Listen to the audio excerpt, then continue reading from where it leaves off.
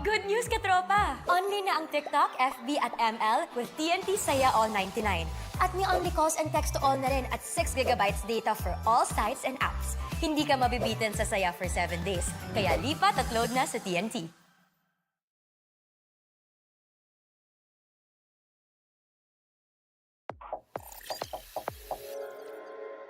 CyberZone.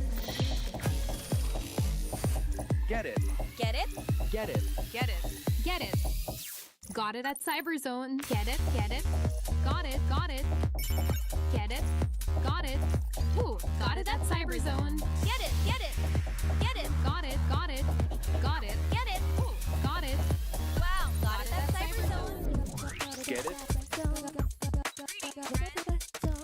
Got it. Got it at CyberZone. Get it. Got it. Got it at CyberZone.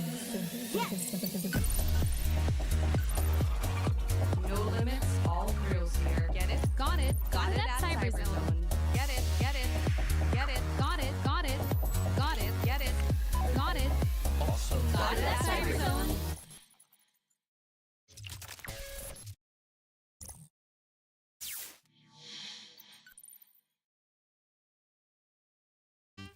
The perfect balance of crunchy and meaty. Easy to cook any time of the day. Taste the crunchy goodness in every bite. Also available in chicken patties.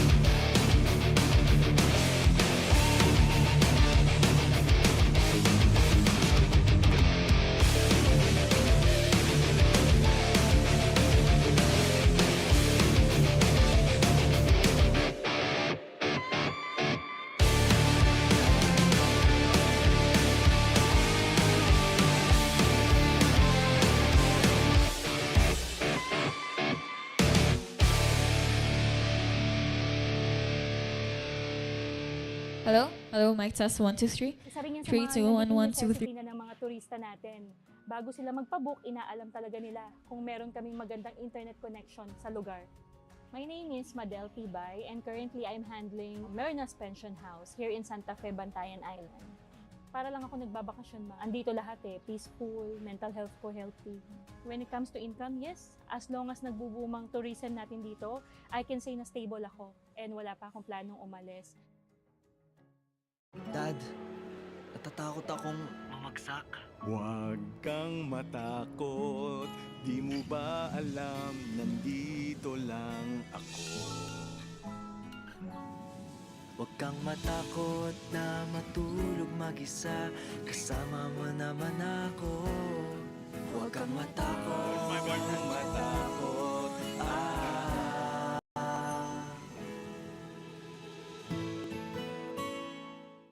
Hindi aabot ang data! Nice! Don't worry! The Only with Smart Power All 99. Hindi nabitin with 10 gig data plus only Facebook or TikTok and more. Load now!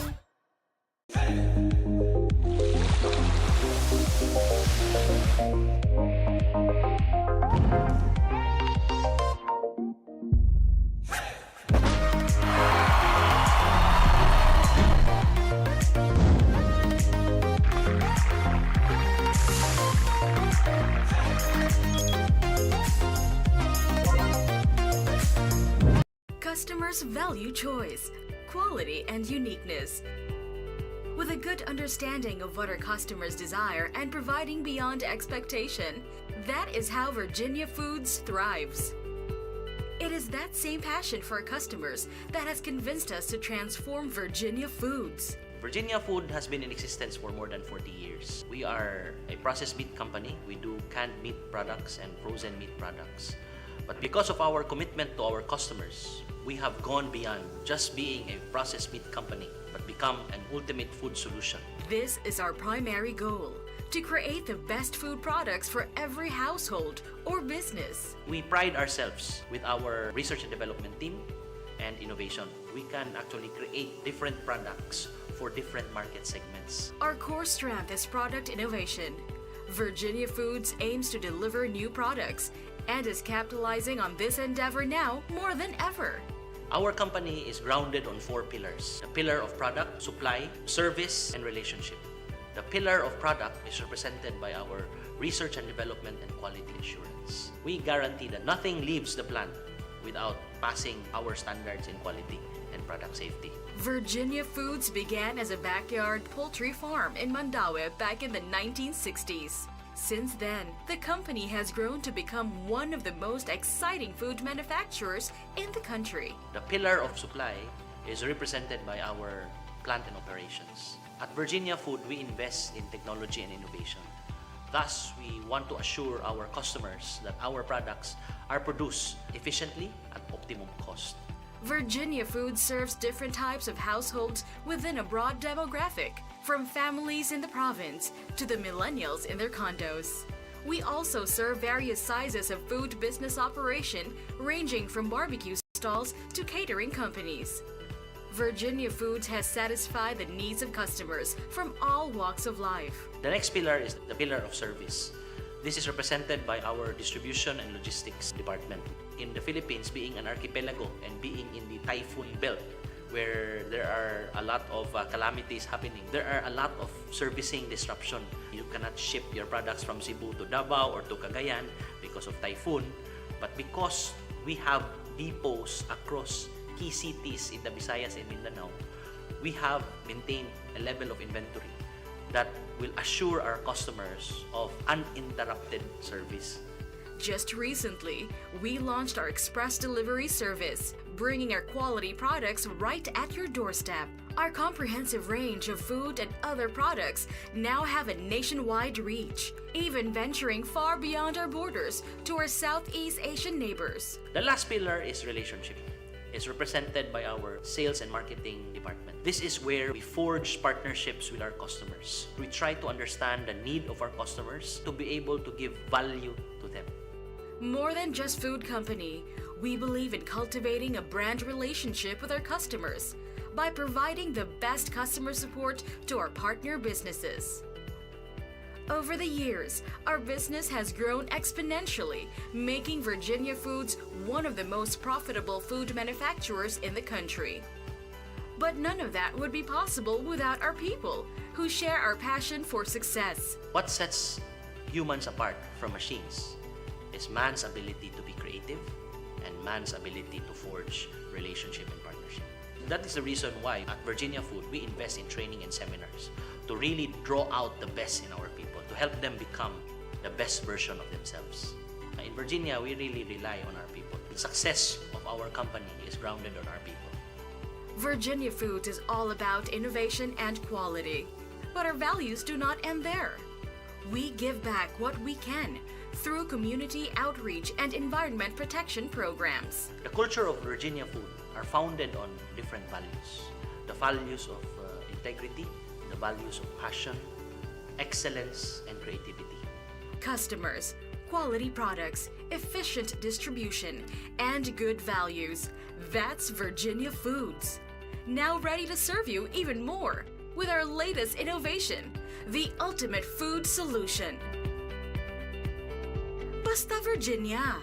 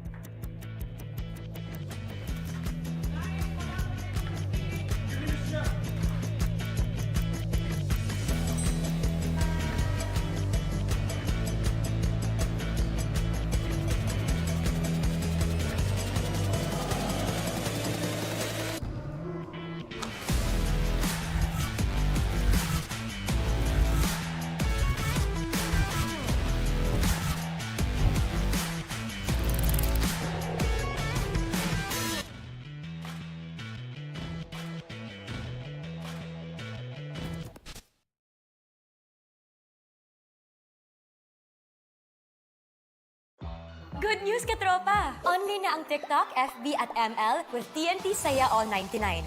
At may only calls and text to all na rin at 6 GB data for all sites and apps. Hindi ka mabibitin sa Saya for 7 days. Kaya lipat at load na sa TNT.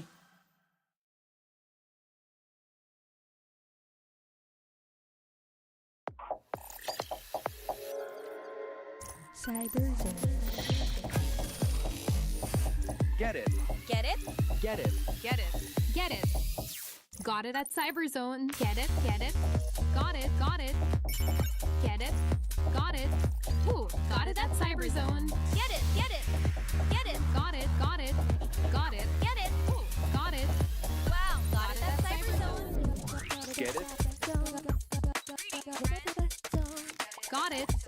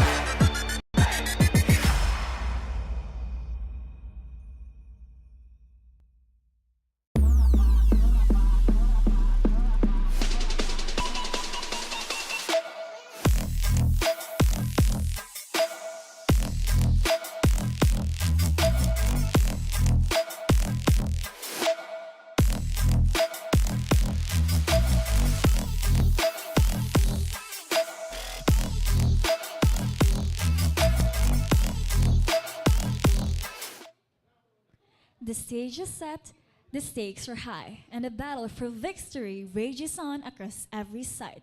Will the top teams hold their ground, or will the underdogs rise to the top and make epic changing games?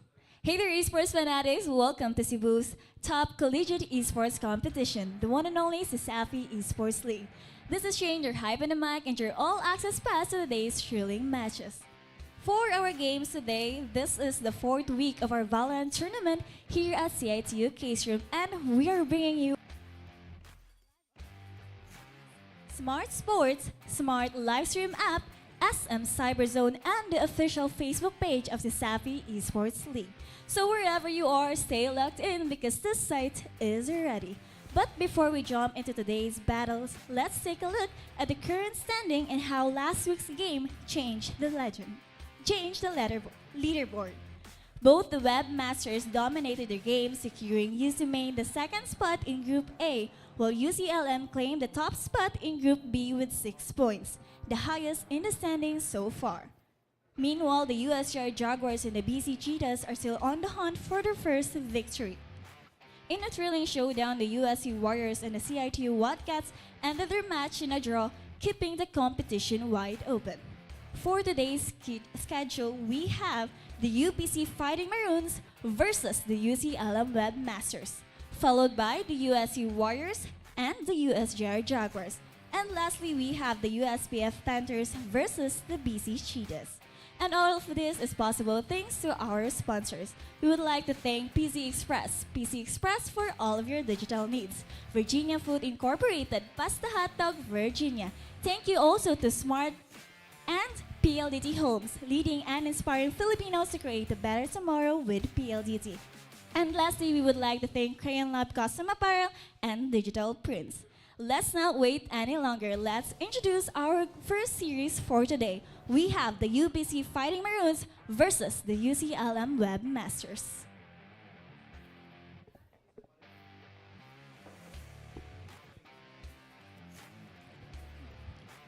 Matatapang, matatalino, walang takot kahit kanino.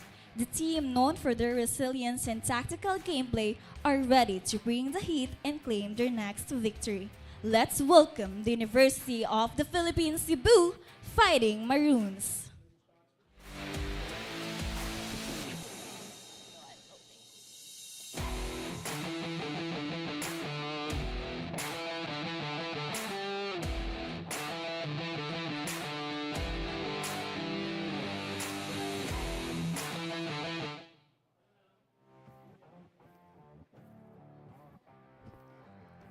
The undefeated, the relentless, and the powerhouse team that once claimed the trophy.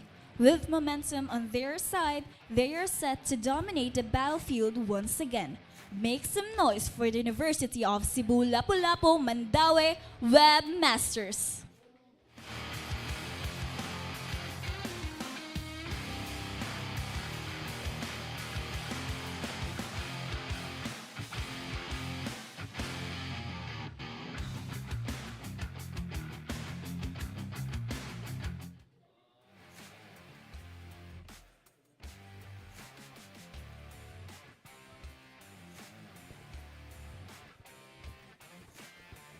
Are you ready to stay until the sun sets and watch the ascent of the legends?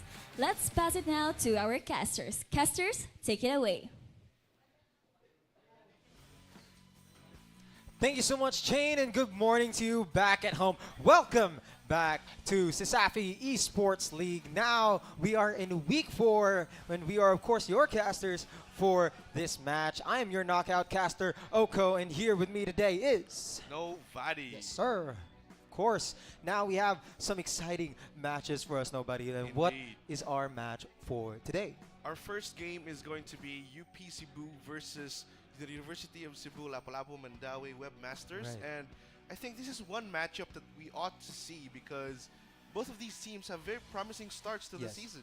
Of course, you're exactly right. Both of these teams coming off of Group B are in their top seed for their group. Specifically, of course, UCLM leading the charge with a lot more points from the other rest of the teams. But of course, we have the UPC Fighting Maroons trailing right behind them and heading to a very, very strong run for the rest of the tournament. And now we are seeing both of these strong teams head to head. What do you think is going to happen? We have the top contenders clashing. Nobody. I think, for me personally, I think UP Cebu has some sort of fighting chance because Right. they've shown it in the previous games wherein they were in a bit of a tickle in some parts of their game, but they somehow managed to squeeze through and get the dub, which is kind of impressive considering the fact that this is a refreshed team from UP Cebu, and the fact that the last game from versus USPF Panthers, it was actually kind of a very representative Right. of the performance that UP Cebu is going to show us for our games today. Right, and of course we have UCLM, the reigning champions, University of Cebu Lapu-Lapu Mandaue, from our preseason, of course, finale, going up against the Fighting Maroons. And of course, we have their opponents from week 3, which was Benedicto College, our newcomers, and essentially the dark horses coming in for this tournament to test and made them witness essentially what UCLM was made of. It was really just a full-on presentation of what this team could do, and that was definitely a message received situation for UCLM. But of course, let's have our lineups for UPC Fighting Maroons. This team, the UPC Fighting Maroons, has a very strong squad with a refreshed energy with the team lineup Jessenel, 1RM, Sleepy Fox, Wins, and Mika Baby composing the entirety of the team's lineup. All of these players have showed in the opening games of the season that they are worth watching for in this tournament.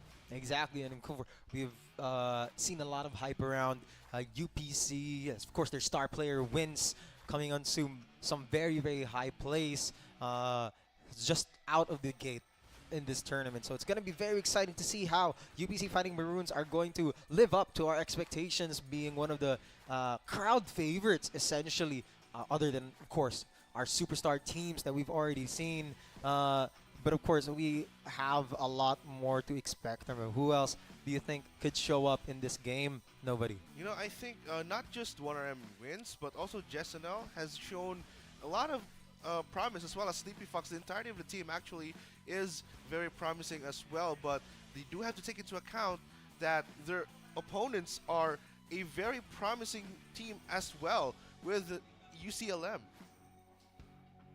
That's right, and of course, when talking about UCLM lineup, we have it going to be right here on screen. You have Ray Monster, Chlitzera, Flappy, Zines, and Punch. A lot of familiar names here, a lot of household names at this point here in CESAFI Esports League. A very scary lineup indeed. These are big guys, you know what I mean? Absolutely, these are the big dogs at CESAFI Esports League right now.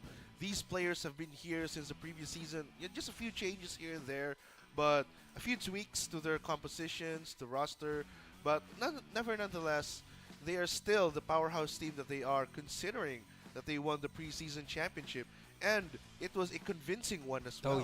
Oh yeah. They USC from that time definitely gave them a run for their money, but of course UCLM stood strong and through the test of time. I mean, we see them right now on the opening of season 3 that they have been nothing but undefeated, and so far they have been, and I'm very excited to see what UCLM has in store for us. Of course, we have Ray Monster and Punch as well, a dynamic duo in their team. So how do you think is UPC going to show up for this match, considering that they're up against what we consider to be so far the best team currently? Understanding. You know, I think facing the best team, it's kind of a win-win situation if you think about it. Because if you win against them, you have the bragging rights of winning against the undefeated team. But if you lose against them, well, you lost against the best team. It's kind of a win-win situation, but I think the UPC Fighting Maroons are not here to go for, at least we were defeated by the best team. They're here to defeat the best team. They're here for a fight against the UCLM Webmasters, and I think that's very exciting to see right now, especially considering that UCLM have been preparing by their own right, and to think that we are now at week 4, there's probably some new things that they've cooked up. Oh yeah, and I absolutely can't wait. But of course, we are gonna go to our keys of victory. What do you think UCLM and UPC Fighting Maroons are up to or have to do in this match? Nobody. UCLM, they just have to sort of continue their dominance. Right. I mean, they have shown that they can play, they can outsmart their opponents as well. Not just outgun them mechanically, but out-strategize them as well. So that's kind of the thing that makes UCLM very dominant in this season. Right, and of course with the Fighting Maroons, it's a very, very big ask, nobody, but they have to outclass the undefeated. This is a David and Goliath situation, folks. We have the UPC Fighting Maroons, a strong team in their own right, but up against UCLM, who have been the champions of the preseason finale, and of course have come into this tournament in season 3 undefeated. They have to do whatever they can to try and outmaneuver, outgun, and outclass the Giant. Absolutely. And for both of these teams to be able to pull off a good show for everyone watching right now, they just have to, it's a battle for precision and accuracy. Exactly. Actually. Exactly. And the consistency that these two teams have to present to us is going to be very, very essential to pretty much winning this entire thing. But of course, what are the maps that we have today? Nobody. We're about to see in a few right here. As we can see, UCLM's going to be the first one to ban a map, and that's going to be Haven. Oh, that's actually pretty exciting. Right. That they're banning Haven and the Icebox as well. Ooh, interesting pick, interesting ban from UPC. They've banned Fracture as well.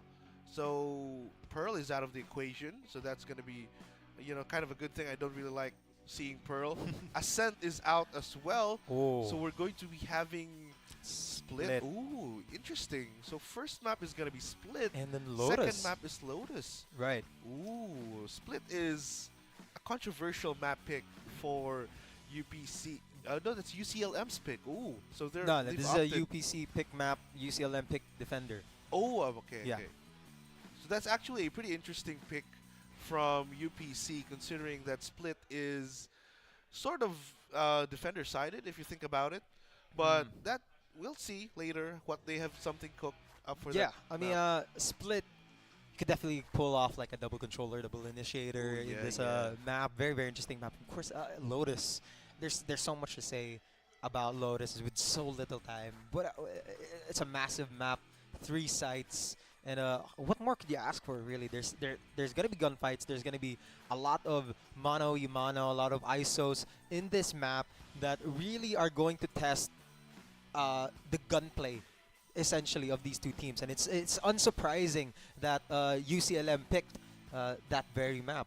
Absolutely. And for this game, let's talk about our predictions, Oko. You're right. You're right.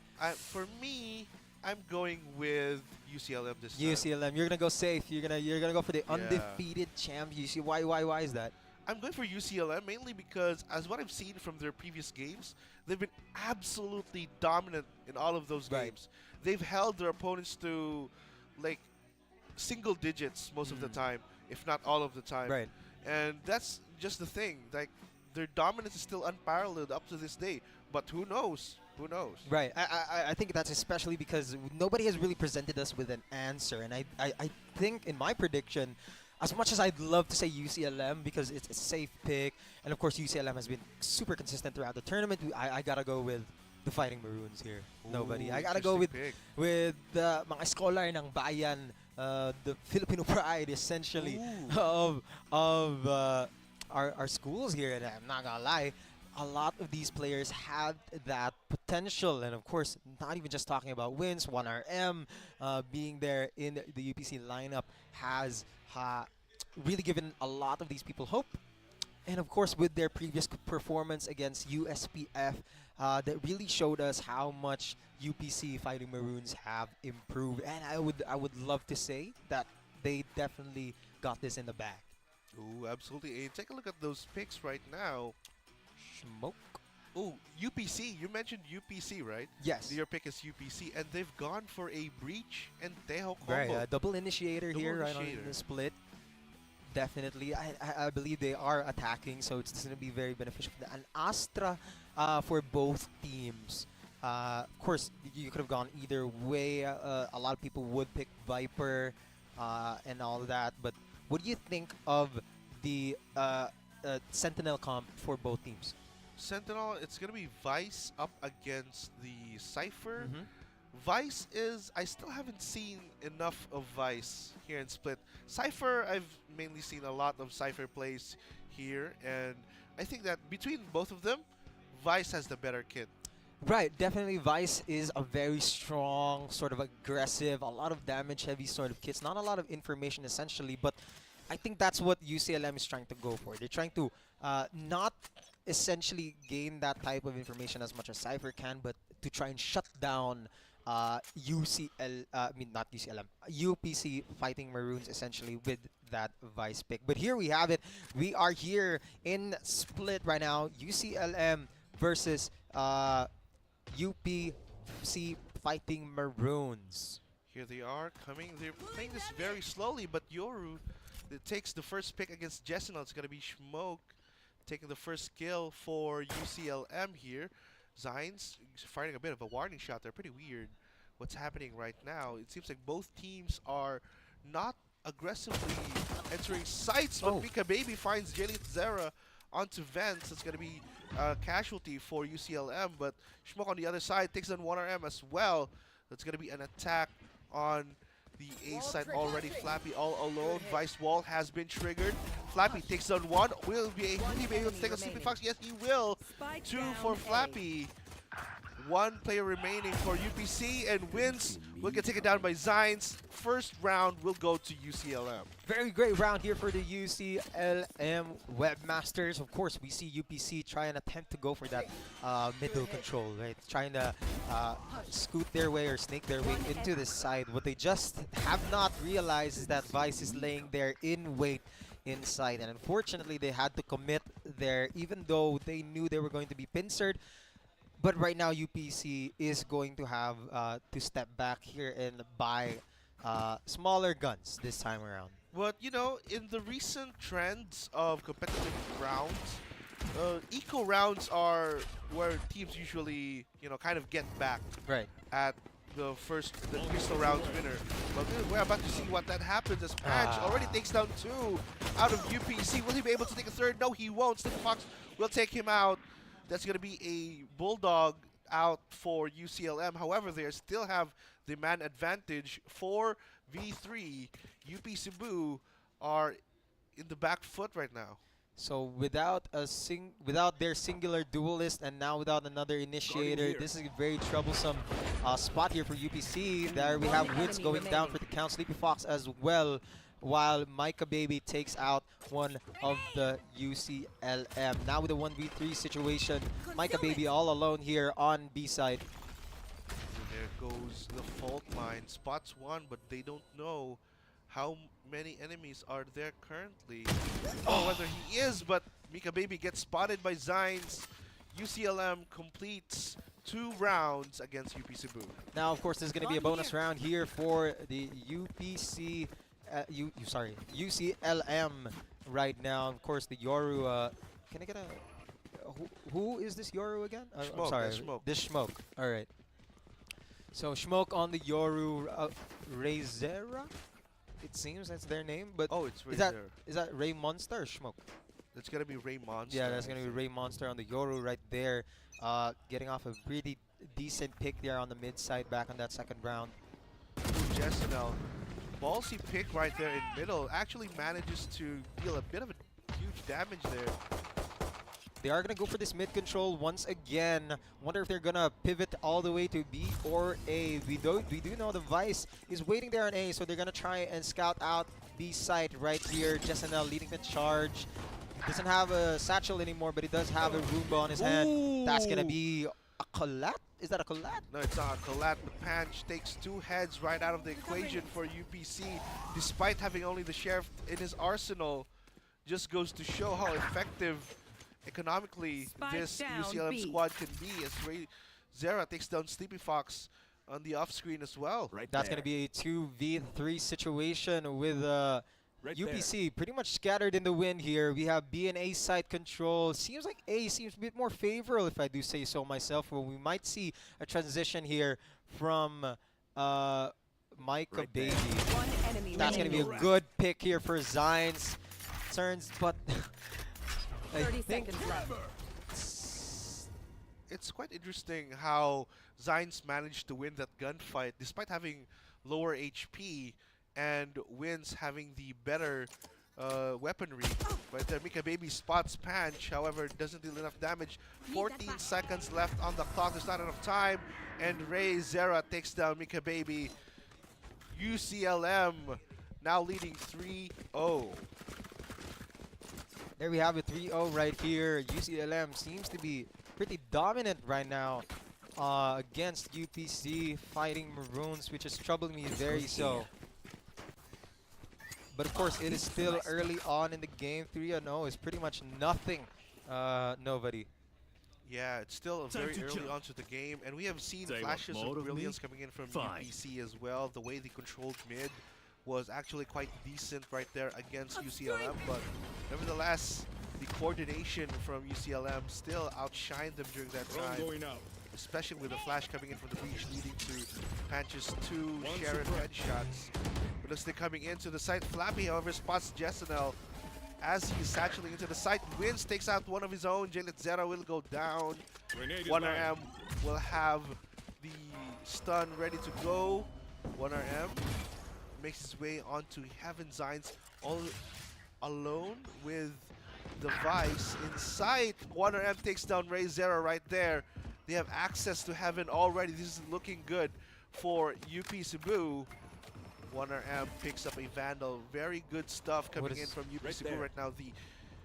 The entry coming in from UPC is doing very well, but they don't know. Oh, they don't know.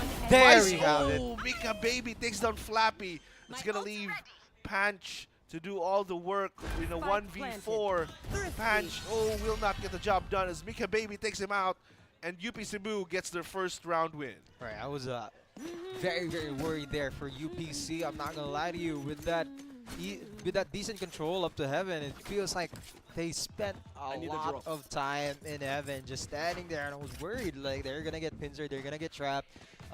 We have Panch all the way lurking into their flank, and it's getting they haven't seen the Vice yet, but luckily for them, the switch up happened under their favor. 3-1 right now, and now 𝐕𝐚𝐿monsta has an operator in his hand as well as a Dimensional Rift.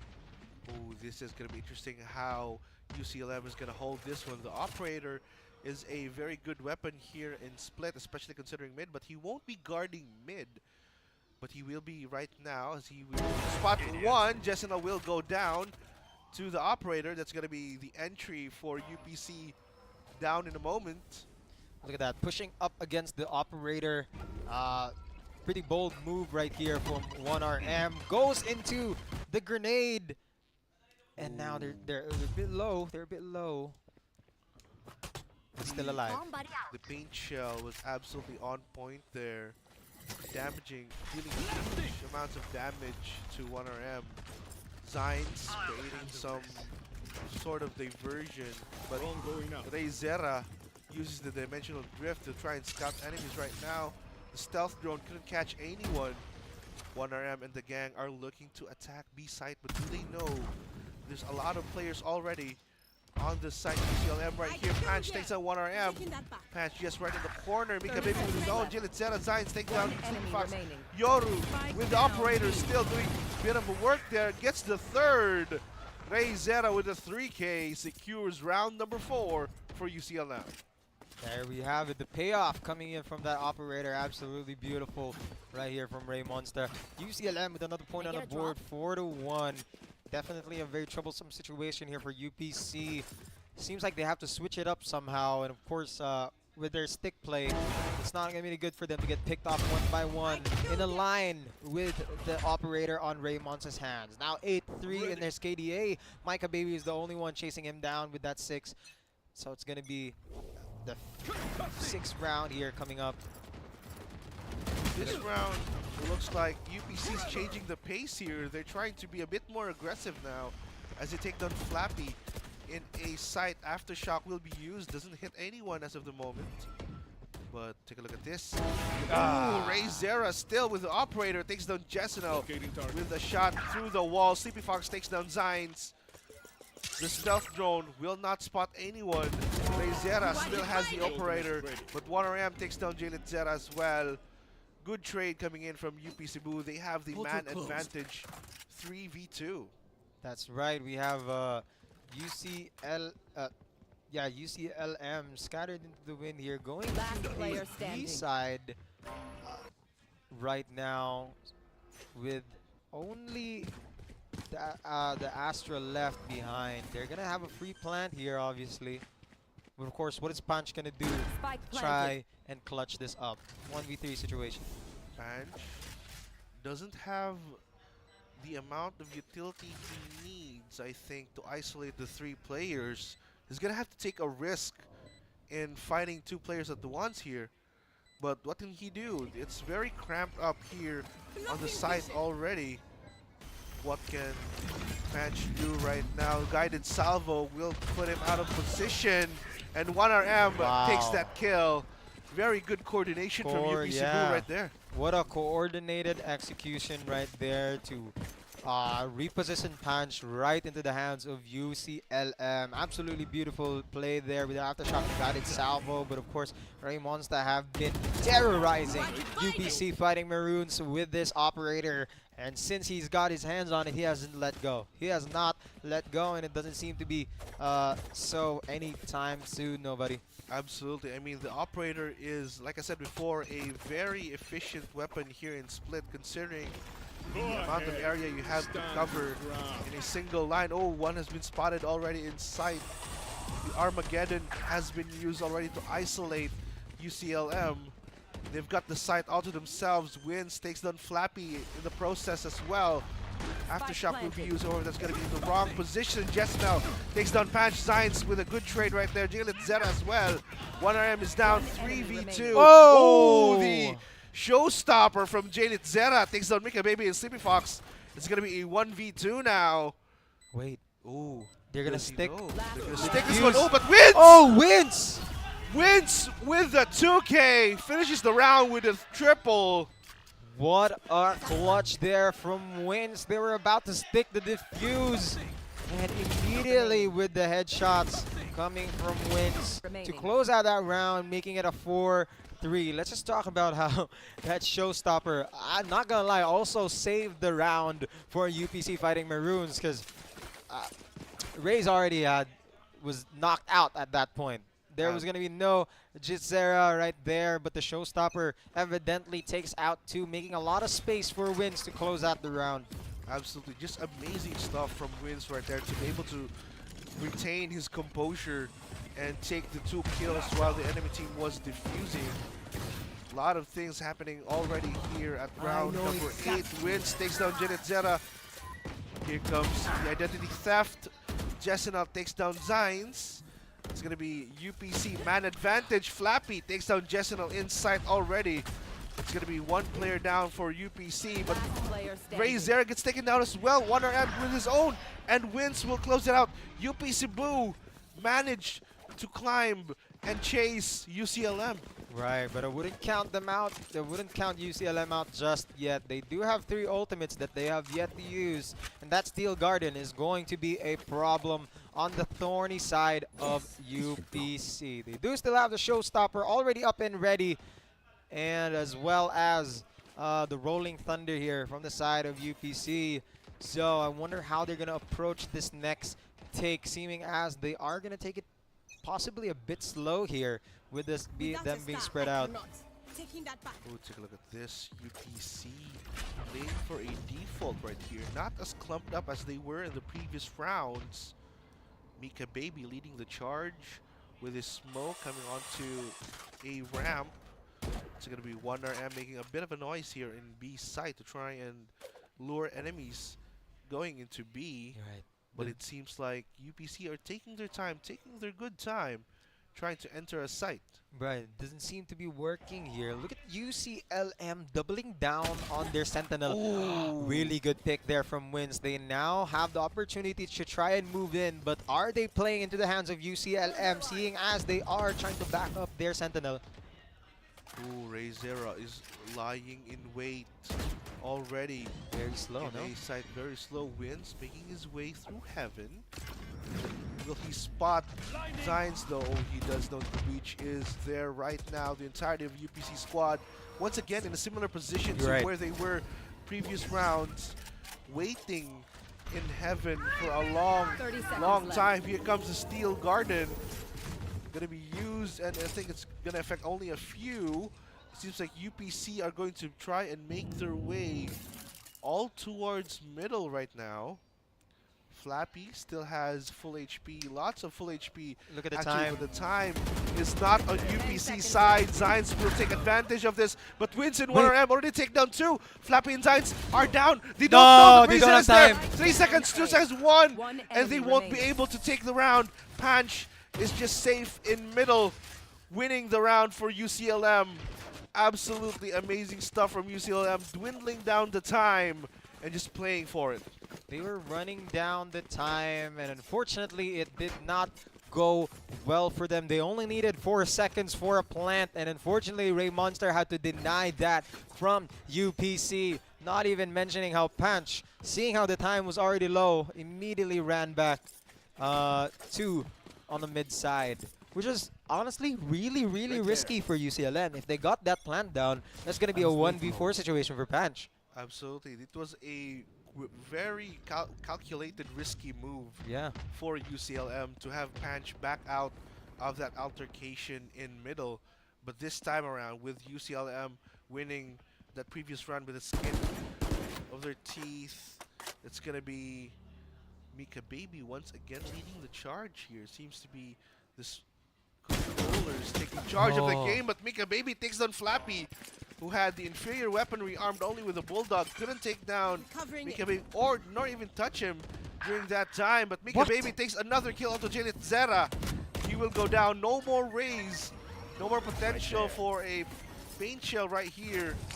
It seems like UPC, realizing that there's a lot of enemies in A, will head towards B side, where it's going to be a free plant coming in for UPC. There's going to be a retake play here, of course, with a breach and Yoru. That might not be too much of an issue. It all really comes down to execution here for UCLM.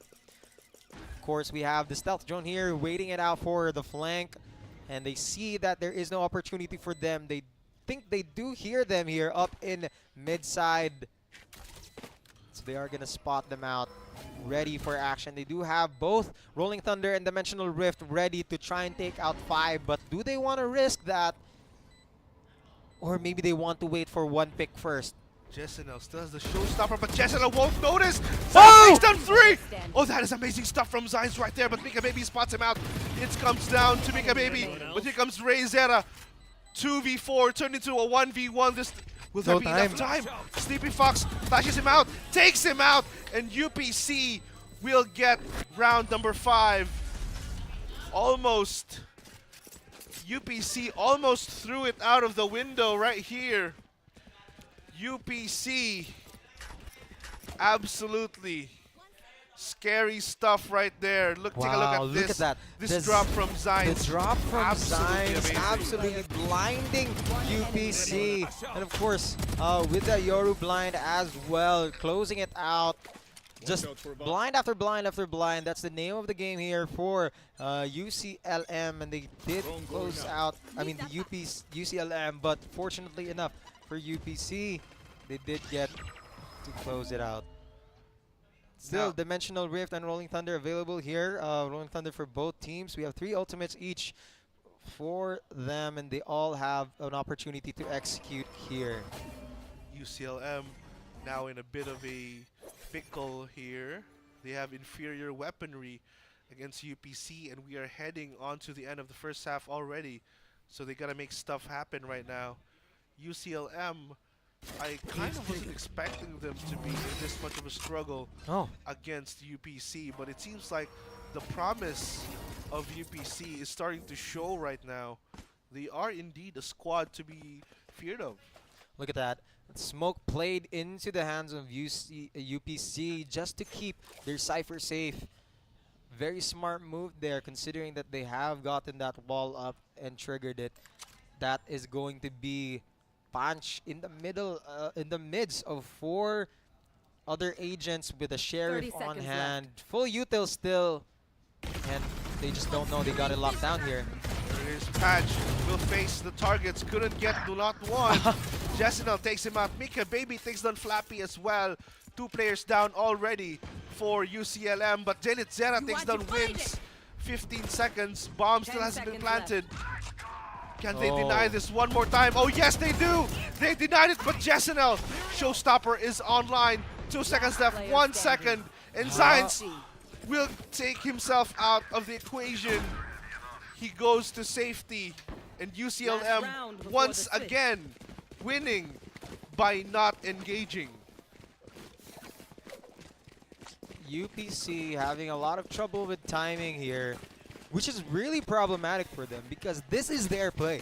That is the play that they're trying to make. Run the timer, expand utils coming from the enemy side, and try to get the plant down, try to get as much picks as possible, and they do get the execution right. It's just the timing is way, way off. They are still very, very hesitant when it comes to getting into the sites, but I think it's going to change right now as OneRam already takes down 𝐷𝐿𝐻. They already have access to the site, but 𝐷𝐿𝐻 takes down Sleepy Fox. 𝐷𝐿monsta takes down 1, still finds 1 as well. Info for his team, but OneRam will take down 𝐷𝐼NS already. Flappy gets one of his own. 𝐷𝐿𝐻 will go down. There are no more showstoppers left in this game. Wins takes down Flappy as well. 3v2, UCLM 2v2 right now. As 𝐷𝐿monsta takes down 1, who will get the first pick on this one? Punch will get it. 1v2, 𝐸𝐴𝐵𝐵𝐴 will go down. And 𝐷𝐿monsta will complete UCLM's advantage in the first half. Now they're playing into the hands of UCLM, seeing that they keep on getting shut down on their slow play time and time again. Shifting gears right here did not really help them with their confidence at all. That must have felt really, really awful for UPC right now. And all I can say is that in their heads right now, they want to be able to find a window of opportunity here. This is going to be a reset, of course, switching sides. So going back right here, it definitely was a shutdown on their side. They keep on getting answered and answered and answered despite the adjustments that they've made. So now that they have the opportunity on switching sides, they might be able to close it out, considering that this, as you've said, this is a very defender-sided map. Getting 5 points as attacking, yeah, 5 points as attacking is pretty good. Absolutely, and UCLM now setting with a 2-round advantage. UPC will have to win this pistol round if they want to keep this game as close as possible, because we have seen what UCLM can do once they get the advantage. Guided salvos will be used. Ooh, Panch gets caught in the haywire right there. Panch drops down to the guided salvos. 𝐷𝐿𝐻 will take the spike already. Seems like 𝐷𝐿monsta already making his way onto A heaven, but do they know that Sleepy Fox is right there lying in wait? Flappy as well will take this fight onto screens. Oh! Spots out 𝐷𝐿𝐻. 𝐸𝐴𝐵𝐵𝐴 gets a kill onto 𝐷𝐼NS. Having pick after pick here, coming from UPC. 5-3 still on the board. We have 𝐷𝐿monsta versus Wins. That is a really good tag right here from 𝐷𝐿monsta. Oh, 𝐷𝐿monsta already takes down Sleepy Fox. 𝐷𝐿𝐻 takes down 2. 1v4. Can 𝐷𝐿monsta do something about this? No, they won't. And 𝐸𝐴𝐵𝐵𝐴 gets the pistol round for UP Cebu. Did UP Cebu just say hooray? Oh, they absolutely did. They did. They said hooray. They said it in unison. That just speaks to what type of attitude UPC is coming here. You would think that going up against UCLM could, of course, bring up a lot of pressure, a lot of scariness, but no. UPC keeping it calm and composed here, winning round after round, slowly but surely taking the lead over UCLM. But of course, with this full sheriff buy coming from UCLM, we'll see if they'll still retain their lead, or will UPC be able to cash out on this bonus. Oh, there they come. Oh, Sleepy Fox. The ghost against the sheriff. The ghost will prevail that time around. Flappy armed with the sheriff as well. Who do they know? There's two lying in wait in the smoke. Guided salvos will be used. UPC, they aren't just waiting around for the push. They will push UCLM themselves. UCLM now in a bit of a pickle here. 2v5. Armed only with sheriffs, but 𝐕𝐚𝐴 not a problem until 1RM stops him. It's going to be up to Panch now. What can Panch do? No armor, and the shots won't hit as well. 1RM with a 3K. It's a tied game. It's a tied game, and you gotta give it up to 𝐤𝐿 right here on the hands of 1RM. You have to understand, with this initiator, there is a lot of potential you can do, especially with that guided salvo, because you can flush out a lot of the enemy team, and that's exactly what UPC is trying to do here. Trying to spot out which side of the map that UCLM is gonna push for, and they strategically target basically escape points for UCLM in order to choke them out of their own push. Very, very aggressive play here for UPC, showing some honest promise here. Ooh, UPC once again taking advantage against UCLM. They've already got 2 kills to their names with Zines on low HP as well. Things are looking quite grim already for UCLM this early on into the round, but things could still happen. They still have lots of utils left available to use. But what can they do? Here comes the flash coming in from UP Cebu. Right that won't be catching anybody. Guided salvo once again being a bit of a problem. �𝐿𝐴 takes down Zines in the process. Sleepy Fox takes out Panch. 1 player left. 𝐕𝐚𝐴. Ooh, couldn't do anything against 𝐿. And that's gonna be 3 straight rounds for UP Cebu. This is exactly what we've been talking about. Guided salvo with a 40-second cooldown, being able to use that very early on in the round, getting a pick very early on, and then using it to close out a round like that. Absolutely beautiful. This is exactly what 𝐤𝐿 was built for. You have to understand that 𝐤𝐿, aside just from just being a strong attacking initiator, defending, he is horrible to go up against when you know that this 𝐤𝐿 is not afraid of you. Absolutely. When the 𝐤𝐿 knows how to use their utility to block out escape routes or block out pushing routes. Oh, look at that. The mid attack from 1RM and the squad just got 𝐕𝐚𝐴 down to extremely low HP. 𝐿𝐴 armed still with the sheriff. UPC still holding mid control. They know this is the part of the map wherein UCLM could try to gain advantage of. Look, they're slowing it down. They're not revealing their position immediately. I believe what UCLM is trying to do here is trying to spot out which part 𝐤𝐿 is in order to try and bait out the guided salvo, quite possibly, because that has been a thorn in their side for quite some time. Flappy reveals himself, makes some noise here on the B side. Oh, what a good shot right there from gets a pick. But 𝐿𝐴 takes him out as well. Good trade coming in. Surprise package will go. Not anyone caught in that. 𝐿𝐴. There goes once again the guided salvo. Delaying their push. Oh, 𝐿𝐴 gets the first. Paint shells will be used. In coordination. Coordination as well. 3K already for 𝐿𝐴. Up against Panch. Will Panch be able to handle? No, he won't. 4 kills. 1 more to go. He is on fire. 𝐿𝐴 is very hungry for this last kill. The entirety of UPC are trying to give it up to 𝐿𝐴. Here comes 𝐿𝐴. Oh, but wins. Takes out Flappy. Wins, steals the ace, steals the thunder. But nonetheless, that's going to be a round win for UPC. Take a look at this replay right here. Amazing stuff coming in from 𝐕𝐚𝐴, but even more amazing stuff coming in from 𝐿𝐴. as he started off with a trade, gets the quick 3 kills, and unfortunately gets the last kill stolen by Wins.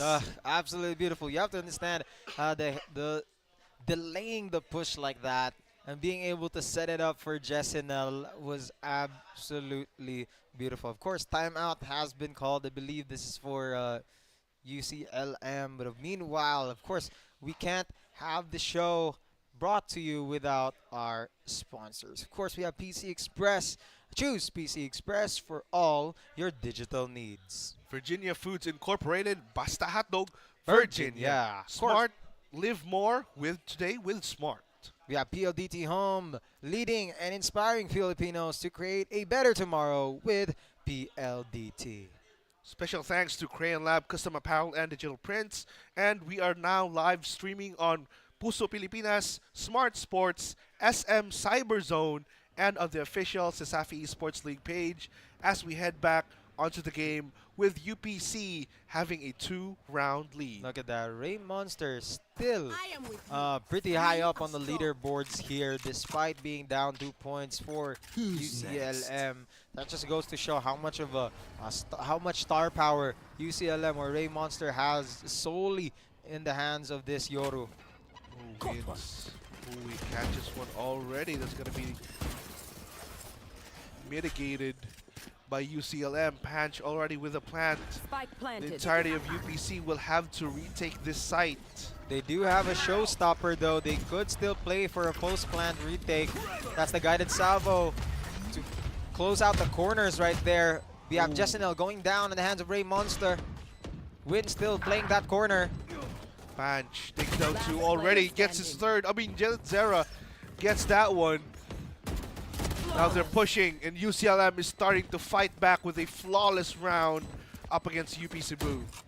Very unfortunate. They pretty much all lined up there in heaven with the side of UPC for UCLM to take. There was no utility being used. Would love to see that quite possibly to try and go for the retake, but the positioning was just off here for UPC, and with such a fast push up like that, very aggressive play for UCLM. Didn't even need to get a pick off. Just went in and planted. It definitely caught UPC off guard there.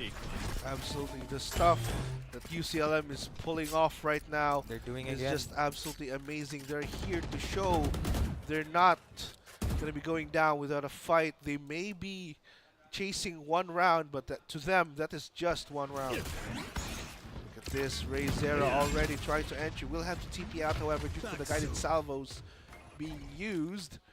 𝐚𝐞𝐞𝐤 baby. It seems like UPC are in the correct site as of the moment. Paint shells will put him out of position. There comes the wall division coming in from the Astra. Panch, will he be able to use that right now? And the plant will possibly go through in a few moments as UPC will try to regroup and find. Ooh, 1RM couldn't get that boom bot to go down, but on the off screen as well, Ray Monster and Panch get a kill apiece. Sleepy Fox will go down. Here comes Jessinel trying to push through, but Jalen Zera was waiting. Panch takes down 𝐚𝐞𝐞𝐤 baby as well. 1RM. He goes from the back, takes down 1. Will he be able to take down the remaining 2 players? There comes the Razor Vines and the Gravity Well as well. Could not get it to go. Amazing coordination from UCLM, and now it's a tied game once more. Very good use of utility here for UCLM to try to tie out the game. Look at that. There was a sliver of hope here for UPC, but now we are going to go for another timeout. I assume it was called by UP? Yeah, for UP Cebu. They're having a timeout right now because things are starting to look not quite as doable as it was in the few previous rounds, and UCLM now starting to get advantage to take their dominance into a good stride here in this matchup against UP Cebu. Right, because you have to understand it's been a back and forth all day long here for both of these teams, and it's only been game 1. This is UP's map right here, so it would be ideal for them to take this game for themselves. And calling this timeout, I believe, of course, slowing it down, trying to spot out the missing pieces that is in this puzzle for them is definitely the right play to take. 5 seconds left. It's now time to get back into the game. And UCLM, just by showing that they have that kind of aggression as well to answer versus UPC, is kind of interesting now that we have reached the 18th round, 19th round, my bad. And 𝐕𝐚𝐥𝐸 goes right onto heaven. Oh, he will get fault lined as well, but he manages to escape just in the nick of time right here. 1RM, only 1 point away from Armageddon. Things are going to be looking quite grim still for UCLM as Wins takes down Flappy there in middle. I don't know how he did that, but 1RM takes down 𝐕𝐚𝐥𝐸 as well. 𝐬𝐿 will get the trade. 𝐽𝑠INEL, with the 2K onto 𝐬𝐿 and Punch. But here comes 𝐕𝐚𝐴. 𝐸𝐴, however, will clean things up for UP Cebu, and now they're leading once more. What a great play here for UP Cebu. They do clock in the type of gameplay that UCLM was going to take. Enemy remaining. Look at that. Beautiful 2K right here from 𝐽𝑠INEL, trading in and out of their teammates. Really good crossfire so far here for UPC. Catching UCLM off guard. Of course, we have the flank shutdown here from Wins himself, being able to close out that round. 9 and 10, very close to the end here, quite possibly, and we have a lot of ultimates, nobody. Ooh, we are indeed having a lot of ultimates. The Showstopper is available as well as the Armageddon and the Wall from the Astra. 𝐸𝐴 is also actually 2 points away from the dimensional drift. 𝐕𝐚𝐴 will try to enter the site. Couldn't spot anyone. There's nobody in UPC guarding the site. They will go for a recall once again. Here comes Armageddon. Wins. Very good pick off right here. Is he able going to be spot out? Punch right here. They're very, very low. Both throws their own smokes. Wins. They're ISOing each other with UCLM being in trouble, and Punch not there to help. He does get a kill on Wins, so he's going to go back into the site. What's the play here? 1v1. 1v1, both low. Couple of bullets left. Wait, oh, 𝐸𝐴, my goodness. That was a very ballsy move from 𝐸𝐴 right there. Oh, did Punch see that? Oh, he didn't! Will there be enough time though? Oh, there isn't enough time, and 𝐸𝐴 will just accept his fate as UCLM. This is the 3rd time already that UCLM has played the time to their strengths. Yeah, they do have the timing down very, very well. Wins with that ramp push right there. Very crucial play here for them. Of course, if only he got to Punch, that would have been the end for that round. But game is game. At the end of the day, it's who fires first and who hits their targets. And right now, both of these teams are pretty much neck and neck in that department, nobody. 10 to 10 on the scoreboard, tied up. We might even see an overtime potentially. Oh, they do read the B-side push so quickly here. 𝐽𝑠INEL trying to hold it off as much as they can. Oh no, 𝐸𝐴 gets taken out with the paint shells, however, takes down 𝐸𝐴 with him. But 𝐽𝑠INEL with his own 3K gets taken out by 𝐬𝐿, but Sleepy Fox with the answer right away. It's up to Punch once more. Punch has been put into a lot of clutch situations already throughout this entire game. Will he be able to do this one? Does he know that Wins is coming right off the back? Wins could not be able to get the timing right. 1RM is revealing himself right now against Punch, but Punch will take that firefight. Will not notice Wins, and Punch will go down 11 to 10. UPC with the lead. It's very, very unfortunate for UCLM to not utilize their ultimates. Honestly, that take would have been a lot easier with the Astra ultimate being put down here on B site, since they went pretty fast. I think their problem is they got caught off guard here with the obvious read. That was such a read from UPC. Absolutely. It was a 4-man stack on B, and immediately intercepted it with a concussion off that breach. UCLM could only try and push to try and commit, and unfortunately it didn't work in their favor. Absolutely. Because UPC just has the right answer against UCLM in this game. All teams, both teams, waiting for who will fire the first shot, the first util. There it is. Fault line will be used. Catches two. Salvo. Guided salvo. Almost catching 𝐕𝐚𝐴 once more. However, that won't be the case as he TPs out right away. 1RM lies in wait. Guardian in hand. Right there. They already have a lot of space here from the side of UCLM. I think it's the fact that they want to time it perfectly here. They might want to wait for 30 seconds.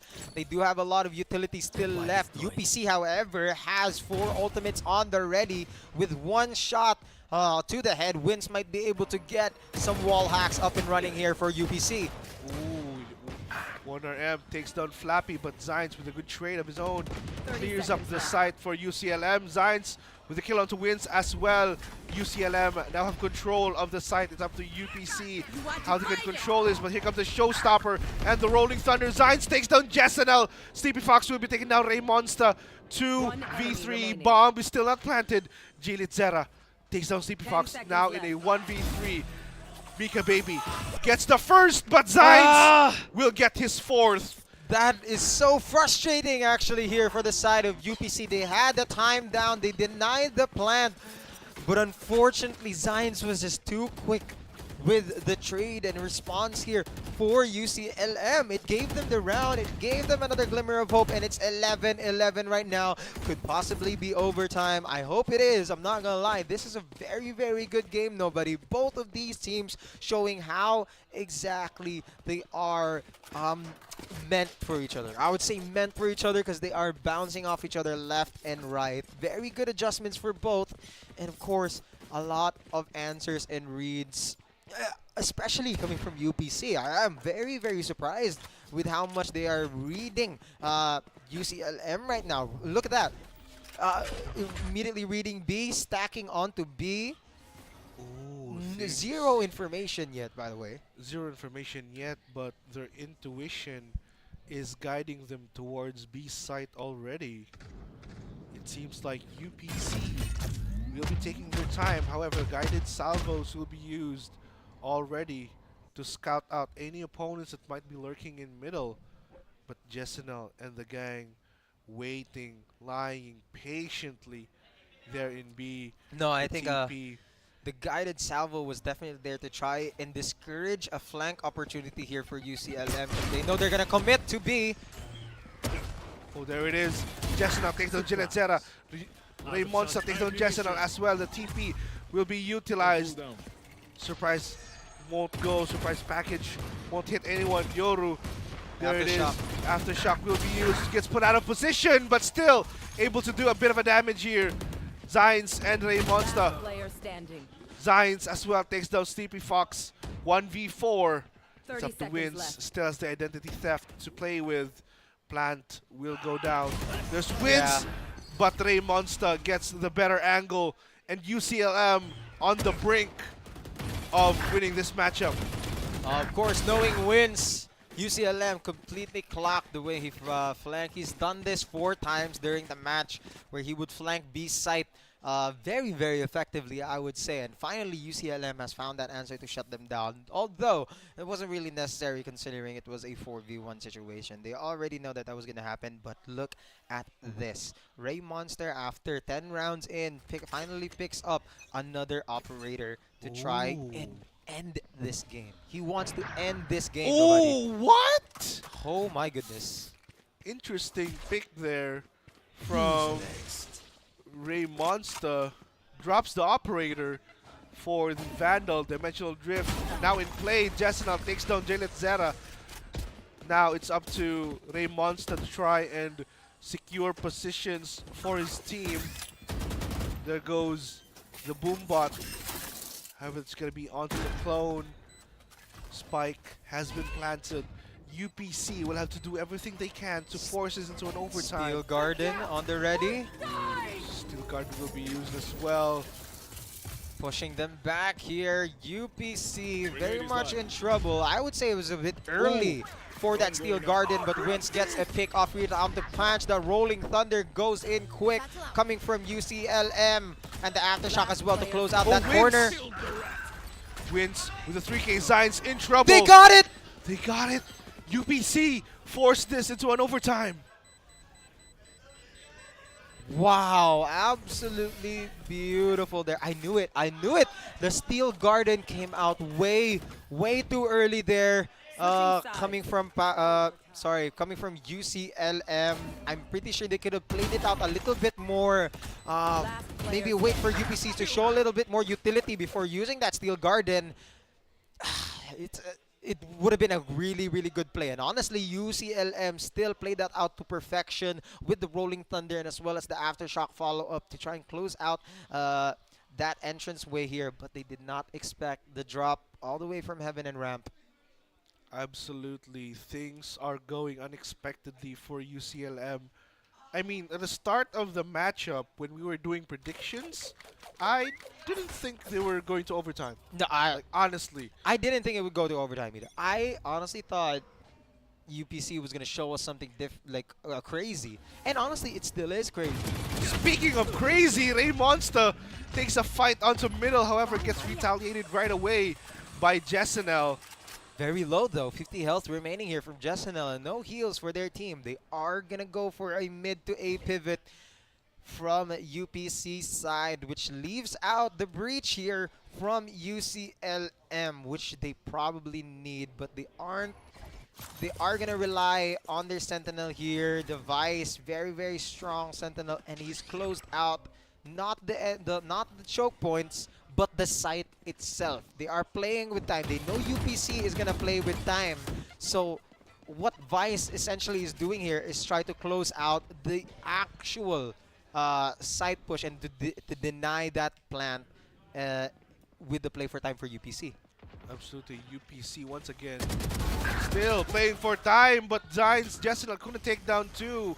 It's gonna be 𝐷𝐸𝐿 with the answer right away. Flappy finds one. 1 RM will go down. The blind is still up for Flappy. Takes down two already. 𝐕𝐚𝐥𝐸 is down as well. 𝐷𝐸𝐿 takes down Sleepy Fox. It looks like UCLM are having the advantage. 𝐸𝐴𝐵𝐵y gets spotted already. Does he have enough time? No, he doesn't. 14 seconds, 10 seconds left. There's just no time for 𝐸𝐴𝐵𝐵y to be able to do a push or plant or be able to kill 3 of these from UCLM. Seems like 𝐸𝐴𝐵𝐵y will just have to resort to nothingness, as it's going to be 13-12 in favor of UCLM. UCLM now has the advantage of 1 round up against UPC. Flappy with the amazing 2K right there. 𝐕𝐚𝐥𝐸 wasn't able to retaliate right away, and that rendered UCLM their 1 round advantage. Absolutely. The coordination was a little bit off here for UPC, especially from that swing with 𝐕𝐚𝐥𝐸. I just know there was some sort of comms there for 𝐸𝐴𝐵𝐵y, for 𝐸𝐴𝐵𝐵y and 𝐕𝐚𝐥𝐸 there to try and swing that, but it's also going according to UCLM's plan right now. And what we're seeing is a full-on A push with an attempt to retake from UPC. We've seen this before. It hasn't gone super well, but we'll see. Here comes the fault line. Guided salvo has been used as well. The aftershock will delay the push coming in from UP Cebu, but 𝐕𝐚𝐥𝐸 from the back takes the one. Punch and Flappy, however, gets 3 kills of their own, 2 each, 2 apiece, and it's going to be UCLM closing out the game, 14-12, as they win in overtime. Wow. I am not angry about that, nobody. I'm not gonna lie, you still won. At the very end of the day, you still won your prediction, but I knew for a fact you were sweating. I was sweating, actually. I was sweating bullets. You're sweating bullets, literally, and let the bullets rain. Because that was a match. UPC really showed us what it takes to be one of the top seeds in their group, and honestly deserved. I have no doubt that they will go on to win a lot more matches. I am just afraid for them in match 2, considering it's going to be a UCLM map pick. But what do you think? I mean, UPC in this matchup, in this game, showed a lot of promise. Right. Like, this is the UPC. This is very different from the UPC last season. You're right. This UPC right now is a serious threat against all teams. UCLM, the reigning champions, have been struggling against UPC. They still eked out an overtime, but still, UP Cebu, now a very serious threat.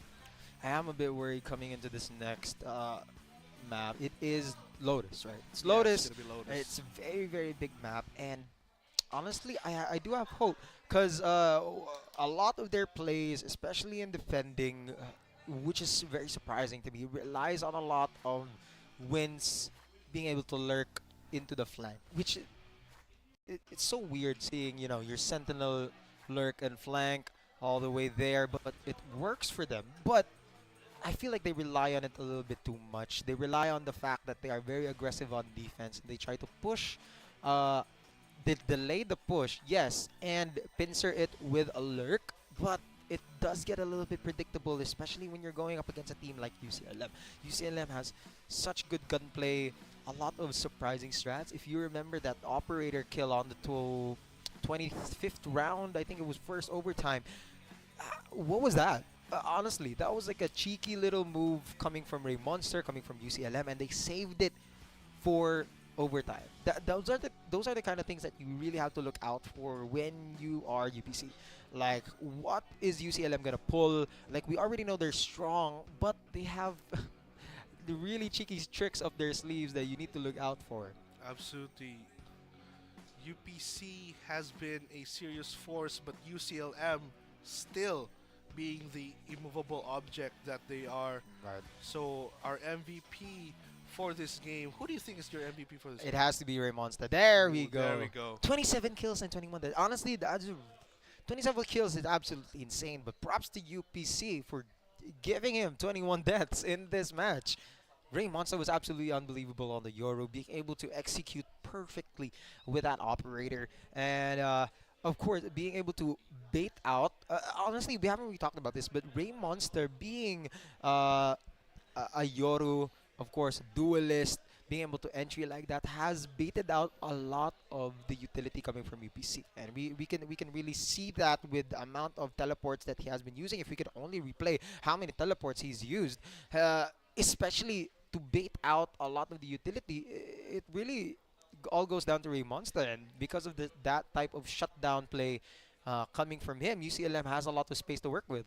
Absolutely. Now, this is the kind of duelist that you need in your team, the kind that secures space for your team. They may not be getting the most kills, but in this case, Ray Monster has the most kills.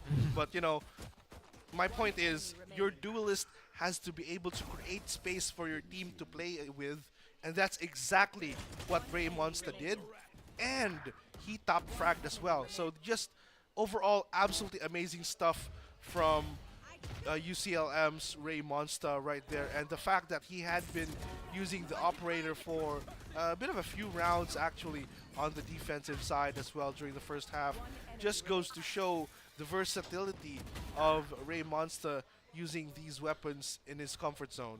Right. What do you think the comp's gonna be for Lotus? For Lotus, I think it's still gonna be.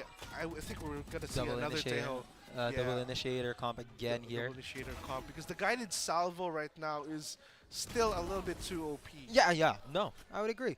Not gonna lie, it has 80 damage on the first burst. Of It the guided refreshes. salvo. 40-second Refreshes as cooldown. well. You don't need 2 kills. You don't need to like buy it again. It's just there. It's there. Guided salvo is just a little bit too insane right now, but still, that wasn't enough for UPC because UCLM still managed to eke out a win during OT1. Especially, take a look at this game highlight right here. This was the moment that secured UCLM their win. It was when Flappy took down Punch and Flappy took down 2 apiece in a site which enabled UCLM to play with a lot more space and a lot more breathing room to go up against UPC. Right, absolutely unbelievable here, and of course, you did say that you're planning to see the Tejo again, or expecting to see the Tejo again in Lotus, but I don't know. At the very end of those matches, I really have seen how UCLM adjusted to the Tejo. It takes a few seconds to get to adjust towards the guiding salvo and how exactly UPC was using it, but it wasn't too much of a scary tactic for them to not face up again. Like you could only you just need to bait it out, and that's exactly what the UCLM has been doing for a lot of the rounds that they've won. Is they bait out the utility, making sure that the guided salvo is gone, making sure that the concuss from breach has also been used, and that's when you execute, and the execution always comes out on top here for UCLM. That's why they took game 1, and congrats again towards UCLM. UPC fought. It's no joke. They are the Fighting Maroons, and boy did they fight. And what do you think is the situation here for UPC? What do they need to adjust here coming into game 2? For game 2, I think UPC just has to get a better read on their opponents, because they do have lots of good utility usage, especially with the guided salvos, the fault line. It was in perfect harmony most of the time. But they weren't able to adjust against UCLM's adjustment.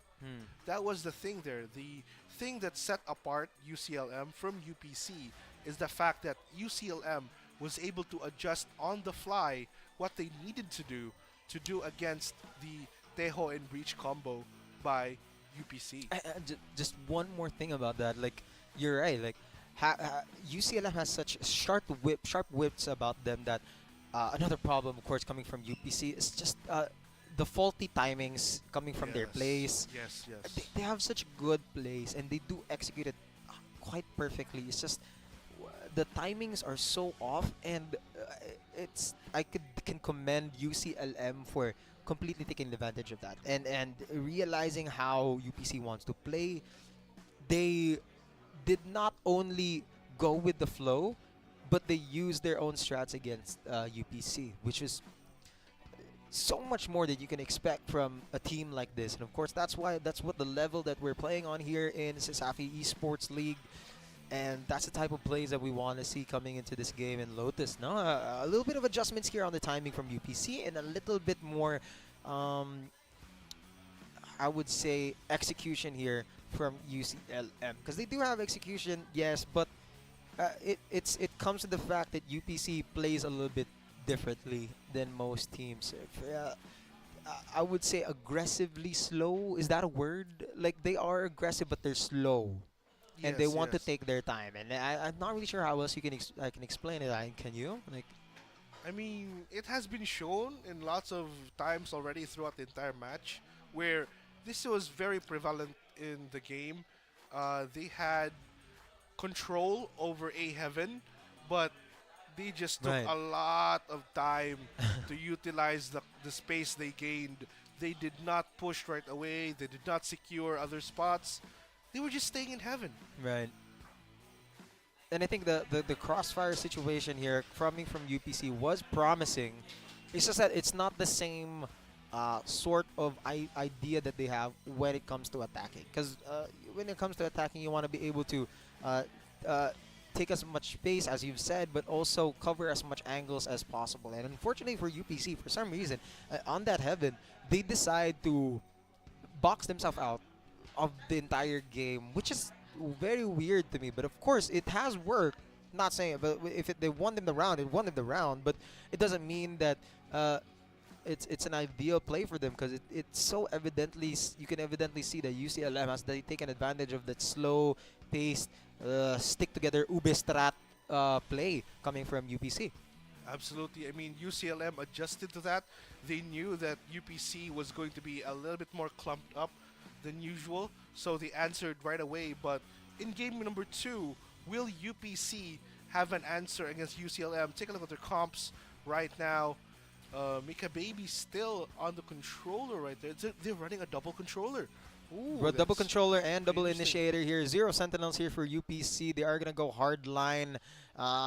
on this Lotus map, I believe they are attacking? Are they? I actually don't. Yes, I think they're attacking.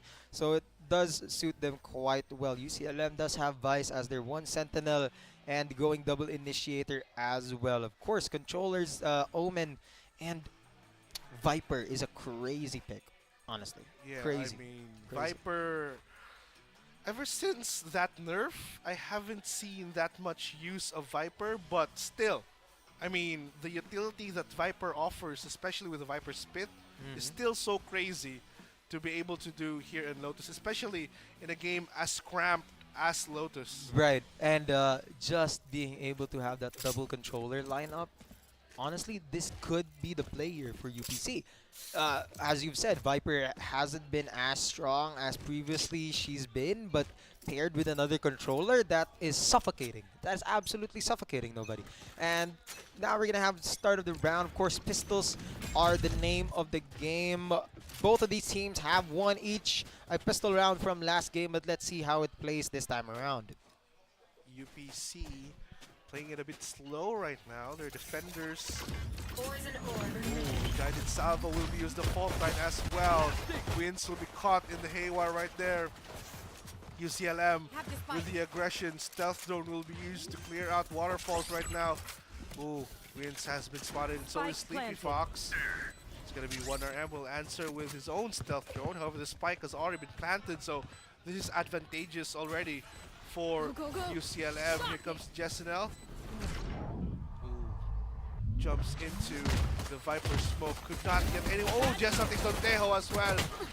Runs out of bullets. Zines takes down 2. Jessinel alone HP. Mika Baby takes down 1. Flappy versus 1. 1 versus 1, and Flappy will end that round with a 3K as UCLM takes the pistol round. That's right. UCLM does is attacker this time around in this map, but what a pistol round here. Still a pretty much hurt economy for both teams, but very, very good play here for UCLM to close out that round. Now they have advantage, and let's see what they do with it. They are going to try to close out the flank side here. Actually, no, they are going to retrieve that wall back, but I feel like they want to be able to cover their backsides here a lot more since they know how Wins plays and they know how controlling they are when it comes to their space. Absolutely amazing stuff there from UCLM. Round number 1. But in round number 2, they are approaching it a little bit slower. Despite having the superior weaponry, look at that. They seem to be triple flank. Ooh, triple flank coming in from UPC. But Flappy spots out Jessinel already. The wall is up. That separates them. Flappy with another kill again. They get the third. Yes, he does. Oh my goodness. 3K already for Flappy. Steel guarded already 2 points away this early on into the game. Zines takes down Sleepy Fox as well. Guided salvos will be used. I was expecting Teho, and I got Tehos. 2 Tehos. It's Teho Sunday for both of these teams, as Flappy will get the plant right now. Oh Once my again, goodness. UCLM advantage. This is a bit of a trouble. I don't think Wins will be. Oh! What a shot. Absolutely beautiful here from Wins. Can he have one more? No, 24 health remaining. Just one more bullet to do the trick. Yep, that's it. Flappy with a 4K here, all on the side of UCLM. That triple flank, of course, with a Vice on standby, could not have been more horrible for UPC. Being isolated like that with that Vice wall is exactly what UCLM wants, and you played right into their hands. UCLM starting to show the strats that they have for Lotus is something that UPC, as of the moment, doesn't have an answer, but we are now in the rifle round, so things are going to get quite interesting here. However, guided salvos will be used. Jessinel will be pushing that one. Ooh, aggressive defense coming in from UPC. Ooh, oh! Wrong timing there for Jessinel, but OneRM will trade him out. The paint shells will clear him, but UPC OneRM takes down the third already. OneRM still untouched. His armor and HP still at their maximum. I think you have to understand that the comp demands a lot of aggressive defense here coming from UPC. There is no Sentinel. They do have 2 initiators and a controller, so they need to be able to do just that. Take control. And early on into the round, UCLM did take advantage of that early onset aggression and read that like a book. But this time around, they just walked right up to UPC. That is going to be a good kill right here from Raymonsta. There is going to be an Armageddon for UPC though. Don't think you'd be using it now. Oh, good trade. Good trade. No, that was almost a 3K. Oh. From Raymonsta. Wait, that collided? Yeah. Oh my goodness. That was scary for UP Cebu. I mean, that is a huge blow to their economy right there. That's gonna hurt right there for UPC. But of course, they still have somewhat of a broken buy. They do go for the Outlaw instead and some half shields here and there for Panch. Still, I can't wait to see what sort of early onset aggression here coming from UPC are we going to see next, considering that Flappy has shut down most of their attempts. Jessinel, very aggressive on the defense, always pushing that A main right there. Yeah. But take a look at this. UCLM are trying to inch their way closer towards C-site wins. I think spotted one already. That's going to be a call for his team to gather towards C. The guided salvos will have to wait this time around. There goes a stealth drone. Gets spotted. Ooh, Win spots one already. They smell the Guardian. They don't see a Vandal, so they might be able to be more confident to take this. The guided salvo goes out, so does the concuss. We see an entryway right here, as well as the Armageddon coming from UCLM. I mean UPC. What? They baited the Armageddon, but 1RM with 2 gets the 3rd. 1RM going absolutely ham right now. He goes to relay bolt. Gets 1, Jessinel. It's up to Flappy now. 18 HP. Outlaw and the Dream. What can Flappy do for UCLM? They baited C and went to B, but was not prepared for 1RM to try and get that 3K off. Very lucky for them here for UPC. And now closing out the round, 10 seconds remaining, no time like the present, and the spike on B. Pretty much just a no-show here for Flappy, and should be as well, since you know you want to be able to save that Vandal pretty much. And that's going to be a round win again for UPC. It's looking up for them. Absolutely. UPC making this game a very close one once again. They've got 2 straight rounds against UCLM, and UCLM only has 1 hero Vandal to account for coming into round number 5 here. And UPC is armed to the teeth with rifles and full utilities, so things are going to be quite interesting for UCLM. Let's see how they will play this one out with only a Vandal and a Bulldog. And I mean, let's look at this. Oh, kala ko instant replay. Ooh. Ako ay nawalay. We got crossovered right there. Well, here we have it. We have some. Oh wait, are you gonna? Is Win's going to be able to take the spike away from Zynes potentially if he does go for the push here? Flappy spots 1 RM. Oh, good surprise package there from 1RM. Oh, Wins in trouble. Oh, gets spotted already. Fault line stunned as well. Could not do anything, but took him a while to go down as Zynes takes that kill. We'll be taking the orb as well. We have salvos on the ready once again here for 1RM. The showstopper goes and pops it into waterfall. Does not hit! 𝐿𝐿𝐿𝐿𝐿 missed the showstopper right there, leading to an easy kill. UCLM does drop the Steel Garden, which pushes UPC back. Go ahead. Stand your ground. Here comes the Armageddon now coming in from UCLM. However, it's not going to be enough as 1RM takes the Flappy already down. armed still with a Vandal in hand. Zains takes down �𝐸𝐿𝐸. 10 seconds left in the game. Sleepy Fox will have to make this plant. If they cancel this, yes they do, they cancel it. Oh, will there be time? 1 second, few more seconds. Oh no, they won't. Timer expires, and 1RM will not spot Banch. Banch will get the consolation kill right there as UPC gets round number 3. Oh my UPC, I gotta say, 1RM has been showing up and putting out right here. That shows, that is a violation. Oh, look at that. No way we stopped right here, boy. Like, no way we had to show that. Showstopper running past Neon's hairs into the Steel Garden and dying to 𝐺ESNL. Absolutely.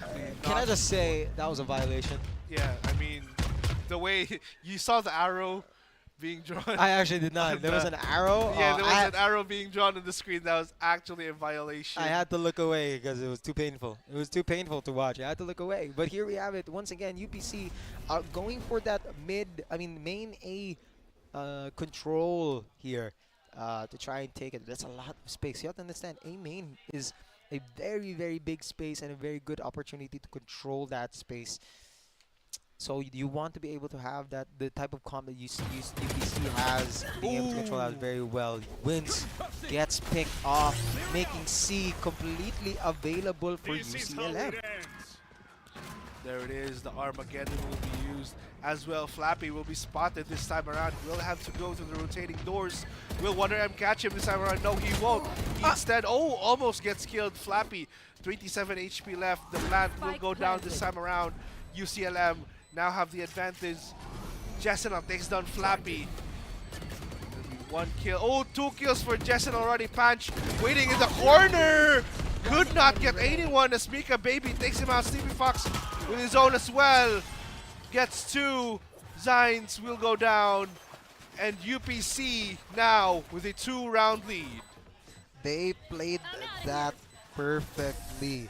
For some reason, the post-plant situation for UCLM had them pulled back. You know, they knew they were going to be in B. UPC was going to be in B. But they decide to fight the B main space into C, into the link there. And that might not have been the best idea in hindsight. But of course, delaying that retake from UPC was a good idea. I do respect that decision, but unfortunately it did not pan out here for UCLM. Absolutely, UCLM may have gotten the plant down, but the defense coming in from UPC is a little bit too much right now as 𝐺ESNL and Zains trade life-threatening shots against one another. They're both down to 1 bullet. Oh no, they give up A main here, and now UCLM has all this space to work with. Good thing that they do have a Viper to close out that space for them. Flappy is going to be able to be the first in line here. Ooh, Razor Vines activated as well. He's going to render 1RM a little bit solitary, stationary. For the moment. For the moment, yes.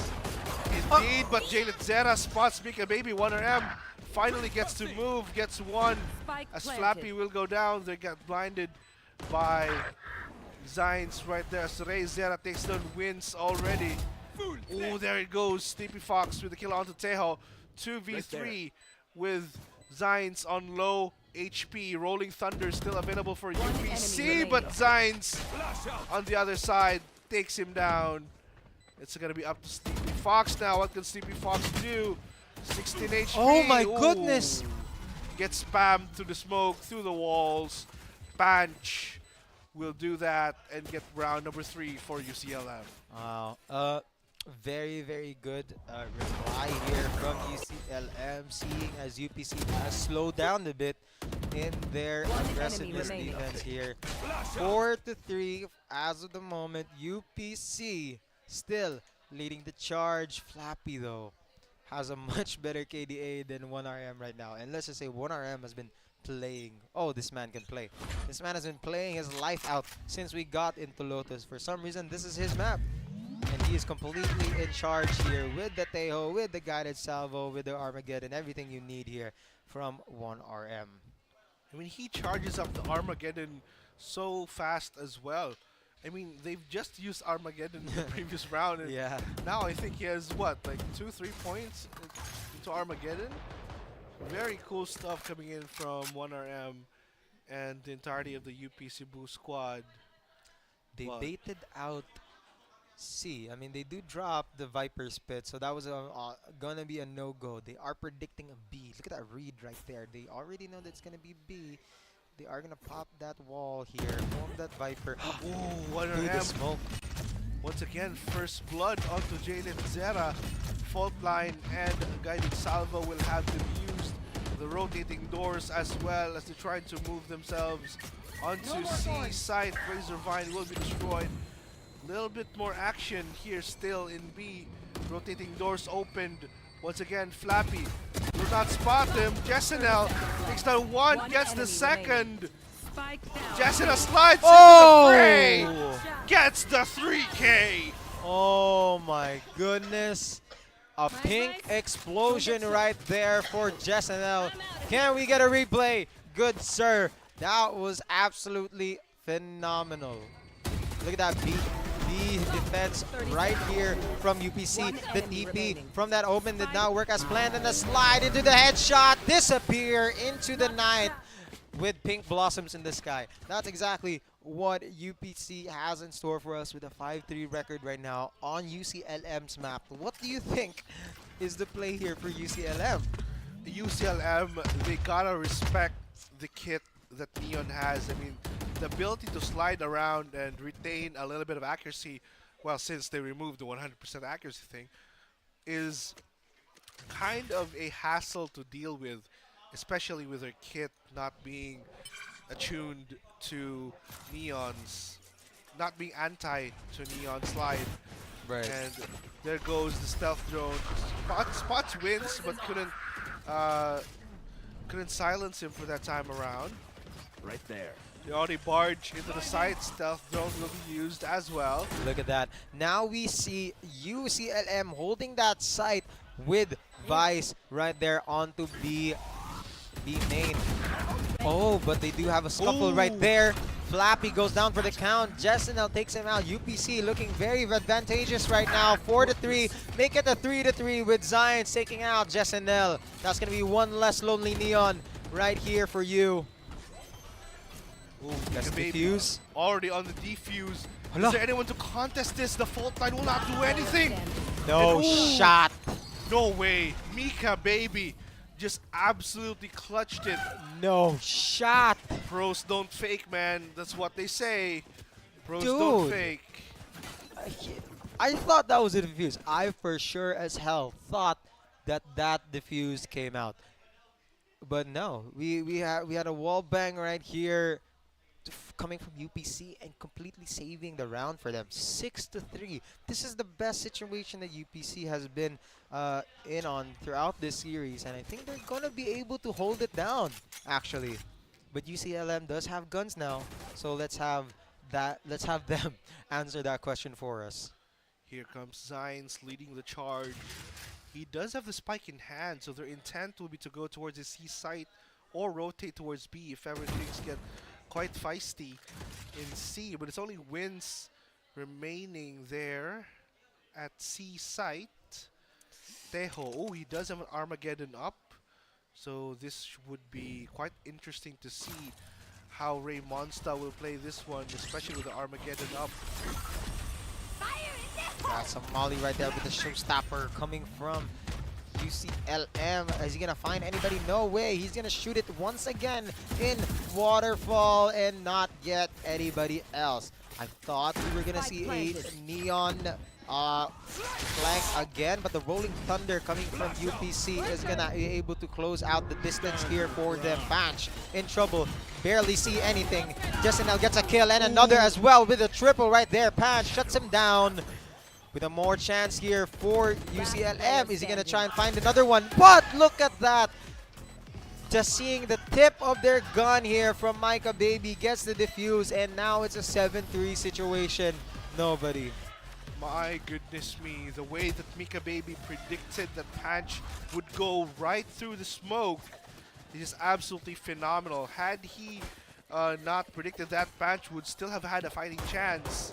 But 𝐚𝐞𝐞𝐤 always with a game sense, still in the game. Look at that. 7-3. Ooh, look at that. 𝐷SNL with 12-7 already because of the recent 3K he had when he slid down onto C site, getting 3K. Oh, and he's picking up the operator. Yeah, he is picking up the operator here. A little bit of a broken buy here from both teams, but UPC does have an operator advantage here on C side. Oh my goodness, that was a that would have been bad, really, really bad. It looks like it would be going bad. That's a very good detect here from the stealth drone. They do still have the operator in hand. UCLM is down one man by A site. Very good pick off there from the Omen. So, wait. They get picked off in A, and then they decide to move into A? Oh, this is a bit of a reverse psychology Yeah, thing going on right now. Psycho. But 𝐚𝐞𝐞𝐤 is expecting them. He hears him. Will this flash go through? It does not. As Zines takes him out of the equation. However, they do have info now that UCLM will be starting to make their way towards A site. The entirety of the utils have been expended as well. 𝐷SNL tries to go into the fray. Doesn't have any satchel available. Only the boombot is left for his name. 𝐷SNL will be moving towards B to try and secure this one. Now, where is Wins right now when you need him? That's right. He's flanking towards B side, and he's predicting, and he has information that they are going to plant B, and they do. 𝐷SNL does have his ultimate right here on that Neon. What the play is what the play. 3-4 right now. 1RM still with the operator on that 𝐞𝐤. One enemy remaining. Oh, what? What was that? Sleepy Fox and 1RM get a kill apiece. No shot. 1v1 now. Sleepy Fox still 100 HP up against 𝐷SNL, who has been spotted already. Sleepy Fox will have to make the push right now, but 𝐷SNL completes the round with a 4K, and UCLM finally get their 4th round. You know what I haven't seen all day? A little bit of a jiggle peek. No jump peeking, none of that. I feel like we could use a little bit more mind games here in this game, because both of these teams are at each other's throats. They're neck and neck. And what they need to do is put a little variation into their step. They want to be able to, throw them off guard with some wild moves here and there. And I feel like a little jiggle peek here and there, a jump peek, a little a pop, flash, maybe, I don't know, something to throw each other off guard. That doesn't seem to be happening as of the moment. As you take a look at this, the utility being Garden. expended by UCLM. They are not sparing any expense, but here comes the Rolling Thunder even as well. They are absolutely want to take this fight. 𝐷SNL already inside. Takes down the first, gets the second, third. My goodness me, 𝐷SNL, what are you doing? Crazy stuff there as Panch finally takes him out. 𝐚𝐞𝐞𝐤 takes down Panch. One person left. 𝐷SNL, Ray Monster. So close. Not enough. That push by 𝐷SNL was absolutely insane. Genius as well. Can we get a replay on that one? As you can see right here, take a look at this replay. Look at that. He pushes in, sees the blind go in, and Paranoia as well. With the flick side to side. And if weren't for that meddling Omen punch, he would have gotten away with it. What a that's some crazy gun work coming from 𝐷SNL. Easily deserving of that 59 KDA right now. And now we are switching sides. 8-4. This is a lot worse than what we saw in the first map. Absolutely. This isn't as close as it was in the first map. And a 4-round lead is nothing to be scoffed at, especially when it's UP Cebu, who has shown that they can indeed go toe-to-toe with UCLM. Now, the final thing to take... Wow! Look at that! All the utils being used and nobody inside. I mean, you have to give it to them. The commitment to this type of play, double controller, double initiator, is absolutely beautiful. And we have 𝐷SNL as well. Oh, shoot! shut down immediately. 𝐕𝐚𝐿 Locating target. won't be having none of that. No, sir. He's big man. But we have 1RM going through those double doors. Right there. Zion's the only one in sight, along with their Rays. Oh, Gets no. Spotted. Lord. Oh, my goodness me. Crazy stuff there from 1RM and the gang. UPC, Sleepy Fox as well. Absolutely amazing usage. Utility usage right there. Guided Salvo will be used. 𝐕𝐚𝐿 will be displaced. Forced to fight in another position. Only has 100 HP. No armor, but Flappy takes the one. 𝐕𝐚𝐿 as well. Now in a 1v2. 𝐕𝐚𝐿 finishes the job just as we thought that UPC was going away with the round. 𝐕𝐚𝐿 and Flappy finish the job as UCLM get their second pistol win of the series. That is absolutely beautiful. Look at that replay. It was a pretty much a 4v2 situation and completely missing them off guard. The timing of that was absolutely perfect. They were all eyes on 𝐕𝐚𝐿, and seeing Flappy take down one made all of them turn their heads and immediately ignored 𝐕𝐚𝐿, which was a big part of how 𝐕𝐚𝐿 ended up taking that round. 8-5 right now. UPC is a little bit of a pickle right here, if I do say so myself, with trying to execute their offense. Ooh, UCLM now going on the aggressive defense, switching it up, trying to look for an answer versus this 3-round lead. 1RM will be slowly building towards Armageddon already.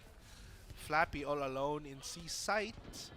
Won't be facing a fight, however, as the entirety of UPC will be rotating towards their base. Oh, they are grouping up, looking for an opportunity, looking for the first kill to decide on which side to go to. But it looks like the Razor Vines, if this Razor Vines would be activated, it's going to be a big problem for UPC. Here comes Patch, there it is. Guided Salvo will be used, forces him out of position. 𝐺ESSENEL, despite having lower HP, will try to take this fight. Oh, he goes for the push. Still, no plant coming in 30 seconds for left. UPC. 𝐺ESSENEL in the corner, gets taken out by Panch. Unexpectedly, Janet Zera as well takes down 𝐸𝐴. A couple more hits. UPC Sleepy Fox could not get that one. Flappy will take him out. 2v5 wins. Low on HP. 1RM takes down one. It's not gonna be enough, however. 10 seconds Wins. left. Will have to live with this fate. Could not get another kill, and Panch secures round number 6 with a 3K. There's an issue here right now, and UPC is having trouble executing their offense. It's actually very concerning to see this, because that's their whole game plan with this comp. Their whole game plan is to throw utils and get into sight, but for some reason UCLM completely shuts them down anyhow and anyway. And I think it's definitely because of the fact that they have not just 2 initiators, but obviously they have a sentinel to play with, and that makes a whole world of difference when it comes to these games and these comps. Oh, they're baiting the wall. Good stuff there from 𝐺ESSENEL. Not being too eager to push the site, looking out for utils first. Panch getting ready with a paranoia right there. 𝐸𝐴 still waiting though. That's going to be quite interesting to see how this one will play out, as 𝐸𝐴 does not have the teleport in the shadows to rotate or reposition himself. Entirety of UP Cebu. Guided Salvo will be used. They're running towards a site, but they're going to be stopped with a util coming in from Zines. Good hit. They're not feeling very confident right now in their own play. UPC being shut down over and over from side after side. 𝐺ESSENEL stuck in this molly. 1RM takes down Flappy and Patch as well. Good picks. 2 kills for 1RM. Armageddon is up. Oh, but Ray Monster still armed and dangerous. One enemy. Oh! He gets the second. Armageddon will have to be used. 1RM in a 1v3 scenario right now. Time is of the essence. 10 seconds left. 10 seconds left. Looks like he won't be fighting for this one. He gets the first. Will he get the second? Oh my goodness. Oh, spots one. Again and again, this has happened before. Nobody. The spike was out of play 3 seconds left. for a good chunk. It was not in the hands of where it should. I mean, it was actually with Ray Monster, but did not go for the planned play here. He was betting everything. He was betting everything on getting those kills. Fortunately, did not pan out again. What? UCLM just a little bit too patient with that approach. They weren't eager on getting the kill onto 1RM despite knowing that the 1RM has lower HP. Exactly. They still managed to be patient and wait it out instead of risking a firefight against them. 𝐿𝐿𝐴, however, will be pushed out of position. Does not take any damage whatsoever. So still very interesting stuff here from UPC. They're still gearing towards a push towards A site. Will that be enough, however, for UPC? As 𝐿𝐿𝐴 finally makes the push. 𝐿𝐿𝐴 gets blinded. The Armageddon will be used. 𝐿𝐿𝐴 will go down. Zines takes down 1RM. CP Fox, however, gets the revenge. The trade is there. Wins also trades him out as well. UPC now has weapons in their arsenal, but Panch takes down Sleepy Fox. Monster wins. Poison's off. Could not get it. Oh, there it goes. Panch with a teleport in the face. And just like that, 4 rounds in, we are back to a tied game, and it seems like it's going nowhere right now for UPC. UCLM just might close this out with a 2-0 if it keeps going their way. But of course, UPC should have an answer to this. They should. They really should. Their comp is a bit weird, but they're trying to wake it out as it is. Timeout is being called here for UPC after losing 4 rounds. I would too, but of course, this would not have been possible without our sponsors. We have PC Express. Choose PC Express for all your digital needs. Virginia Foods Incorporated. Basta hotdog, Virginia. We have Smart. Live more today with Smart. PLDT Home. Leading and inspiring Filipinos to create a better tomorrow with PLDT. And of course, special thanks to Crayon Lab, Custom Apparel, and Digital Prints. We are live right now in our CESAFI official Facebook page, CL in Facebook. But of course, we have Puso Pilipinas, Smart Sports App, and SM Cyberzone as well. Very, very exciting stuff for us this season 3. We are live everywhere these days, nobody. Absolutely. We have gotten a lot more coverage than we did in the previous seasons. Yeah. And this just goes to show that these players are getting the attention they deserve. Yeah. They are shining stars of Cebu, and they need all the exposure they can get to be able to propel them further in their careers. Exactly. Now here we have it into the 17th round of the series. Still no end in sight for both of these teams. Could still go either way, but it's looking really, really good for UCLM. They have this defense thing down to the T. Baited the wall again from Flappy. Oh, they're trying to fool UCLM to thinking that, oh, we're gonna push A, but they don't know that already in A site are 2 pushing. That's gonna be Zines and 𝐿𝐿𝐴 already pushing in A site. So that's gonna be a bit of a pickle there for University of the Philippines Cebu fighting for ruins. However, they choose to go towards C site as 𝐿𝐴 takes down Patch. Already they secured the site, and 𝐿𝐴 will secure Ray Monster as well. The plant will go down. 2v5, UPC in advantage. That is a really good start here for UPC on the equalizer. We have 2 left remaining here for UCLM, and they do get a crackdown, 3 kills immediately, and Wins responds with designs. And of course, �𝐸𝐺𝐸 as well. Thankfully, Wins was there to close out the round, but that could have spelled trouble. Still an economical damage here for UPC. Absolutely. UPC they may have won that round, but the amount of economical damage they took was absolutely insane. Take a look at that. Not all of their players have full utils. Right. Actually, they might have rifles, but they aren't full util. However, this is the great thing. They do have Rolling Thunder. Yeah. And Jesena is just a point away from getting her ultimate.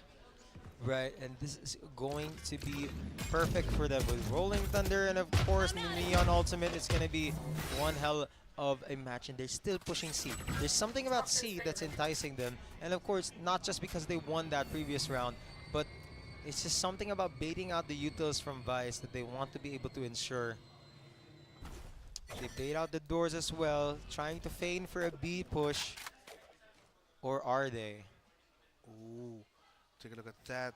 Both teams now playing a little bit slower than they did in the previous rounds.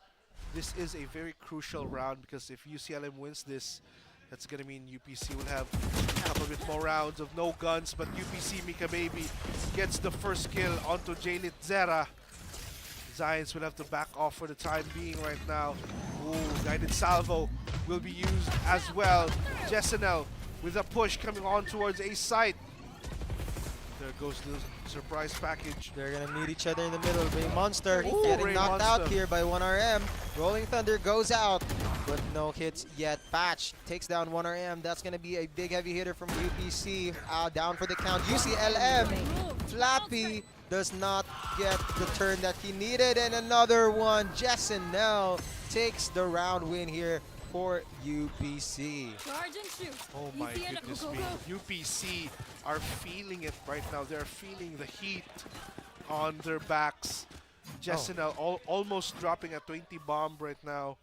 This You're right. is very, very good for UPC. Not so much for UCLM, but UCLM will have to call a timeout for this time around. Oh but, my you know, goodness. taking a look at the previous rounds, 𝐸𝐿𝐻𝐻𝐿, there have been lots of times where once again UPC was delaying their push. Right. But, you know, instead of it being resulting in a loss, somehow, some way, this time around, it's a win. Right.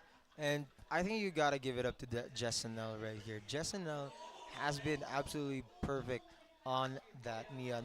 Being able to draw out fire like that as a Neon, of course, it's something that you want as a duelist, but of course, getting frags as well. Baiting out not only the Vice utility coming from C site, and it doesn't even matter. Jesena just has to bait it out and back off. Like whether or not they're gonna push C is completely up to them. But that's just the thing. Jesena opens up those doors for UPC being able to pick and choose whatever site they want, and that's exactly what UCLM doesn't want. Is to having to defend 3 other sites or 2 other sites. They want to be able to lock down one and get rid of the 2 others, being able to not really give UPC any more options than the other 2. But it doesn't seem to be working for them right now because Jesena has just been opening up those doors for them.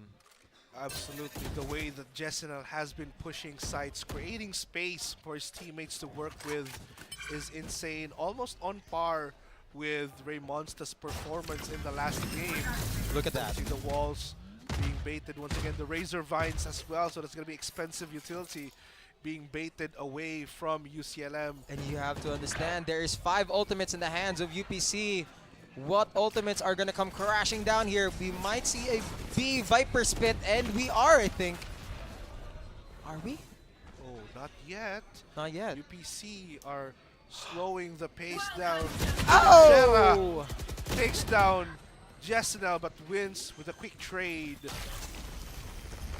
Uses the Viper Spit now. Aftershock won't reach. But here comes Panch. Ballsy move coming in from Panch and Zines. They both still have utils, but 1RM takes down Flappy already. Sleeping Fox as well. Panch gets his first kill. Will he be able to get another one? armed only with a Guardian. He's gonna TP. Ballsy move, but Wins will spot him out. What an attempt here. What an attempt by Panch, but now it's 11-8. UP Cebu now leading 3 rounds. Panch with a Hail Mary TP right there. Did not work, obviously, but good enough effort.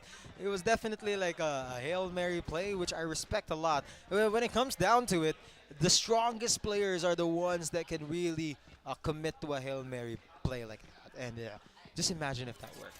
The TP works, they don't know where he is anymore. Now they have to find out where, and they're in a Viper spin. It's still going to be an advantage for UPC at the very end, but still, those are the sort of plays that you want to see your players make. Oh my goodness me! 2 players from UPC shut down almost instantaneously. But Sleepy Fox gets a kill onto Ray Monster, but Panch will answer just right back. Mika Baby with a teleport onto C site.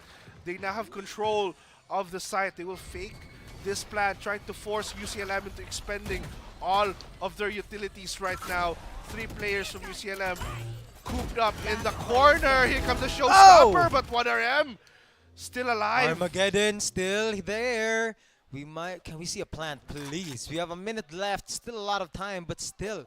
Okay, we are gonna go for a slow push here onto B. They still think he's there, but eventually they're gonna catch on. They're still looking at C though, slowly bracking away. Does not hear the plant. Then Don doesn't hear any footstep all the way to A. No, but you have to understand. This is crazy. Having a post-plant situation as 1RM with an Armageddon, with a guided salvo, and with a stealth drone. 30 seconds left. It could be it. Having to post-plant, look at all the way, running right there. Both the members from UCLM have no idea where 1RM is going to be unless he wants them to know. Oh, take a look at this. 1RM still has all the utility he needs. They aren't checking the corners. 1RM with the first kill. But Zines cleans things up. And 1RM will go down despite that heroic effort. UCLM will get their round number 9, chasing 2 rounds away from UP Cebu. That was such an underutilized Teho kit right there. I'm sorry. Call me a coward for going for a post-plant situation where Teho has full control of his util from whatever side of the map he is. And for some reason, we have a Teho push up. Right? We have 1RM seeing push up, which, you know what, I respect the confidence in your gunplay. I respect it all. But you had everything. You had Armageddon, you had guided salvo, you had your stealth drone. You could have played a little bit more slowly right there, but here we have it. Oh, there it is. UCLM now reaping the benefits of their own aggression. Spike down A. Wins and Zines get a kill apiece. 2v4. Now advantage for UCLM. UCLM once again in the back foot. They have been in this situation before, but they managed to chase it down in the previous game. As Flappy takes down Sleepy Fox as well. Wins, takes down 1. He's going to be up against a lot here. Will he be able to get at least 1? No, he won't, as Panch takes him out of the equation. UCLM now 1 round away from UPC. The gap has closed in on UPC, and it's now or never for them. They have to do what they can to try and keep the lead up and to try and not push this into an overtime, because we all know what happened. I mean, I'm not gonna lie, UPC on defending was not bad. I would like to see them in defending again, so overtime might not be a bad idea for them. But of course, nobody wants to go overtime. You would want to end the game, and that's exactly what UPC should be doing. This is a fast sort of play that they're trying to have, and being an attacking puts them in a very vulnerable position, especially if UCLM decides to match their aggression. Take a look at that Mika Baby taken out of the equation because he TP'd right into a side Flappy. Will he be expecting this push coming in from Jessenel? Jessenel will be up against a lot here. Gets spotted by the stealth drone. Uses the wall. Could not get anything right there. Steel Garden takes almost the entirety of UPC out of commission, but Wins right in the corner. Flappy takes down one. Jesnel will go down. Wins 85 HP. Will almost get blinded. Punch takes down Sleepy Fox now. The defuse is gonna come in. Wins will go down, and once again, UCLM get a tie. Round number 11, round number 22 for this game. It actually did not help that was a force buy, but of course, like you gotta force buy now, or you have to force buy when it's match point, which is not what you want. So that's gonna be a full buy actually coming from both teams. So this is a now or never game. Especially if UPC ends up losing this match, they will literally have no guns for this last round. Ooh, this is the pivotal moment in this game. Whoever wins this round is almost guaranteed to win the game as a whole as well. There it is, UPC becoming. Oh, look at that! The Armageddon does a huge amount of damage, but Sleepy Fox retaliates with his own 2K. 2v2, still very doable for UPC. UCLM. Panch, waiting closely, wins, and they're gonna regroup right here. Sleepy Fox. What's the play here? They have zero information on where Flappy and Panch are as of the moment, especially now that Panch has that Omen ultimate. Pretty much can respond to anything that happens within at any point in the map. So it's going to be very difficult for UPC to try and maneuver their way out of this. The problem now is they are facing B, and they have no clue that Flappy is right there with the wall at most. Ooh, Flappy. Okay. Both go in, but Flappy takes down one. 1v1 now. Wins up against Panch. This is it. The pivotal moment. Two heroes of the respective teams. Who will get who? Wins will rotate. The fakes. Ooh, the fake coming in. Wins. Wins will go down. UCLM get match point as Panch gets the defuse. And with no guns. What is the play here? They go all share? Replay right here. Look at that. The Armageddon absolutely doing its work. Flappy takes down Sleepy Fox, which could have been the most important kill of the round right there. I mean, in hindsight, a lot of this is a lot more clear. They are going to force their guns without their utils. They are going to rely on the ultimates that they have here with 1RM and Wins on that Viper Pit and the Armageddon, which honestly can go very much hand in hand with what they're trying to do, and is a fast little push into C. Here comes Jesnel. Jesnel has been a little bit offline in the previous few rounds, so this is quite interesting to see what UPC's approach will be this time around. So take a look at this. UCLM slowly gearing towards C as well. It's a 2-1-2 defense coming in from UCLM. And UPC, they're making their way towards A. This is actually quite interesting now. But we do have UCLM laying in wait. They're playing very slow. Stealth drone goes out, so they do know it's defended, and there's information to be had. Not the best here for UPC right now, but they are playing with what they have. The Odin coming from Raymonsta is a bit of another left field play. See, this is what we've been talking about. Your UCLM, very crucial moments of the game, will go for a left field play like this Odin here with Raymonsta. Look at that. Ooh. Armageddon takes him out. 1RM along with that Armageddon. Flappy as well. They're wall banging. Oh no. That is a massacre. 2v3. Mika Baby and 1RM. Will they make history? Oh my goodness! Panch with the rotation. Panch gets the 2K. UCLM get the series win. 2-0. Goodness. UCLM. Take a look at Panch right now. Take a look at Panch. Right. Oh, he's showing him. Show him, young man. He's showing him right now. Panch. Absolutely insane move there.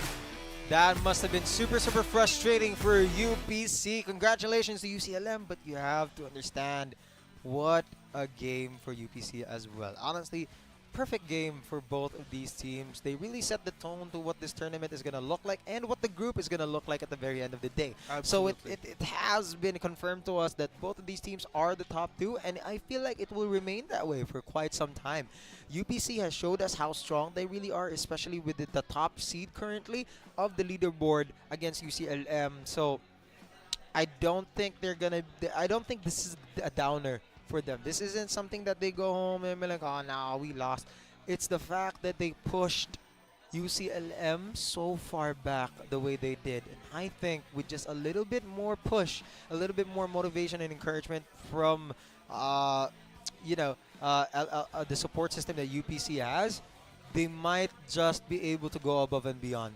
Absolutely. I mean, even if my prediction was correct, UCLM winning the Right. game, Congrats, by the your way. prediction on UP Cebu, thank you. Your prediction on UP Cebu was kind of on point. Like, I wasn't even expecting that much from UPC starting off. Right. Like, they pushed UCLM to the absolute brink Yeah. of what they can offer. Oh, yeah. And these are the reigning defending champions of the preseason. So this fight, this game by UPC has some weight into it. Yeah, exactly.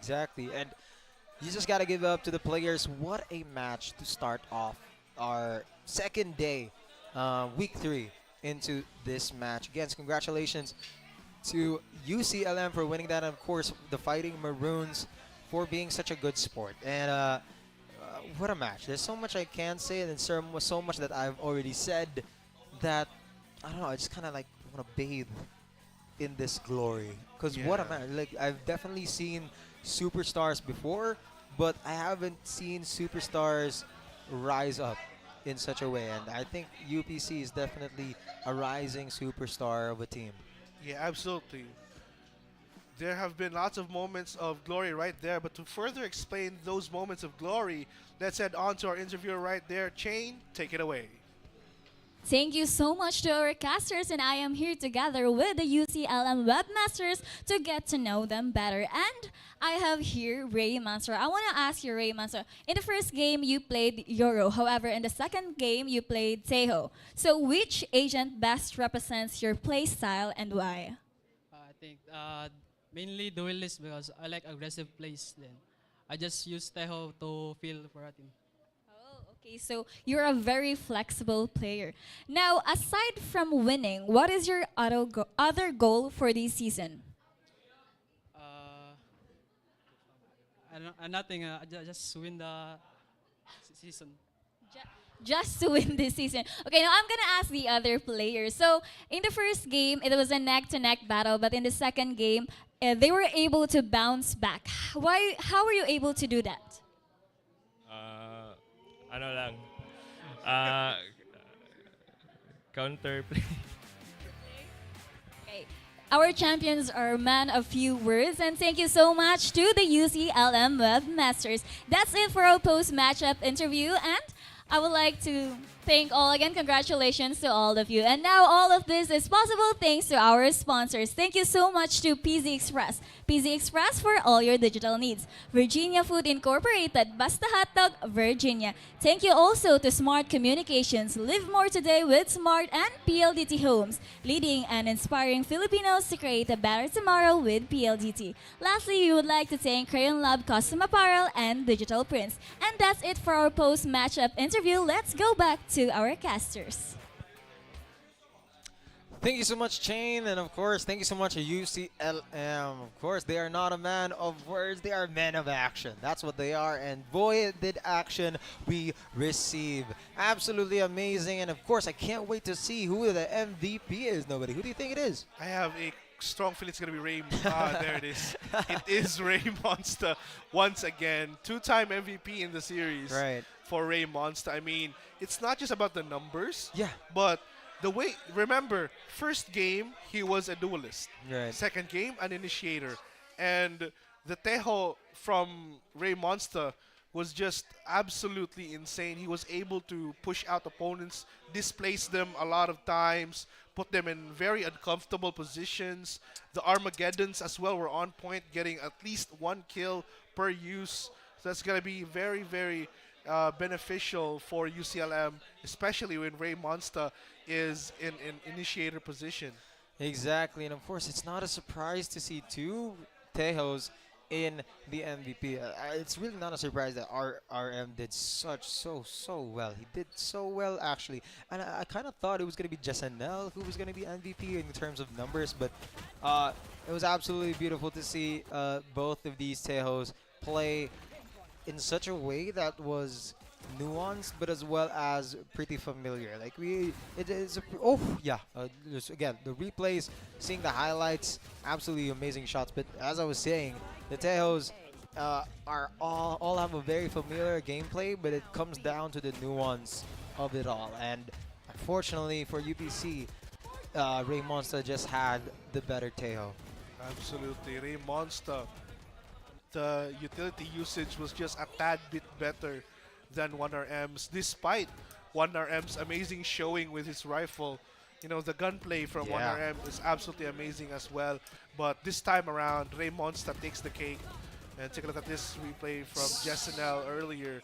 The slide into the headshot. Ooh, absolutely disgusting stuff. Somebody needs to study Jessanel's spray transfer. Look at that. The spray transfer again doing him justice. Very, very solid player, and I can't wait to see more from UPC, if I'm being completely honest. UCLM right now going undefeated 4-0, going up against BC and as well as UP Fighting Maroons, but I believe the challenge has yet to come for UCLM. I mean, I think so far, I'm not gonna lie. You know what? I'm gonna take that back. So far, I'm gonna say that from Group B, Fighting Maroons was the biggest challenge from Webmaster, or at least the biggest challenge that I think a Webmaster could face, especially in Group B. But what do you think? I mean, we have the same thoughts actually. Like, UPC has been absolutely on a tear right from the beginning. Right. Like, ever since the opening, they have been on a tear. They've managed to win lots of duels, lots of 50-50s. The utility usage was very good. And the trade-offs. Like, there have been lots of situations where UCLM could have gotten multiple kills, but UPC was just there very, very ready. They were expecting a trade already. Like, they would sacrifice this player to get advantage or to gain insight on what player is in that certain part of the site, and they just trade it off. Right. And that's exactly how these plays are going to come out here. Both of these teams top of the top, but of course, upcoming match is going to be absolutely heavenly.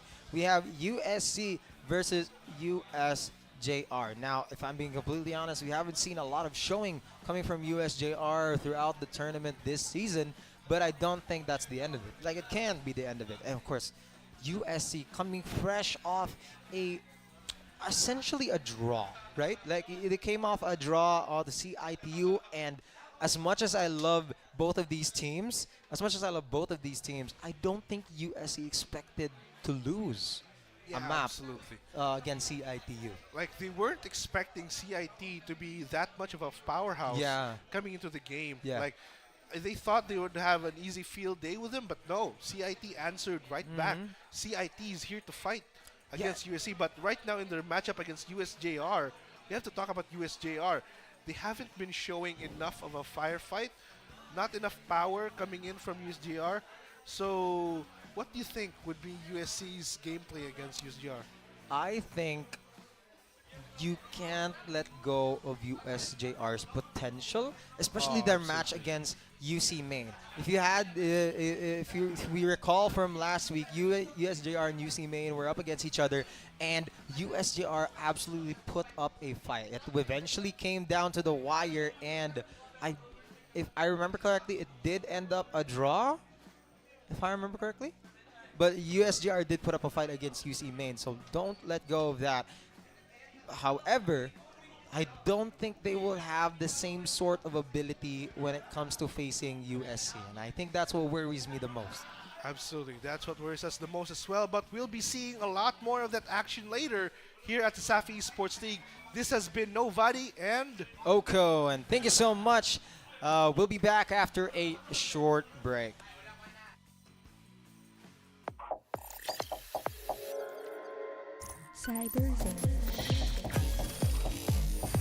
Get it. Get it? Get it. Get it. Get it. Got it at CyberZone. Get it? Get it? Got it. Got it. Get it? Got it. Ooh, got it at CyberZone. Get it. Get it. Get it. Got it. Got it. Got it. Get it. Ooh, got it. Wow, got it at CyberZone. Get it. Got it. Got it at CyberZone.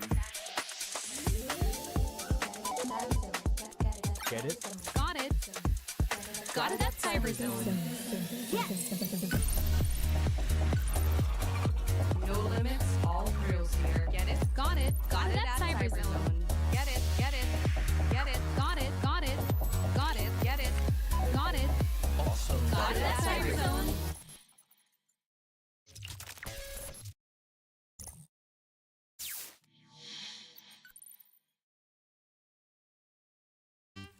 The perfect balance of crunchy and meaty.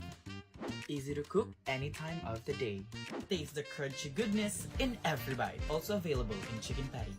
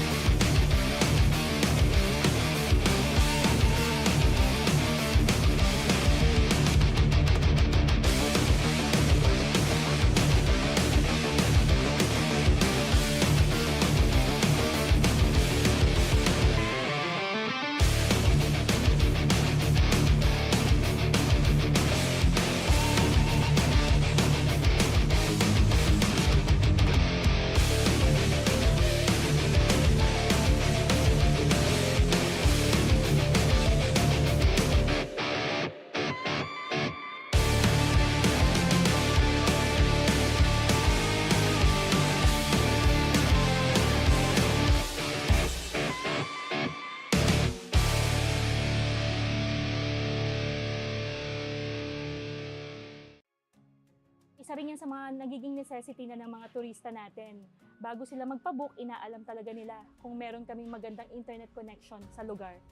My name is Madel Tibay and currently I'm handling Merna's Pension House here in Santa Fe, Bantayan Island.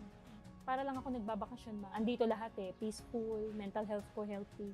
When it comes to income, yes, as long as nagbubumang tourism natin dito, I can say na stable ako and wala pa akong planong umalis. Dad, natatakot akong mamagsak. Huwag kang matakot, di mo ba alam, nandito lang ako.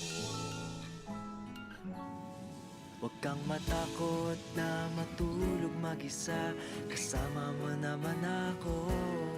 Huwag kang matakot, matakot.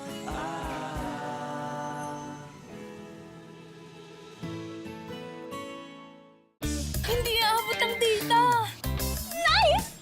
Don't worry! Be only with Smart Power All 99. Hindi nabitin with 10 gig data plus only Facebook or TikTok and more. Load now!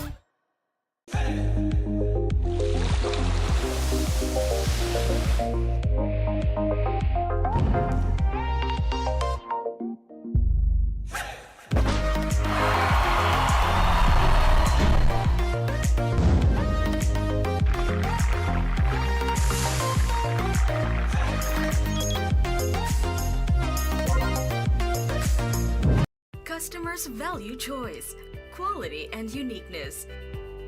With a good understanding of what our customers desire and providing beyond expectation, that is how Virginia Foods thrives. It is that same passion for our customers that has convinced us to transform Virginia Foods. Virginia Food has been in existence for more than 40 years. We are a processed meat company. We do canned meat products and frozen meat products. But because of our commitment to our customers, we have gone beyond just being a processed meat company, but become an ultimate food solution. This is our primary goal, to create the best food products for every household or business. We pride ourselves with our research and development team and innovation. We can actually create different products for different market segments. Our core strength is product innovation. Virginia Foods aims to deliver new products and is capitalizing on this endeavor now more than ever. Our company is grounded on 4 pillars. The pillar of product, supply, service, and relationship.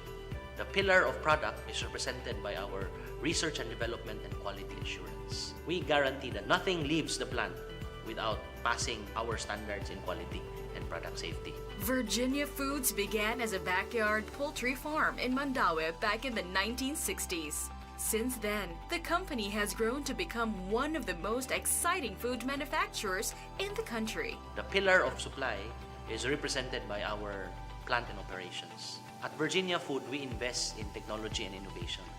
Thus, we want to assure our customers that our products are produced efficiently at optimum cost. Virginia Foods serves different types of households within a broad demographic, from families in the province to the millennials in their condos. We also serve various sizes of food business operation, ranging from barbecue stalls to catering companies. Virginia Foods has satisfied the needs of customers from all walks of life. The next pillar is the pillar of service. This is represented by our distribution and logistics department. In the Philippines, being an archipelago and being in the typhoon belt, where there are a lot of calamities happening, there are a lot of servicing disruption. You cannot ship your products from Cebu to Davao or to Cagayan because of typhoon, but because we have depots across key cities in the Visayas and Mindanao, we have maintained a level of inventory that will assure our customers of uninterrupted service. Just recently, we launched our express delivery service, bringing our quality products right at your doorstep. Our comprehensive range of food and other products now have a nationwide reach, even venturing far beyond our borders to our Southeast Asian neighbors. The last pillar is relationship. It's represented by our sales and marketing department. This is where we forge partnerships with our customers. We try to understand the need of our customers to be able to give value to them. More than just food company, we believe in cultivating a brand relationship with our customers by providing the best customer support to our partner businesses. Over the years, our business has grown exponentially, making Virginia Foods one of the most profitable food manufacturers in the country.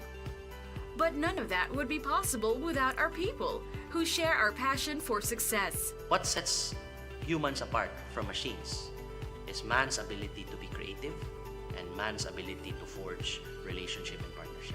That is the reason why at Virginia Food, we invest in training and seminars to really draw out the best in our people, to help them become the best version of themselves. In Virginia, we really rely on our people. The success of our company is grounded on our people. Virginia Foods is all about innovation and quality. But our values do not end there. We give back what we can through community outreach and environment protection programs. The culture of Virginia Food are founded on different values. The values of integrity, the values of passion, excellence, and creativity. Customers, quality products, efficient distribution, and good values. That's Virginia Foods. Now ready to serve you even more with our latest innovation, the ultimate food solution. Basta Virginia.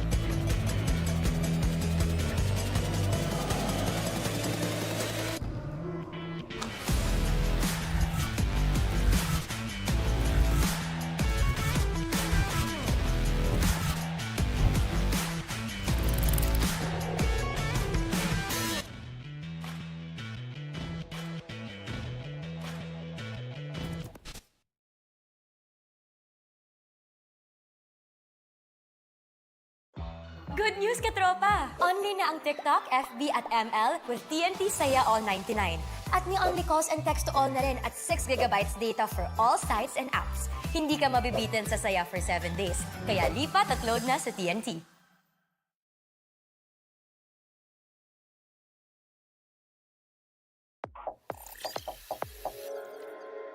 Cyberzone.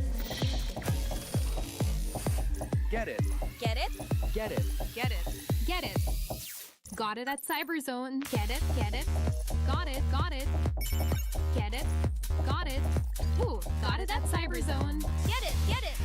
Get it. Got it. Got it. Got it. Get it. Ooh, got it. Wow, got it at Cyberzone. Get it. Got it. Got it at Cyberzone. Get it. Got it. Got it at Cyberzone. No limits, all thrills here. Get it. Got it. Got it at Cyberzone. Get it, get it, get it. Got it. Got it. Got it. Get it. Got it. Awesome. Got it at Cyberzone.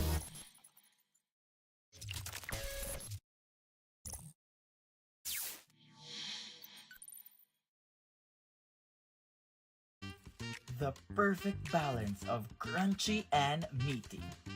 Easy to cook any time of the day. Taste the crunchy goodness in every bite. Also available in chicken patties.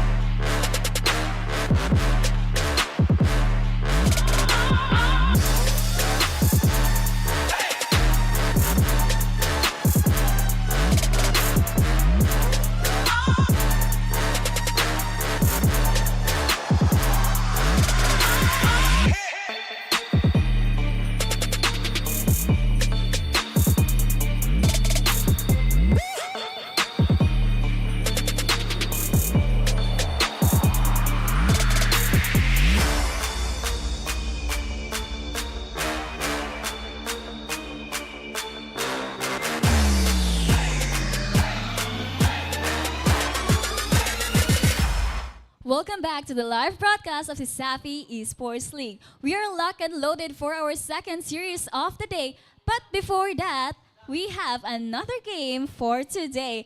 And our players for our mini games, please help me welcome the USJ-R Jaguars. Come here, guys. We will have our mini games to lighten up the mood and bring some fun and joy. Okay, welcome to the USJ-R Jaguars.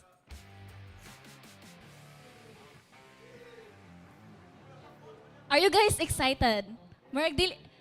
Yes, okay. So, our game for today is the game of charades. So, I know you guys are familiar with charades, right?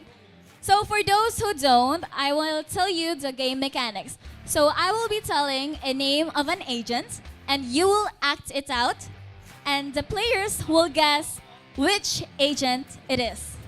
Okay? So, for our players, please look to the other side. And then I will tell you the agent name. And you will have to act it out.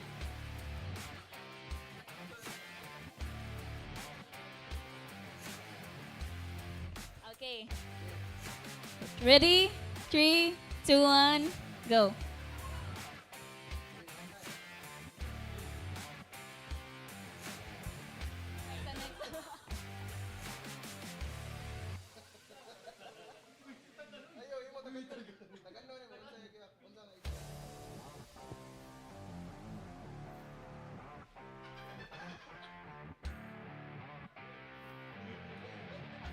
Okay. What is your guess?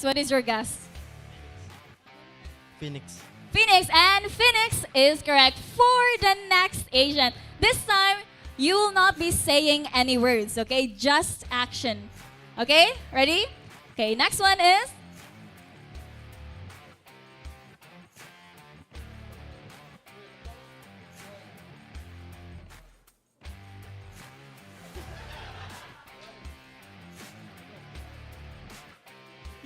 No words, just action.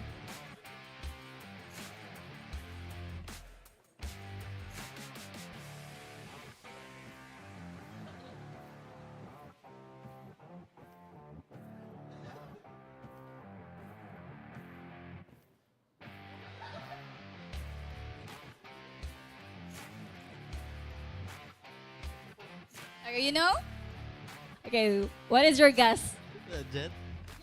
Okay, Jet is correct. And that's it for our mini games. Thank you so much to the USJ-R Jaguars. I hope everyone and also our student athletes enjoyed our mini games. And now we are ready for the second series for today. We have the USC Warriors going against the USJ-R Jaguars. And now let's formally introduce our players.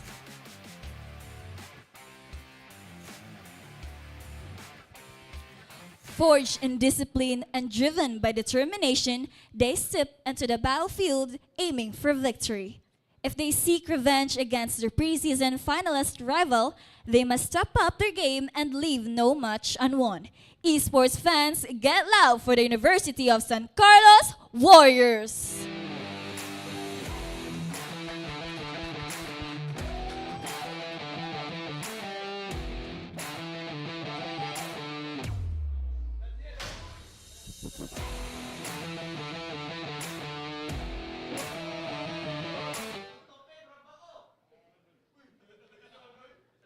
Their devastating loss left them hanging at the bottom of the Group A standing, but it has only fueled their hunger for victory. They are ready to pounce on every opportunity and claw their way back to the top.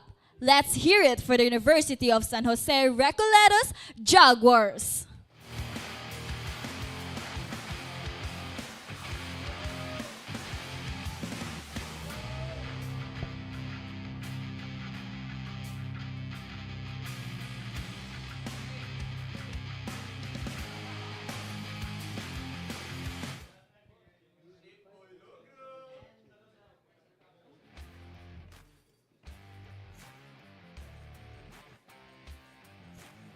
No breeze can cool the heat in this room. And now let's pass it to our casters. Casters, take it away.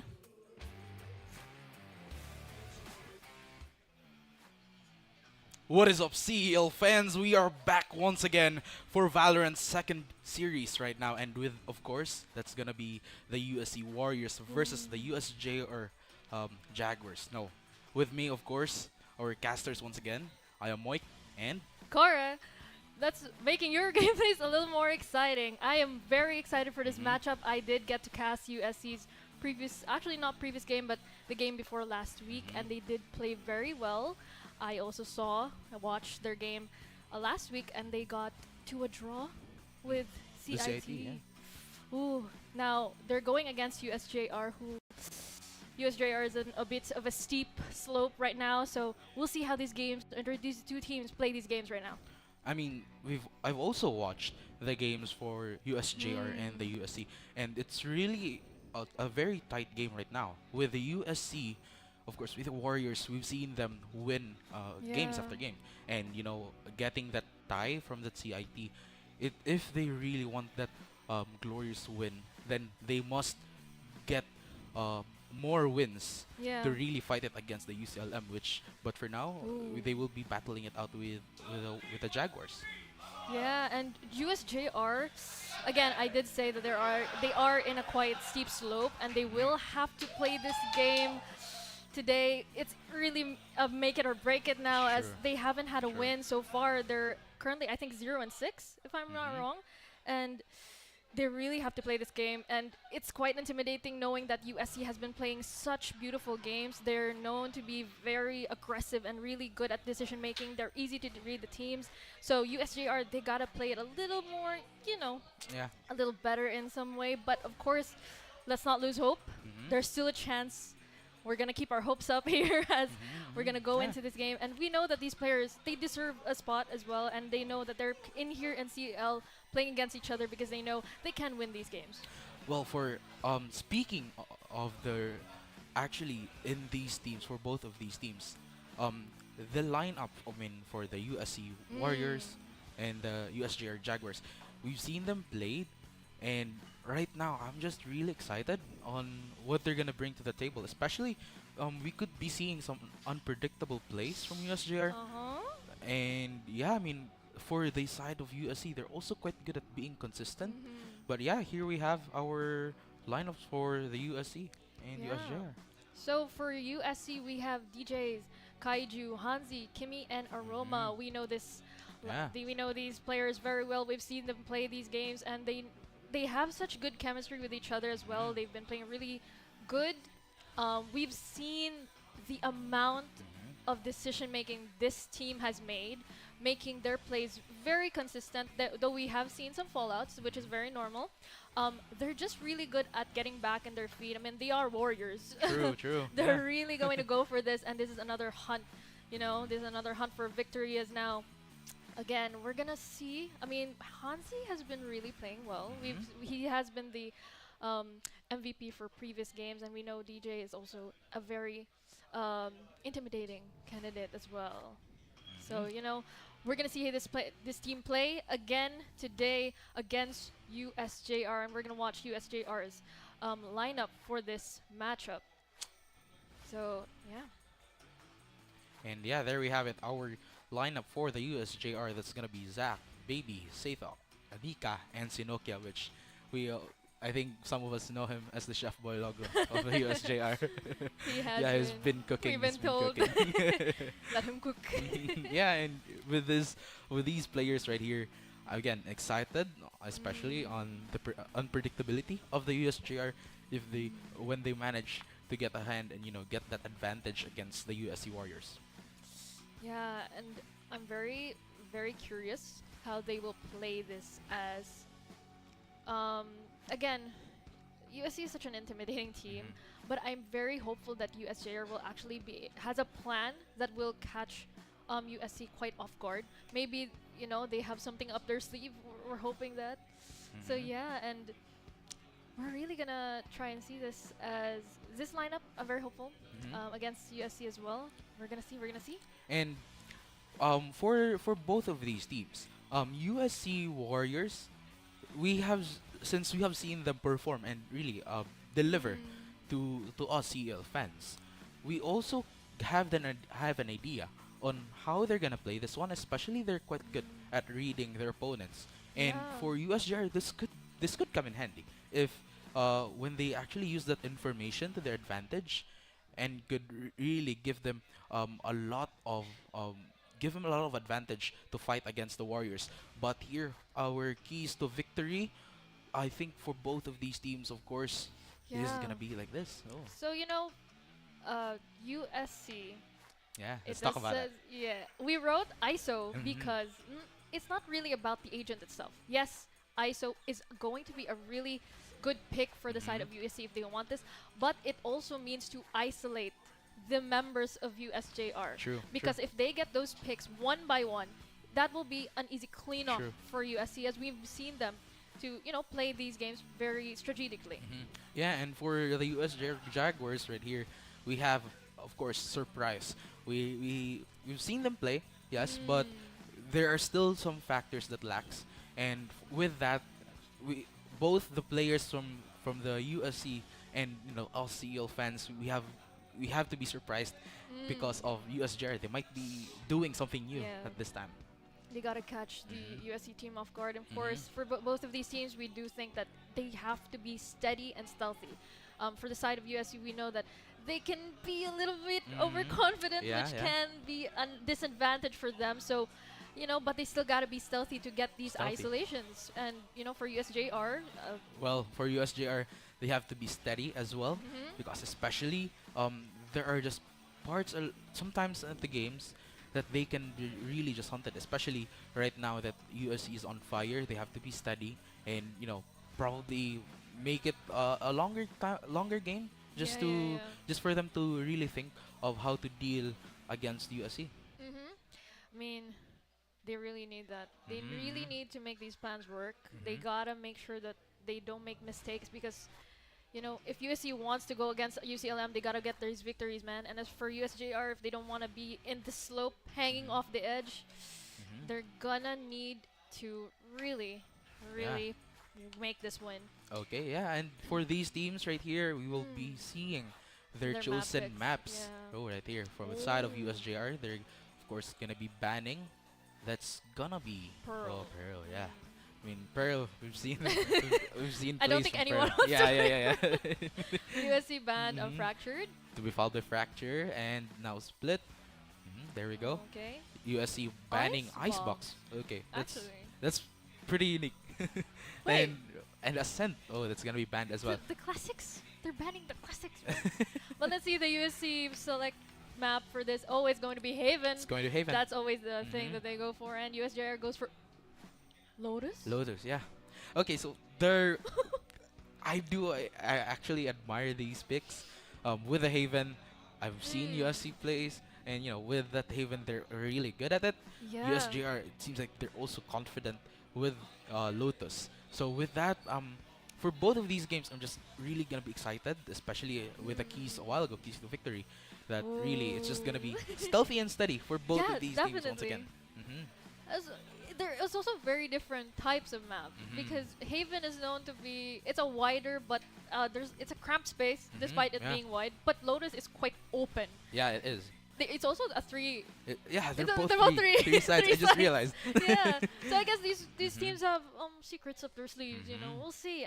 Very interested. I'm also curious how they're gonna play this. I think in the meantime, I guess we can thank our sponsors. Yeah, definitely.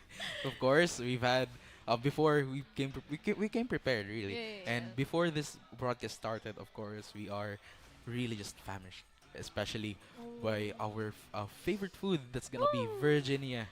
Plus the hot dog. Virginia. Let's and go. Of course, we'd like to thank for our equipment, PC Express, who gives us all our digital needs. And of course, we'd like to thank Smart to live more today with Smart. And with PLDT as well.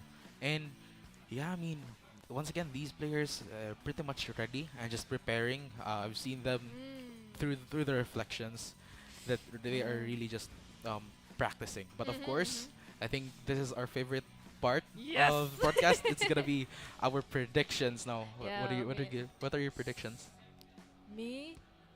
I already know. I've casted for this team before, True. and I really like how they play. So I'm a big fan of USC, and I really hope they win this game. I want to see them go against UCLM. So I'm hoping it's gonna be USC. How about you? And you know, I'm a big admirer of underdogs. So right here, of course, I'm gonna be rooting for the USJ-R Jaguars. And right here, if they could really win this one, then this is gonna be I would be this impressed. is gonna make their career, especially for moving into the later stages of this series. But for now, of course, there we have it, our talents prediction. Of course, you can drop yours in the comments as well. And Tell of us who course, you think show will your win. love. Show your love to your teams. Share this. To the USC Warriors, to the USJ-R Jaguars. Show them. And yeah, we'll be seeing each other later on. But again, back to the game. These players, they have been practicing, and I've really seen them. I think they're trying as well, different agents, and hoping to synergize with each other, just to give them a little bit of a warm up. And yeah, again, to the keys once again with the USC Warriors. You just really have to isolate. That's really gonna be good for them. And yeah, here we have our agent picks from the side of USC. We're gonna be seeing, of course, Omen. That's gonna be Neon, Clove, 𝐿𝐴𝐿, and 𝐿𝐴𝐿. Yeah, and for the side of USJ, we have actually it's Nika on Cypher. We also have another Omen, Jet, Sova, and Breach. Okay. Maybe on that Breach. Wow. Okay. This is a very, for me, I'm a big fan of Breach. Yeah, so me too. I think I'm really going all on USJ-R for now. Okay. I actually like the Neon. We've seen USC use the Neon, and they're really good at being slippery. Yeah. Especially when especially with those which one was it? I think it was Breach. Yeah, it would be good against the Neon. But it's really exciting. I'm really just excited right here once again. Of course, CL fans, we are now here into the game. And of course, it's first map that's gonna be Haven. Once again, we are Shoutcasters. I'm Mike, and with me is Corey. Yeah, making your game plans a little more exciting. We're going into this first game. We'll see the strategies here played out. It seems like USC holding their ground. We'll get the pick. 𝐿𝐴𝐿 going for the peak, but he goes down, and it's gonna be 2 kills from the side of Atalantis. And could be pushing right here for the B side, but right now we're gonna be seeing a little bit of calm play. Drone will be pulled out, and it seems like these two teams going very aggressive early on. So the first round, and everyone will just go back to their place, try to be. 𝐿𝐴𝐿 will actually take down 𝐷𝐿𝐴𝐿. So again, very aggressive early on, and it seems like they're just gonna go very slowly into this. And after those 2-for-1 kills from the side of both teams, it seems like they have been activated. The eggs right here from Aroma, side of the Warriors, as they go in for the site. Aroma gets 1. Could be looking in for 2, but he would be playing this one very carefully. As now the rest of USC go in for the peak, pushes through the smoke. The Paranoia follows up. Aroma take 1. It's gonna be a 2v2. Spike has been planted. Aroma slowly going for the peak, gets that headshot. The crispy headshot of the classic, to be followed by Kimmy, giving that 1 point from the side of the Warriors. Man, it's just first round, and it seems like these two teams are already growing very aggressive. We saw that aggressive push for this. We actually saw the aggressive position from USC early on, which got them 2 players down, and it also seemed like USJ were trying to find the positions, and they did. But unfortunately, once they got into the site, it just fell off there. And they were really just the Warriors. They were aggressive at first, right? They were punished by it. 𝐿𝐴𝐿 was very punished, but nevertheless, despite that, they still managed to win that round. Yeah, I mean, it's a good side for them, but we'll see how USJ-R play this. It seems like they're gonna go a little more slower, which should be good. I mean, look at the position for the side of USC. They're slowly inching in. 𝐿𝐴𝐿 will take down Nika on the side, as now everyone's just very quietly they're gonna try and see who is there, find the positions. Will someone get picked off here early on? We don't know just yet. Here we go, Aroma beating it. Spots that arm right there, just a little bit. Gets 1 before being concussed. He goes down by the hands of 𝐷𝐿𝐴𝐿. Now 𝐷𝐿𝐴𝐿 will get 1 as well before being blinded. We'll have the reposition right here. It's just gonna be the last member of the USJ-R before the Warriors gets a 2nd point for this game. Wow, I mean, when you're looking at the map, we saw USJ are inching in very slowly, but USC was also closing them in. So no matter where USJ was gonna look, USC was bound to be behind them or in front of them. Yeah. And that patience from both teams was good. It's just unfortunate that USJ was not able to play efficiently for that slow push. And Now, yeah, I think for now we're gonna be having technical difficulties right here. It seems like maybe some of the players are having having a little bit of a trouble right there. maybe But it's the mouse. yeah, for the beginning of this game, I mean especially it's a USC map. We have seen already 2 points from for their team, and you know it was also them winning that pistol round gives them that major advantage into winning round number 2. Yeah, so now it seems like USJ will have to do something to maybe get a point up. Maybe they'll go slower, more aggressive. We'll see how they decide, what they decide for this. And now they're trying to enter the site, but it's making it difficult. Alarm bot triggered. Now going in for the push inside the smoke, but Aroma takes him down, spots him, and now goes for another kill. That's gonna be 3 down from the side of Atalantes before Aroma picks again, gets 1. But now 𝐚𝐞𝐞𝐤 could be on the move, getting that clutch right here before being spotted with Gecko. And now as they beat each other, it's just gonna be another point for the side of the Warriors. Man, the moment USJ-R gets to entry a site, USC just kills them. They just bodies falling down, everyone's gone, and suddenly, you know, you're trying to kill someone from USC, but then you blink and oh wait, where's my teammate? I mean, look at this, beautiful angles here. That was they crispy. got Another. like, it's just really well positioned there for USC, and USC are just finding it difficult to even get into the site without getting a member down. So we'll see. Again, it seems like USJ will try to go here again, or maybe not actually, maybe I'm wrong. But it seems Now, like everyone's Zach dying. get a kill. Now DJS being blinded, and he pops out. It's gonna be Hansi getting the kill. Another one again. And Zach gets another with just the stinger as he pops out once again. 𝐷𝐸 will get that kill. Hansi also getting 1 3v2, and it's looking bad currently for the side of the Warriors. Being spotted by Hansi, goes in for the triple kill. Could be going for the 4th before he goes for the resurrection once again.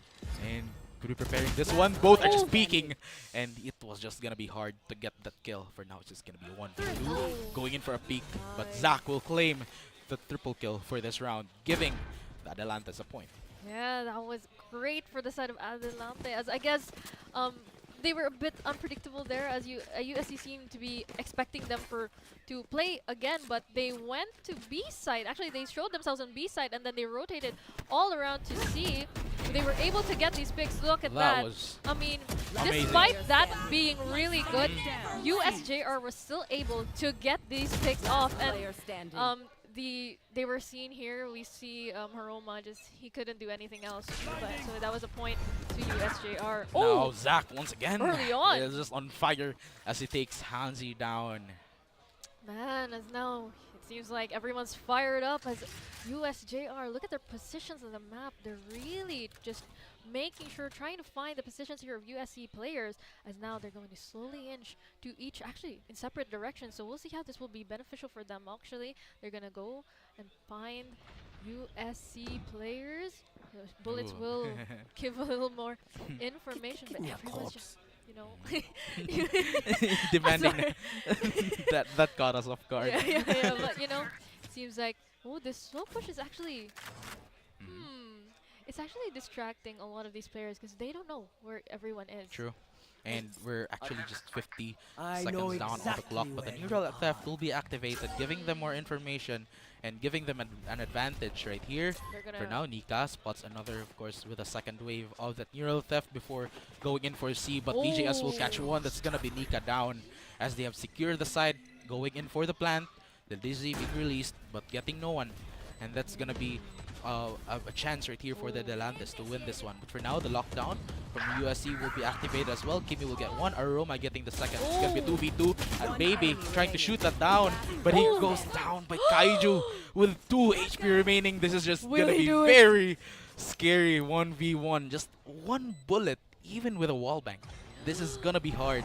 The Glove helping with the smoke as well, going in for the dash, but still 𝐸𝐴𝐞𝐤𝐤 gets that kill. He has been cooking. as they say, the chef boy logra of He got this the game. spices down. That was actually really good. Now, that was a close call for both teams. As Yeah. you know, we saw that was really good decision making. Look at this. True. Oh man. I mean, he did try to lead that there, you know. Yeah. You have to salt everything the salt. before you reach the actual meat. But yes, going back, USJ-R, they were very patient. Once they decided a side, they were really good at holding it down. USC was still able to get those picks. So still, despite that round loss, these skills are very intimidating. As now, that will be another point actually for the side of USJ-R. So that's a 3-2 now on the scoreboard. As look at they're slowly inching in. And now, Zach prepared for it. To be followed by the flash. 𝐚𝐞𝐞𝐤 gets a kill on 𝐘𝐚𝐜. Gives them the sight. Being busted open right here. For now, the Atalanta's holding this one out. The spike already being planted. Kaiju could be on the move, but Hanzi will get one down. It's gonna be 𝐚𝐞𝐞𝐤, giving them more advantage right here if they could actually get this one. CESAFI, Oh my. the rest of the Atalantas just waiting for their retake. But Hanzi goes for a quick peek before he takes CESAFI down, gets the triple kill. Zach will also get 2. It's gonna be 2v1, baby. Ready with a flash. With the jet as well, just waiting for 𝐞𝐞𝐤 to come. But the wingman could be distracting them right here, going in for the defuse. DJS finds that, of course, but Zach will have put an end to it as he meets his demise. Despite 𝐞𝐞𝐤 having that wingman to distract, Jet also had a breach to distract the players. Again, unfortunate. Actually, that was really good for USJ-R. They seem to have found the sweet spot to their recipe here.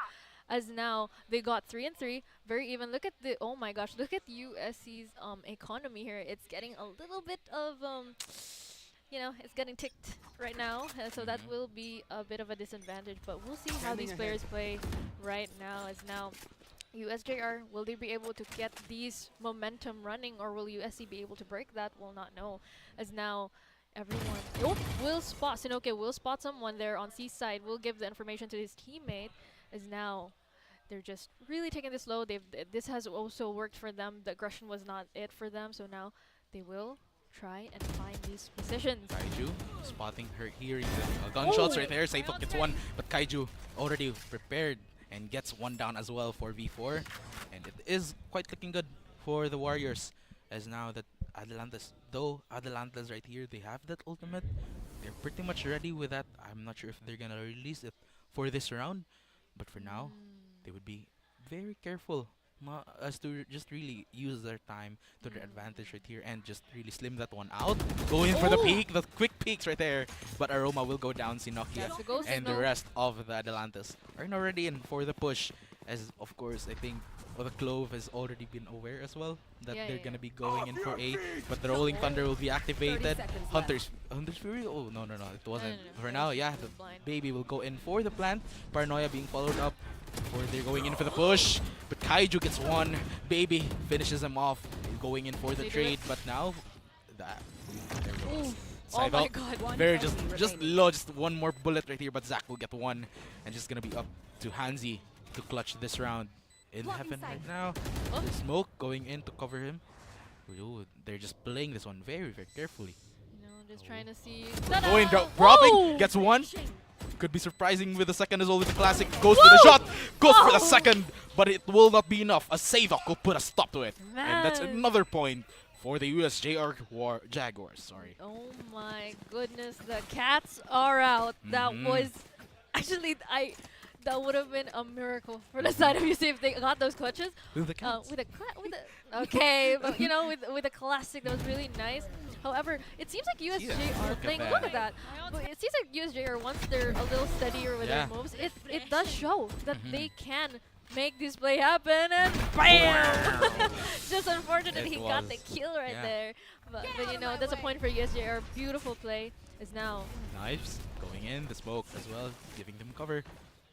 I think it's gonna be a little bit of a they're gonna be playing this one very carefully, especially that the smokes have been released as well. And yeah, it's just gonna be from here on out that both of these teams, once again, 4-3, still playing this one very carefully. The Knives with 1 minute remaining. Now �SaFi with a drone, waiting for the information. I think he will not be getting anything. Yeah. Spike could be ready for the plant right here, but currently they are still planning on what their course of action is. It seems like USC is making sure that their positions are very hidden so that they're not picked off very early on, as now 𝐿𝐿𝐿𝐿 will take on DJS. Yes, and now he blows the smoke going in as well, followed by Panoya, but now 𝐸𝐸𝐿𝐿𝐿 getting a kill. The knife's ready as well, gets another kill, and just gonna be 2 members remaining from the side of USC before Aroma takes one down. That's gonna be 𝐸𝐿𝐿𝐿. Spike already been planted, waiting for that retake for V2. 𝐸𝐿𝐿𝐿 and 𝐞𝐞𝐤. No, sorry, not that 𝐸𝐿𝐿𝐿 and the Killjoy Aroma, yeah.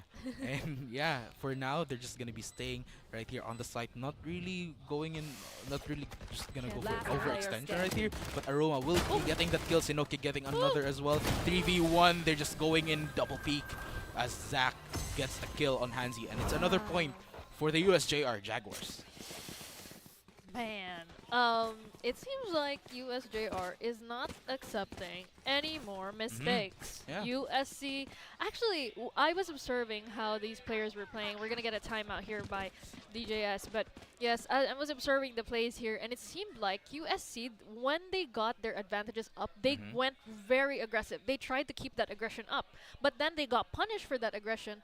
USJ-R started getting all these advantages, and we actually, if you keep observing the map, you can actually see USC stopped getting aggressive. They started being more cautious. They started to try and get these picks early, but USJ-R, it seemed like despite USC getting all those kills, USJ-R were still able to shut down whatever advances USC wanted to have.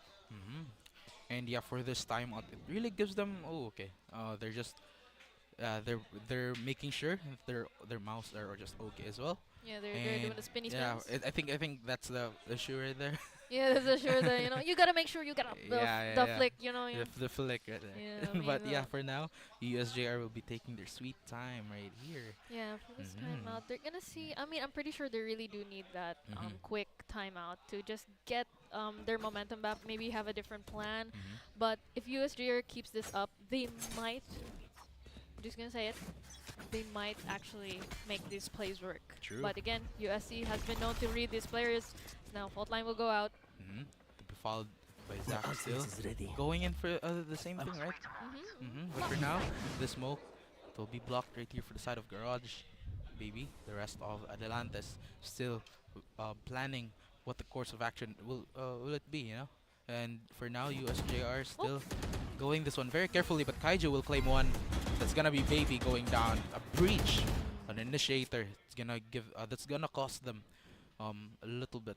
And for the side of USC, it's looking good.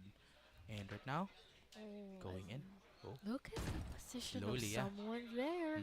Will he be caught out? You know, you gotta check your corners to be sure. But it doesn't seem like the Omen will actually commit to that position, as now Zach is just trying to peek, but no one's actually in B side to even check this. I mean, someone's very close by. Actually, never mind. Hansi's checking this and might spot someone else. Is this bad timing? The timing! No! Whoa! The whiff! Oh, still enough, but of course will be taken down. Yeah, 𝐸𝐿𝐿 still using that ultimate will not be enough. 𝐸𝐸𝐿𝐿 will claim a kill, but the neural theft will be activated for V3 as they move towards away from it. 𝐸𝐸𝐿𝐿 already going on with the plan to the rest of the Atlantis. Spike already being planted, but 𝐸𝐸𝐿 will take one down. 3v3, making this one fair with ultimates from the initiator and the controllers right here, but the thrash will be used. Spots him down. DJS finds one. Paranoia hoping to hit him, but it will not be enough as USC have managed to take this one. And that's gonna be a point once again for the side of the Warriors, giving them a chance to catch up to the Jaguars. They're starting to poke at the cat. They're starting to poke at the cat. And it seems, okay. It seems like I know another team that's like that. Oh yeah. Let's not talk about that. But yeah, going back here, I mean, look at this. USJ-R was able to get into the site. USC was able to get those picks, but look at the positions here. Very beautifully made here. Easily gets the secure for that. So as now, it seems like that timeout really gave USC the needed breather, you know, as we're gonna see how this will go. It seems like they're going aggressive now, going back to how they're playing. And does look like they're just getting a lot of information right here, just from their utilities. But it will not be finalized just yet. Once again, could be going in for another slow game. They do have 1 minute and 30 seconds remaining though, so yeah, nothing to worry about. They can take their time. But the Atalantes right here, they have to put a stop to the Warriors. I'm pretty sure these players are thinking, oh, look at the aggressive positions by USC right now. Oh, actually, 𝐐η𝐞𝐤 will get 𝐬𝐞𝐞𝐤. And now it does look like they're going to be going in for a push right here. 𝐐η𝐞𝐤 is going in a couple of sprays to be followed by the blind. 𝐐η𝐞𝐤 being blinded by the paranoia and the flash. He goes for the peek. He gets one down, but Baby will claim him 4v3. 3v2 rather, but Aroma gets 2 before being concussed by the breach. Still gets 3 kills. What? Spiker killed right here at 2v1, even with that concussion. 𝐞𝐞𝐤. He still manages to get 𝐞𝐞𝐤. the kill. And now 𝐞𝐞𝐤, it's just going to be up to 𝐞𝐞𝐤 to go in for the clutch. He gets one down. 𝐿𝐴NZY not aware of the situation. Very quick. It just happened very quick. But as soon as the cage activated, Aroma just went in and goes for the shot as 𝐞𝐞𝐤 will go down, giving a point to the Warriors. And now managing to catch up to the Jaguars. How did Aroma keep calm? He was getting he was seeing everyone, and he was just like, oh, I got concussed. I'll get a kill. And he somehow survives and gets the last kill. Concussion, breach. Beautiful transfer there. I mean, look at that. And, you know, 𝐞𝐞𝐤 does take 𝐿𝐴NZY down, but once the cage got up, was able to just really pick that. That was so good for USC. Is now 5-5. They're able to pick up the pace, closing in that gap from previous. As now USJ-R will go aggressive here. Will enter the site. And now, Baby going in through the smoke, pushing right here. They got the site, going in for the plant. And this could actually be a retake round for USC if they manage to get it. But for now, the site is just being occupied by the rest of the Atalantes right here. Still, USC looking for that opening, the perfect timing to go in for the retake. The smoke's being prepared, but the lockdown will be activated right here. Now, Rolling Thunder to be followed up just to try to fight that. And now DJS goes pushing and actually spraying through the smokes right here, but now gets another kill, gets 3 from the side of Atalantes, and now could be looking in for the 4th, but the Hunter's Fury by 𝐸𝐸 will be activated before USC will try to catch him off guard, and 𝐸𝐤 just gets that kill. 𝐸𝐸𝐞𝐤, the last member remaining, trying to fight this one out, but it will not be enough. It will be too late as the spike has been defused, and the rest of the USC was able to clean that up. Seems like the Jaguars are getting hunted right now.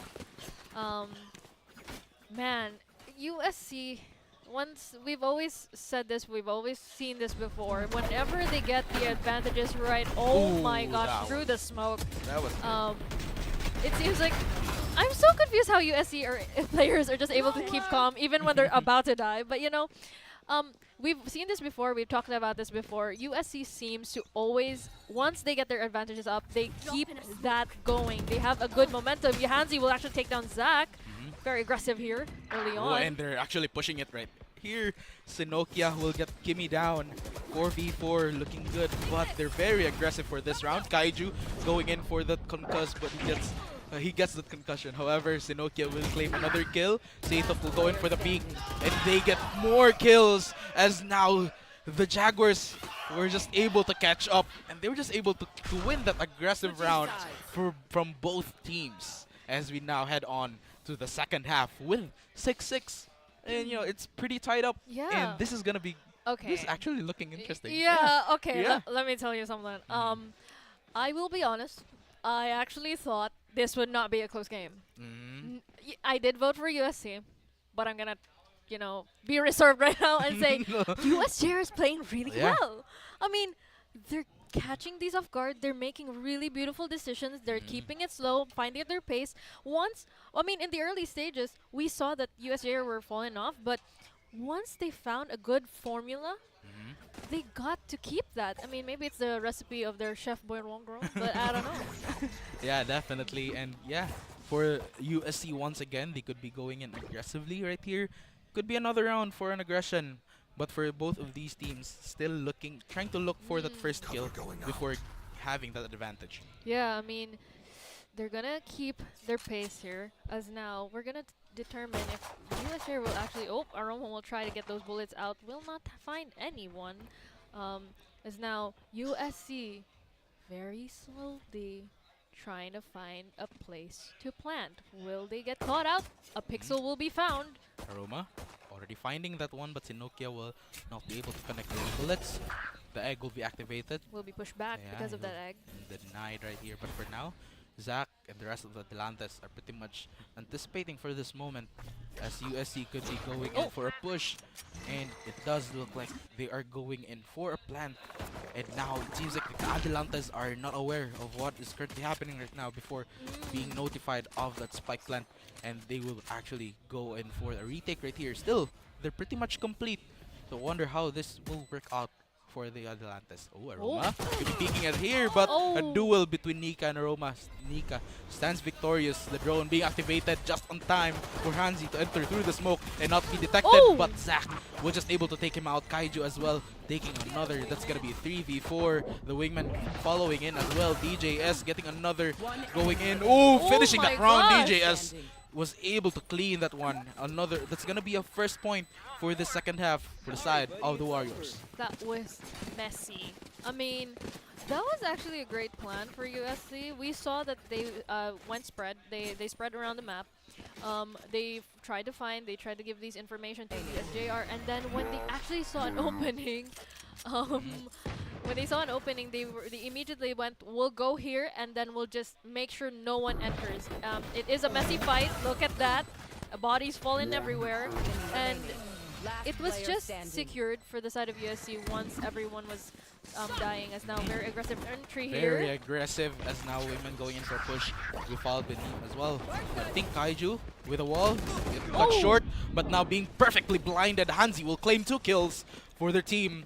𝐞𝐤𝐤 entering this one inside the smoke, and now looking for a very good position to get another with a judge in his hand. 𝐸𝐸 finds another kill. 𝐷𝐻𝐷𝐿 will get a triple kill for this round before going in for the plant, and it's just gonna be up to Nika to actually win this one. The last member who's still with a frenzy in hand finds one, but Aroma was just already there waiting to clean that one. Another point on the side of the Warriors.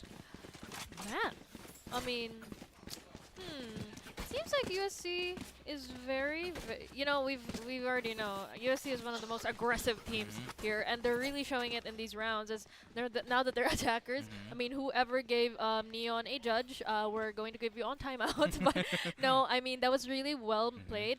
Adelantes did try, but it seems like they didn't know how to actually do those things. I mean, how to actually get in on site, because USC was able to just really hold down that area. Now, Zach waiting for enemies to pop out before he could take them down, but I think he will not be getting any. Aroma also waiting for some information. There we go. They're trying to sniff out the positions here. I mean, 𝐞𝐤𝐤. oh my gosh, Nika. Playing this one very carefully, and now it seems like he's gonna go in for a sprint right here. 𝐞𝐤𝐤 enters the site with all utilities being released, but the site is already in their hand right now as 𝐸𝐸 going in for the plan. 𝐷𝐻𝐷𝐿 will get one down. Is no it's one gonna be coming? 𝐷𝐻𝐷𝐿. And now with one casualty from the side of the Warriors, this could be very tough for them, but Nika will be left with low HP remaining. Aroma, however, also leaving with half of an HP, while the rest of the Warriors are into the site, holding this one out. Aroma will find a kill with a swarm. Nika, it's gonna be Nika down. 𝐞𝐤𝐤 trying to dodge those bullets with a bulldog in hand. Ready with that fault line right here, but 𝐷𝐻𝐷𝐿 will find a kill. 3v2 pushing in. DJS finds one. Aroma also waiting for that one, but DJS is just doing the work right here as he finds the second kill. Going in for the blind, that's gonna be breached, but Aroma was just behind him and was just able to clean this one out. Another point. That's 3 points straight from the side of the USC Warriors. Yeah, that's 9 and 6 now, and I'm a bit confused. Yep, Adelantes will have to ask. The chef will be needing a bit of a break from his cooking skills, because I am actually confused why. I felt like they weren't. Okay, I'll be. You know, I'm confused because really it didn't seem like USJ-R wanted to take that. Did you see those positions? It didn't seem like they want to push it. I don't know if they were just being more patient, but I mean, the plant is already, the spike is already planted, so it's expected USC might just keep their ground there. But if they're keeping their ground and also USJ is keeping their positions, nothing's really gonna happen much. Nothing's happening, But I really think that after the start of the second half, it was a reset, you know, sort of a reset. So it gave USC a chance right here, and as they were able to win the pistol round, the bonus round, and the buy round, it just really gives them an edge for the side of the Warriors. But you know, while we're at it, once again, we have to thank our sponsors. Thank you so much, of course, to the PCs. There we go. Look at their monitors. Wow. Amazing. We have to thank PC Express. With PC Express for all your digital needs. And of course, if you're hungry, guys, you know, you want a hot dog. Of course, who are you choosing? Virginia. Because basta hot dog. Virginia. There we go. And yeah, for now, of course, we also have to thank Smart with Live More today with the Smart. And of Back course, into the game. 𝐐𝐞𝐤 gets one, gets two. Another spray through the smoke. Will not get the third one, but already getting two casualties for the side of the Adelantes, giving them a very hard time to fight this one out. Nika finding that tripwire being detected right here, but their 3P goes in. 𝐐𝐞𝐤 gets 3, going in for the 4th right here, and now going in for the plant. And I think it's gonna be another point for the side of USC. I mean, unless a miracle happens. CESAFI Nope. peeking that one with a sheriff in hand, but 𝐐𝐞𝐤 was just able to punish him. And another point going in for the side of the USC Warriors. Now this, I am starting to see the Warriors poking too much at the cat, that it's starting to go back to its cage, because this aggression from USC, we've seen this multiple times against multiple different teams, and look at that! Even the position of Nika that was meant to be unexpected was just, well, expected, because if you're a USC player, you don't forget to check your corners. And of course, yeah, it's just USJ-R has to do something here. Either they have to reposition or rethink their plays. Get a point up. DJS getting one kill. That's gonna be 𝐐𝐞𝐤 down. One casualty from the side of the Adelantes, giving them a hard time right here, but Thrash will be activated. Ooh, we will not find Nika though. Tripwire be activated, still not enough. Neural Theft will be activated as they go in for a peek. Gets a second kill before being taken down by 𝐻𝐿𝐴NZY. Now, another wave of the Neural Theft being activated, the Swarm being put as well to give them more security. The spike being planted, Hunter's Fury will be released, hoping to get Aroma down with just one more hit from the Hunter's Fury. Trying to play, of course, the let the man plant. Oh, but 𝐻𝐿𝐴NZY will get the kill on CESAFI before Aroma will go in for plan with 50 seconds remaining.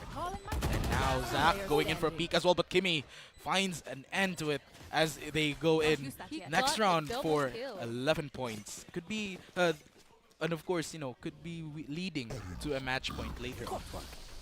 Okay, so look at that. They actually lined up beautifully for Nika, but someone was able to pick her off. I mean, USJ-R, they got the positions right. It's just that they don't know how to be extremely unpredictable for the side of USC. We've said this before, USC is really good at reading their enemy teams, and it seems like USJ-R just doesn't know what to do anymore. We hope that they'll find a different momentum here as Vault Line will be put out, but you know, USJ-R needs to make these decisions fast, because if they don't, USC might actually just get to match point. And yeah, here we have it. Zach, the rest of Adelantes could be expecting the push from the Warriors, especially that they have been pretty much aggressive towards the previous rounds. But right here, I think they're taking their time. I think, as you see on the map right here, I think they could be going in for the site. They have it right through the hands, as now they have taken control of the site. Neon could be looking for some potential enemies that might be hiding, checking those corners. But the spike will be planted, and it's just gonna be a retake attempt right here from the side of the of the Jaguars. Sorry. And for now, 𝐐𝐞𝐤 with a smoke in hand could be going in for the smoke. Aroma pushing it here. 𝐻𝐿𝐴NZY, that's gonna be 𝐻𝐿𝐴NZY finding that wingman. Save up the rest of the Adelantes are just pushing right in to be followed with a flash. Now the recon dart as well. DJS will find one. Aroma finding another. Now it's just gonna be a trade game right here. The knives going in, but Zach will claim 3 kills. Now 𝐻𝐿𝐴NZY going in once again. Could be second attempt. CESAFI going in for the defuse. Aroma finds one. A quick peek before ending that one. But 𝐐𝐞𝐤 will find another kill. Spike about to explode right here. But that would be enough. Aroma will find another. And it's just gonna be a match point from the side of the Warriors. And wow. Match point. Man. Go, go, go. Yeah. You know what? We're seeing the difference of how these team players play defense and aggression. I mean, attackers. Back then, when USC, look at that. crispy. Oh my gosh. But yeah, back when USJ were playing attackers, they were very cautious, and we're seeing that as the defenders as well. But with USC being aggressive, it's really hard to stay very defensive or very cautious, as now Faultline will be taken down. Faultline, Dizzy following up as well. Zach will find a kill on 𝐸𝐞𝐞𝐤 for moving back with a smoke. And now Aroma will also find one casualty for the side of Warriors, getting one. Zach could be waiting for that one. The flash not connecting. Oh my gosh. The 𝐸𝐞𝐤 going in for a quick peek, not finding those bullets. It will not connect. Another smoke to cover his tracks. As now looking for a possible fight later on. Yeah. But I think for now the USC will be taking their time. Oh my gosh! Look at how USC is pushing in. They're pushing the defenders back, and that's not how it should be. I mean, that is the case here, but it seems like something's gonna happen. Zach waiting for those heads to pop out. He spots Aroma's head, but the bullets will not catch. Maybe, however, will find two, and Zach finding the third.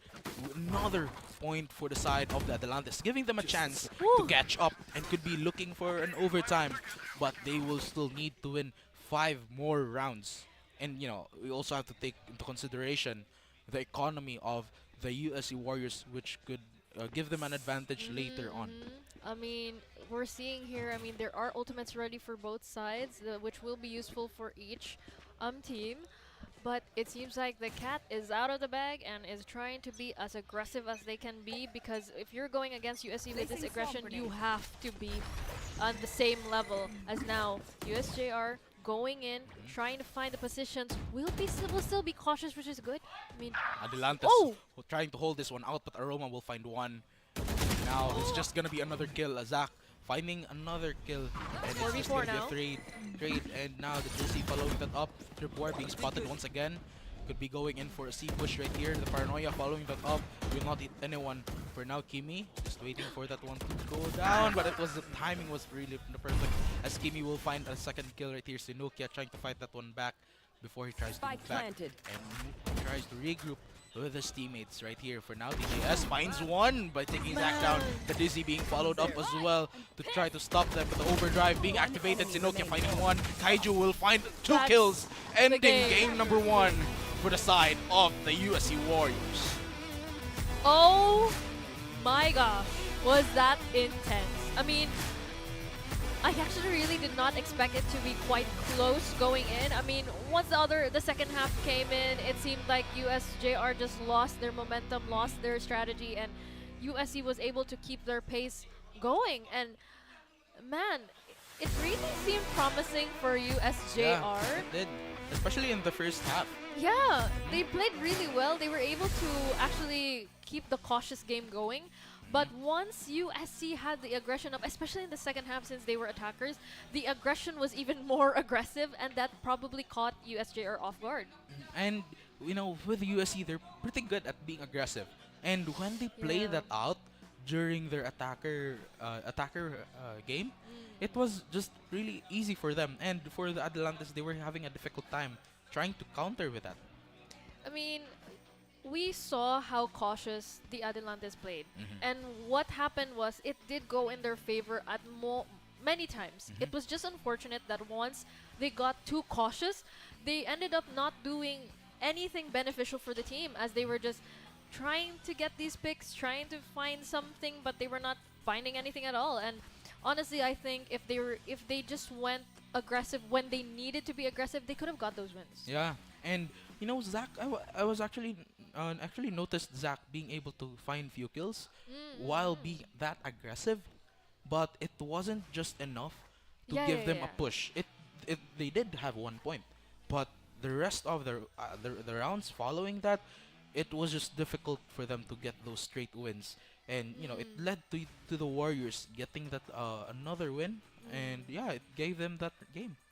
Also, it's not even the kills were pretty even most of the time. We saw how they were getting those kills and how they were doing these plays. We're gonna see who is the MVP for that yeah. match? I'm going to guess I didn't get to guess. Hansi. It was Hansi. I did True. say he'd been playing Yeah. really well. I did say that a while ago with 20 kills, 18 deaths, and 9 assists. Wow. Amazing, On Clove amazing, yeah. too. I feel like he's been playing a lot of Clove in his games. Yeah. He has been a star player recently. He's where he needs to be. Yeah. It's just he's just playing really well. Though we've noticed we've noticed 𝐚𝐿𝐴 also performing, but you know, behind the scenes, it was Hansi also setting those up, setting a lot of kills up for his team, and yeah, it led to Hansi. Of course, he also had a few kills. He also had 20 kills for his name, and it gave him that MVP. Aside from setting those up and getting a few kills of his own, he was just really able to push his team towards victory. But he also have the MVP for the side of USJ-R. That's gonna be 𝐿𝐴, which I've mentioned a while ago. Yeah, they did play really well. I'm gonna be honest, I did not feel much presence on the utilities with Sova. Yeah. It was unfortunate because Sova's been played in this map very well. Yeah. It just seemed like he wasn't able to find these picks. Maybe he gets killed very early on. I mean, he's just not always there when he needs to be. I wish that's something they can fix in the next game, as I really still do have hope. I mean, watching that first game, that was it wasn't even like a full fall off. They only fell off on the second half. That's the truth. They were able to play really well. It's just that they couldn't get as aggressive, you know? They're supposed to be Jaguars. Why aren't they aggressive? Well, there were times that they were really aggressive, but I think they were I think the rounds following that, I think they were just too cautious. Yeah, I think they were just too cautious and hesitant, and maybe not being able to just go with the flow, you know. And with that in mind, it gave them a little bit of a disadvantage, and the Warriors were really able to capitalize on that.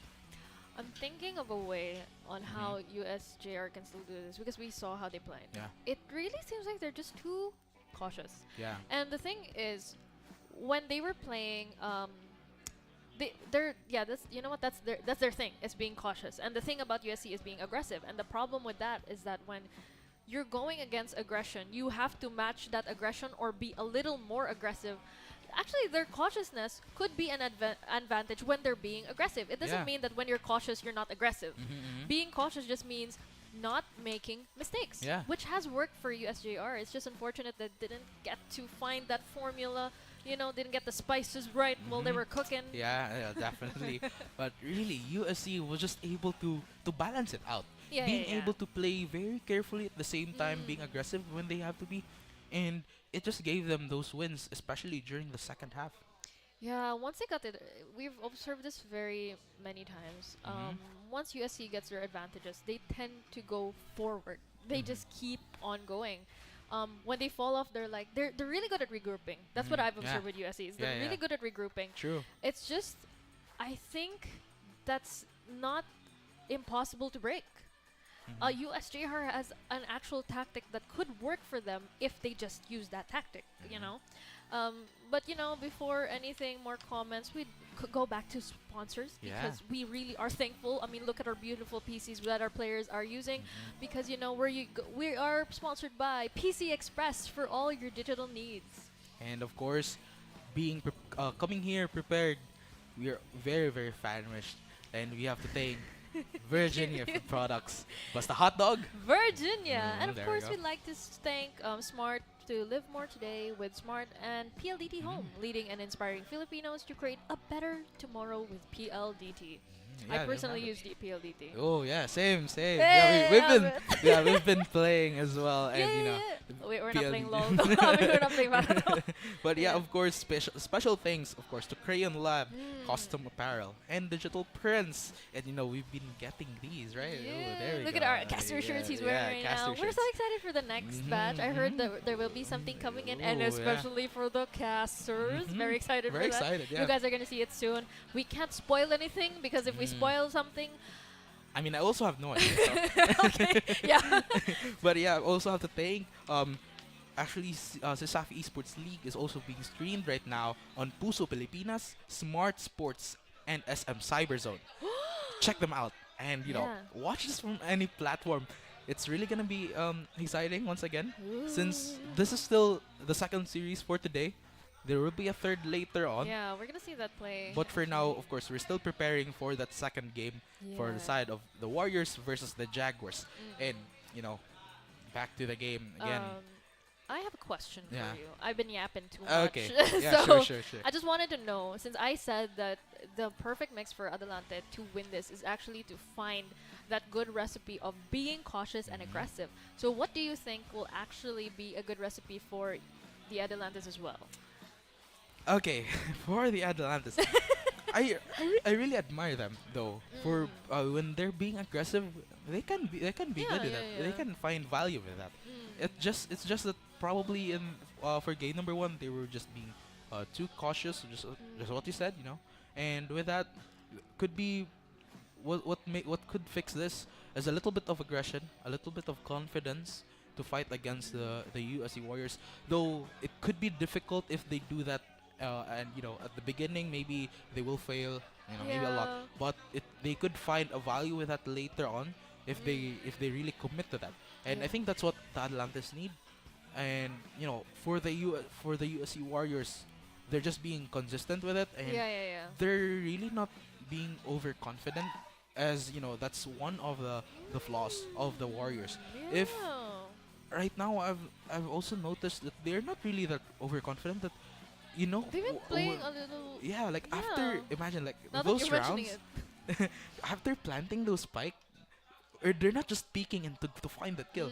They're waiting for the defuse sound and just go in for the taps and moving back. But here we have Lotus map for the side of USJ-R could give them the win right here, especially that this is their map. And we have here our agents. That's gonna be from the side of the Atlantis, which is Baby, 𝐷𝐿, Zach, 𝐚𝐞𝐞𝐤, and Hika, with choosing that's gonna be Vice, Omen, Raze, Fade, and Breach. Now, oh my gosh, it was an almost mirror match. Almost. Oh, nah, not really. But yeah, going for the side of USC, we got Viper, Neon, Fade, Breach, and Vice.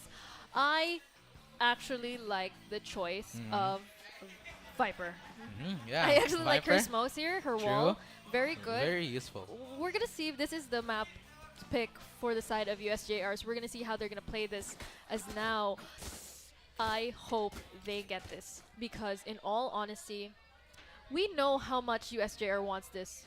They're really just grabbing onto the edge for a win. And USC, if they want to go up against their arch nemesis, UCLM, they're gonna have to keep these victories up. As now, look at the aggressive positions of USC. We've talked about this. They're just gonna keep this aggression up. As now, USJ-R, again, very cautious, trying to find the peaks.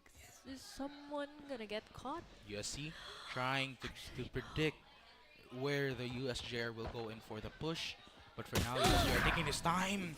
Aroma goes in for the peak, but Nika was too quick with a kill. And now giving the Warriors a difficult time right here to fight it, especially that their Breach, their initiator, has been removed. They still have one though, so they still have a chance for it, but the Prowler being released to be followed by the fault line. Oh, there we go. Now the shear has been triggered right here. DJS alone in the side trying to fight this against them. But now he takes one before going down by the hands of Zach. 3v4. 𝐷𝐿 gets another kill. Could be win. Could be a winner here for the Atalantes. Not sure yet, but 𝐞𝐞𝐤 with a classic in hand. Can And the 𝐞𝐞𝐤 last do it? member right here, the spike will be planted. And he's just going to be alone right here. Kind of waterfall. Just trying to peek right here, but the bullets, he will suffer with 5 HP remaining. That's going to put an end to Zach, giving a point and an advantage to the Atalantes. I mean, we've talked about this. Look at that beautiful position by Nika, by the way. Was very calm. Look at that as the bullets will connect. And it's just, it does seem like Atalantes are trying to match. But that's too early. I'm gonna say it right now. It's too early to predict that, as it's still the first round. We will see a more advantage on the side of Atalantes for this next round. So we're gonna see how USC will play against that. Look at that. There's so many members here. They actually have the advantage right here for the Atalantes, especially that they won the pistol round, and they're just, ooh, it does look like USC is countering it with an aggression and just taking more space. And looking right here, Atalantes could be pushing towards A. Oh my gosh, it's now Adelantes will keep going. They're gonna try to find. Oh, 𝐿𝐿𝐞𝐤 will actually take �NICA. 𝐿𝐿𝐞𝐤 taking one down. �NICA finding the difficulty. 𝐷𝐿𝐴NZY finds that head. And now he tries to shoot him down. But CESAFI will claim 2. What? Zach claiming the 3rd before going blind. That's going to be DJS with the Sheriff in hand. The last member right here. 1v3 trying to fight it against all odds. But the satchel going in. Zach just claiming that 3rd kill. Another point from the side of the Jaguars. Man, he got the jump bullet. The jump kill. You know, get a shot there. I mean, okay. It's going in their favor. This was their map pick. This is kind of expected. Yeah. But. Two rounds. 2 rounds. And the thing about USC is they know how to turn it around. So we're going to see how this plays out. As now it is going to be a nick onto their utilities here. But we'll see. Ooh, smoke coming in, but the fault line being activated will find no one. 𝐿𝐞𝐤, the rest of USC trying to predict where the Jaguars will go. DJS could be looking for kill right here, but the Arcros will be destroyed. Gives them a little bit of a disadvantage. The Prowler will spot him. Will have to move back. The Flash will follow up, but the Zach will actually claim that kill as they go in for the satchel. Showstopper going in. Aroma wasn't prepared for that as he is not invited to the party. As Zach will be able to take him down 3v5. Currently, Warriors having a difficult time right here. Zach being able to push and claims a 3rd kill right here. Planted. The spike will have to go planted right here from the side of the Jaguars. Once again, 𝐿𝐞𝐤 could be looking at another kill right here. The concussion that's followed up, but CESAFI still being concussed will find a kill as they were able to just peek. Zach is on fire as they're claiming the 3rd point for game number 2. Who made Zach mad? Because what was that? He played multiple games, multiple rounds really aggressively. That was 3 rounds and he played the breach. No. Zach, no. You're on timeout. We're not here to I'm kidding. But yeah, that was actually really well. Look at this, Zach! 10 kills! 3 rounds and 10 kills? I couldn't do that. I couldn't do that. You're iron. I'm kidding. No, I'm not iron. Oh, maybe I'm iron. But here we have it, the fault line with the Flash. We followed up 𝐿𝐞𝐤 going in aggressively, trying to counter this push from the side of the Adelantes. But it does look like it's going to be too late as they're pushing in towards A. DJS alone right here, trying to fight them against all odds. But 𝐞𝐞𝐤 will claim that kill. And the rest of the Adelantes will bust out this side open. And they have now complete control of A. The Warriors will try their best to actually fight them and claim this one. Very, very unexpected from the side of USJ-R. The Stinger will fail with a little bit, but 𝐿𝐞𝐤 will still find a kill. Very low though. 𝐷𝐿𝐴NZY would be looking for a possible kill. The Prowler will not catch anything. �ＮICA finding a kill on 𝐿𝐞𝐤. The fault line to be followed as well as the 2nd fault line. 𝐷𝐿𝐴NZY with the haunt finds one, but it was just too late. Aroma being able to take him down. And it's just going to be up to the last member, which is Aroma. And yeah, trying to isolate the fights, but it will not be enough as Zach was just able to pop him with a 4 points to the Jaguars. Calm down. Zach, calm down. A lot of chaos right here. We were just talking about how USJ-R need to be aggressive to make these play happen because their cautiousness does help them, but they need to match the aggression. Now, I have a question. Is this just because they're an attacking side right now? Or is it because they're actually realizing that USC can actually be shaken? You know? I think they have realized that when USC went in for the aggression last game. And maybe using that to their advantage. But once again, USC could be going in for another round of aggression right here, trying to counter that one. Especially that Adelantes are just on fire right here. But now it's just being divided, the share being triggered, but maybe we'll find a kill on DJS. DJS will not find, it's just having really a difficulty at protecting A. And now Adelantes get a hold of the site once again. Prowler looking for some information. But once again, the Adelantes are being careful. Nightfall being activated, trying to look for some information, getting those headshots, but it will not be enough. 𝐼𝐸 finding one. Zach and 𝐞𝐞𝐤 will find a kill for their own as well, with 2 members remaining from the side of USC. Could be having a very difficult time to fight this one. Aroma goes in for the peek. He takes one down, but Zach will be able to finish him. That's a 5th point for the Adelantes. A very, very unpredictable moment for the side of the They Jaguars. need the timeout. The timeout You know, is they're gonna ask for the timeout. Here's the thing: we're now seeing that USJ-R actually realizes that USC can be shaken. We talked about this in the keys of victory, that they need to be unpredictable. We talked about how cautious USJ-R is, so that's the predictable part. That's the Them predictable being part. too aggressive has That's shaken what. USC. Yeah. I mean, USC tried to be aggressive. You saw the positions there on the map. They were trying to pinch in the positions of USC to USJ-R to find those like, okay, we're gonna be everywhere, but then unfortunately everyone's also like watching the entry ways. It was like the map was being divided. Yeah. But you know, it's just different when the map being divided. Adelante pushing into that one site, but DJS, he was just alone there. It was just gonna be hard. Though DJS is very good at Sentinel, you gotta give him credit for that. But it was just a very hard thing to do when you're just against 5 enemies, just ramming it in. We did forget to mention that one good thing about USC is they're really good at regrouping. They had a timeout, so we're gonna see. Could be. Now, if USC gets a point, that might be a little risky for the side of USC. But if USC gets that point, we know there might be a momentum change here, a shift. But we'll see. Look at this. Ooh. Wait. Okay. Okay, I'm really excited on how this will work out. But for now, Bahant being released will not get anyone or helping him to get that ult. But for now, the fault line following up with a satchel, pushing in through the side of the shear being activated. Now it's just going to be the lone wolf on the side of C, as the rest of USC could be actually waiting for their plant right here before going in for the retake. But the Prowler, won't commit just yet. They won't commit just yet. Prowler trying to look for one, but it will not get in information. To be followed by a second Prowler. Still not getting anything, but now Adelantes will be going in for the plant with the Sheriff in hand. The showstopper being stopped by Aroma with just Sheriff in hand. Another Hansi, DJS, another Sheriff, 3 Sheriff kills right here. Razor Run deactivated. Now Kaiju finds one, looking for 2, and now USC Warriors being able to take the point. 4 more points before being able to catch up against the Jaguars. Wait, there's no one defusing. Okay, someone's finally defusing. They partied too soon. The race party might have been stopped, but they partied too soon.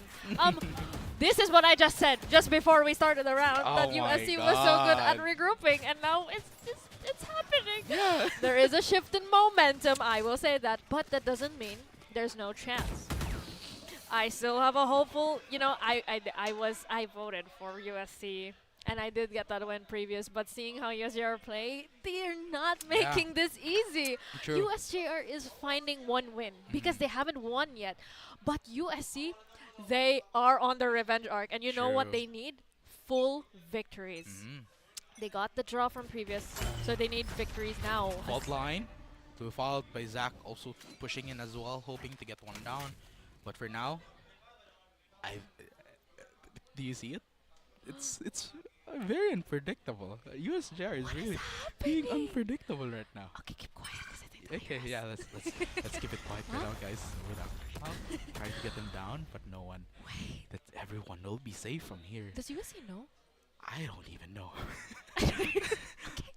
I'm just here for the moment. I'm here. I want to experience this one. If they spot Nika, this will mean this will signal USC to rotate, but they don't know the plan. It's being broken down already. They're pushing in towards B. The satchel to be followed with a boombot as well. Hansi trying to pick this one out. Haunt will be followed up as well with a pain shells from Raze, but DJS will just go down once again. And to be followed by the Rolling Thunder with another round of Prowler. Baby will find one with an aftershock. Save up, finding one as well. Zach finding another. Baby being looking for the triple kill. And a flawless round for the Jaguars. We have it 6-1. 1 point still for the side of Warriors. Jaguars being able to put a stop to it before the Warriors get a full hand to it. We gotta be silent.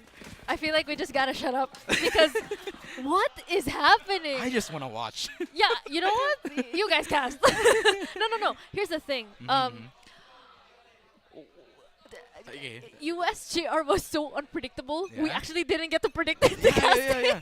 Like, I was surprised too, but the fault line right here, 𝐿𝐿𝐥𝐿 trying to counter that one as well with a bit of an aggression. Oh my And gosh. of course, that's gonna The be 𝐸𝐞𝐞𝐤 positions- as well, oh my trying to actually counter the one. But 𝐸𝐞𝐞𝐤 cooking 𝐸𝐿𝐥𝐿! right here. Our chef boy Logra, but 𝐸𝐞𝐞𝐤 will find two. 𝐷𝐿 will find the third kill from the side of the Atlantis, looking for one, another whiff. And now DJS will find a kill from 𝐸𝐞𝐞𝐤. And I think that's really a common spot in Lotus for people to whiff. I remember someone who also whiffed that one, but for now, 𝐸𝐿𝐥𝐿 back into the game. 𝐸𝐿𝐥𝐿 will find one. I can't look. The haunt being revealed, it will be destroyed. 𝐸𝐿𝐥𝐿𝐤𝐤 going in for the peak.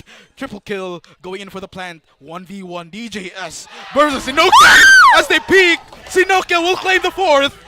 7-1. Let him cook! Being able to cook. Oh my god.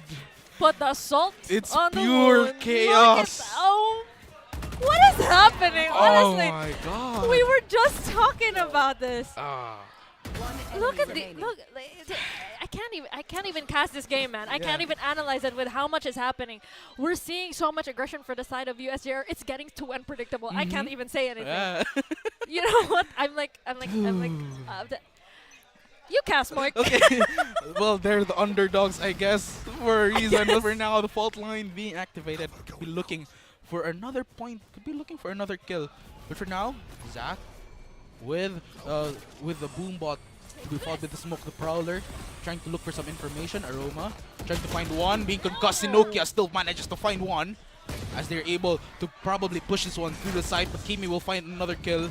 4v4 rather. DJS trying to look a kill for the sheriff, but the overdrive, 𝐸𝐿𝐥𝐿 will be able to kill 𝐸𝐸𝐿𝐥𝐿𝐤, and now it's just gonna be 1v2. 𝐸𝐸𝐿𝐥𝐿, the last member standing from the Atlantis, could be having a chance right here, putting us to a 1v1. 𝐸𝐿𝐥𝐿 have to be very careful. 𝐸𝐸𝐿𝐥𝐿 could be looking for a perfect timing to win this one and to actually extend the gap for the side of the Atlantis. Oh my goodness, 𝐸𝐸𝐿𝐥𝐿, you God. gotta do something. It seems like everything is happening. This is typical 3 a.m. Valorant, by the way. But yes, look at how 𝐸𝐿𝐥𝐿 has to rotate. 𝐸𝐸𝐿𝐥𝐿 has to put the plan. 37 seconds on the clock. Will they spot each other? Oh my gosh, is this the Valorant timing? Is this the Valorant timing? No, it's not. Okay, fine. We're being overdramatic. Oh, wait. Planted, going for the peak. The timing! The timing! 𝐸𝐿𝐥𝐿 finds one! The timing for 𝐸𝐸𝐥𝐿 to just pull out his utilities. 𝐸𝐿𝐥𝐿 being able to capitalize on that and be able to punish him. The second point for the Warriors. This could make or break their moment for game number 2 right here for the Warriors. That was... You're seeing my face right now. They can't, but here's the thing. I was gonna say, because I was expecting USJ to take that, but I was gonna say that USC is actually really shaken right now. We're seeing it in their play. They're not expecting this amount of aggression from USJ-R. These bullets are flying and actually connecting really well. They're using their utilities very efficiently, and the positions of USC is not working out. But for some reason, they might actually still make this if they get another round win. Fault line following up as well. And I think you could be looking for an A push right here, but for now, Aftershock hoping to find one down. 𝐸𝐸𝐿𝐥𝐿, the rest of Atlantis, still trying to predict the location of the Warriors, just in case things go wrong. But they're really changing it up here. Again, just being very unpredictable. Yeah, I am annoyed. Wait. Oh, there we go. 𝐸𝐸𝐿𝐥𝐿? No? Could you find it? No, Huh? not yet. But for alright. now, the smoke will give them cover. Yeah. Give him a little bit of that advantage. 𝐸𝐸𝐿𝐥𝐿 could be looking at it right now. Look at the Just map. a little bit We smoke covering might it actually once find again. a 1v1 on the other side of the map here. No, another Oh, no. unpredictable play. 𝐸𝐸𝐿𝐥𝐿. Could he make it? The shear being triggered. The flash as well. DJS could be looking for another They kill, but missed the each other. nightfall, it will not find any value for now. 𝐸𝐸𝐿𝐥𝐿 spots that head. DJS going down. Once again, the flash being prepared, and the site has been taken Someone will down come through. by 𝐸𝐸𝐥𝐿, and the rest of the Atlantis are just coming in here to put an end to it and widen the gap. The Prowler not finding anyone just yet. Spike will be planted, the fault line to be followed up. 𝐸𝐿𝐥𝐿 hoping to get that kill. The Haunt trying to get information down, but the Flash could be looking at it. Oh, Mark 1 finds Zach down. They're duelists right here will have to go down, but for now, Aroma trying to put an end to it. Hansi will have a kill. 3v4. It's looking good for the Warriors. 𝐿𝐿𝐿 will find 2. The last member remaining. And that's just going to be a point for Warriors as they be able to take it down. This is their 3rd point for game number 2. Once again, for the side of the Warriors, 4 more points before being able to catch up to the Adelantes. What is happening? I keep saying Okay. this. Like, USJ-R was really getting good. Actually, that was really good decision on them. They might have lost that round, but that was really good decision that once they got a site to work, to be free, they went in, they got the spike down, but USC was just able to get these retake beautifully, True. get those kills, and look, they got to save 2 players in the mix. And now look at the economy here. It's not too bad. It's evening it up now, but we're gonna see who's gonna get this round, because that may determine who's gonna keep this momentum up. They're really good at regrouping, that's what you said. Oh you my know? god. But yeah, for now, still trying to get some information before finalizing on their push. Adelantes They're doing a train thing here. could be doing another unpredictable thing right here. And this game is just them being unpredictable. And yeah, for now, Adelantes trying to look for the perfect timing. The Razor line though. Prowler going into the site, hoping to catch one, but I think they have a little bit of an access towards B. 𝐿𝐿𝐿𝐿 as well as Baby are just ready to push towards B. The Prowler were 5-1. They're gonna behind DJS. Now they're pretty much aware of it. Zach pushing in. He's just blind. Baby were able to take him down as they're being able to follow that up with a boom bot probably. Aroma will try to catch them off guard, but it will not be enough just yet as they're able to take the site. C being pushed right here, and it will be the spike will be planted. And right here, 𝐿𝐿𝐿 will find 1. 4v4, 𝐿𝐿𝐿 will find another. Looking good for the Warriors as they could be taking the 4th point from here on out. 𝐿𝐿𝐿, Paranoia being blinded. It wasn't enough. CESAFI will put an end to it, but Hansi will put a stop once again. Steel Garden activated. 𝐿𝐿𝐿 finding 1, could be looking for the 2nd, but Nika will take him down. 20 HP remaining. It's just a 1v1 as he throws for peak, but Aroma will put an end to it with a classic in hand as he goes in for the defuse and the 4th point to the Warriors. We've seen this before, and I'm just gonna say USJ-R are the ones who's shaken up now. True. I think they need a time already. I'm pretty sure they're gonna take. Oh, there. You just yeah, I think they need that because here's the thing. You're welcome, guys. you need to remind them. You know? You're welcome. But yeah, it seems like USJ-R, they were able to get that momentum for their side. Unfortunately, we've said this before, US is really good at regrouping, they're really good at replanning, they're really good at reading the team, and maybe the unpredictability here of USJ-R is being read. It's no longer unpredictable, so what can USJ-R do? Change it up. They did try it. They did try it. It's just unfortunate that USC was able to kind of get a hint that they were trying something new. I will say that there is still a chance. This is such an exciting game because we know that USJ-R is finding that 1 point on their scoreboard, either a draw or a win. They just want at least something for their side. While USC, if they want to go against UCLM, they're going to have to get this victory. Yeah. And, you know, looking at the side of the USC, shout out to our boy Reckers, the coach for the Warriors. Yeah, our other friend right there. Yeah, our other MOPB friend. I But yeah. see something. Oh my God, that's kind of a very brave move for USC. I mean, we're gonna see how they Could play be, could be. They could this actually is gonna find be value the with last that. round before they have. Yeah, but for now, Adelante. Oh! Yeah, there we go. Hansi finding 1. That's gonna be Baby down. The breach. Still, USJ-R though still have 1 initiator in hand, so that could still be useful later on. With a Nightfall, also up with a Showstopper from Raze and into the Shadows, also prepared to be used later on or maybe next round. But for now, once again, They're slowly. going back to their cautious. Hansi finding another kill, takes Zach down, one of their key players for the Adelantes, and it's just gonna be a very hard round right here for the Adelantes if they try to go in for a retake. Slowly peeking in, Hansi trying to find a third kill for this one. The op being zoomed up. Oh! Perfect! As Hansi finds the third one to be followed with a Nightfall. As now 𝐞𝐞𝐤 will have to move back before being spotted. 𝐿𝐴𝐞𝐿 trying to put an end to the Prowler, but Aroma and DJS was just able to clean that up very neatly. Another point for the side of the Warriors. The gap was so wide, kanina. But now, it's a 5 and 7. You look at this, bang! So aggressive. You were like, oh, that's an aggressive thing. And the moment you said that, he just gets a kill. But here's the thing. This is the next round. Yeah. This is the switch. Could be. I'm rooting. I don't want. No, you know, I don't want to. I don't want to jinx it. Yeah, but yeah. it does seem like there's a chance because USJ-R. Like. Actually, from what I was observing, it seemed like they went back to cautious mode. That's not what you should do. Though comparing it to last game, the Warriors are pretty much good being attackers. Yeah. And you know, catching up 5-7, it gives them more room to breathe to catch up later on. But the Haunt will be spotted, I guess. That's gonna go to 𝐞𝐞𝐤, being spotted by the Haunt before the Razor Vine being activated, trying to put a stop to it.